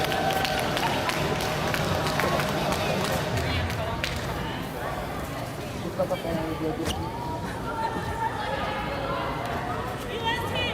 Like to invite all U.S. team members to take a picture. Grava isso aqui. Ô, Chiga. Chiga. Chiga. U.S. team, come here. Follow me, come here.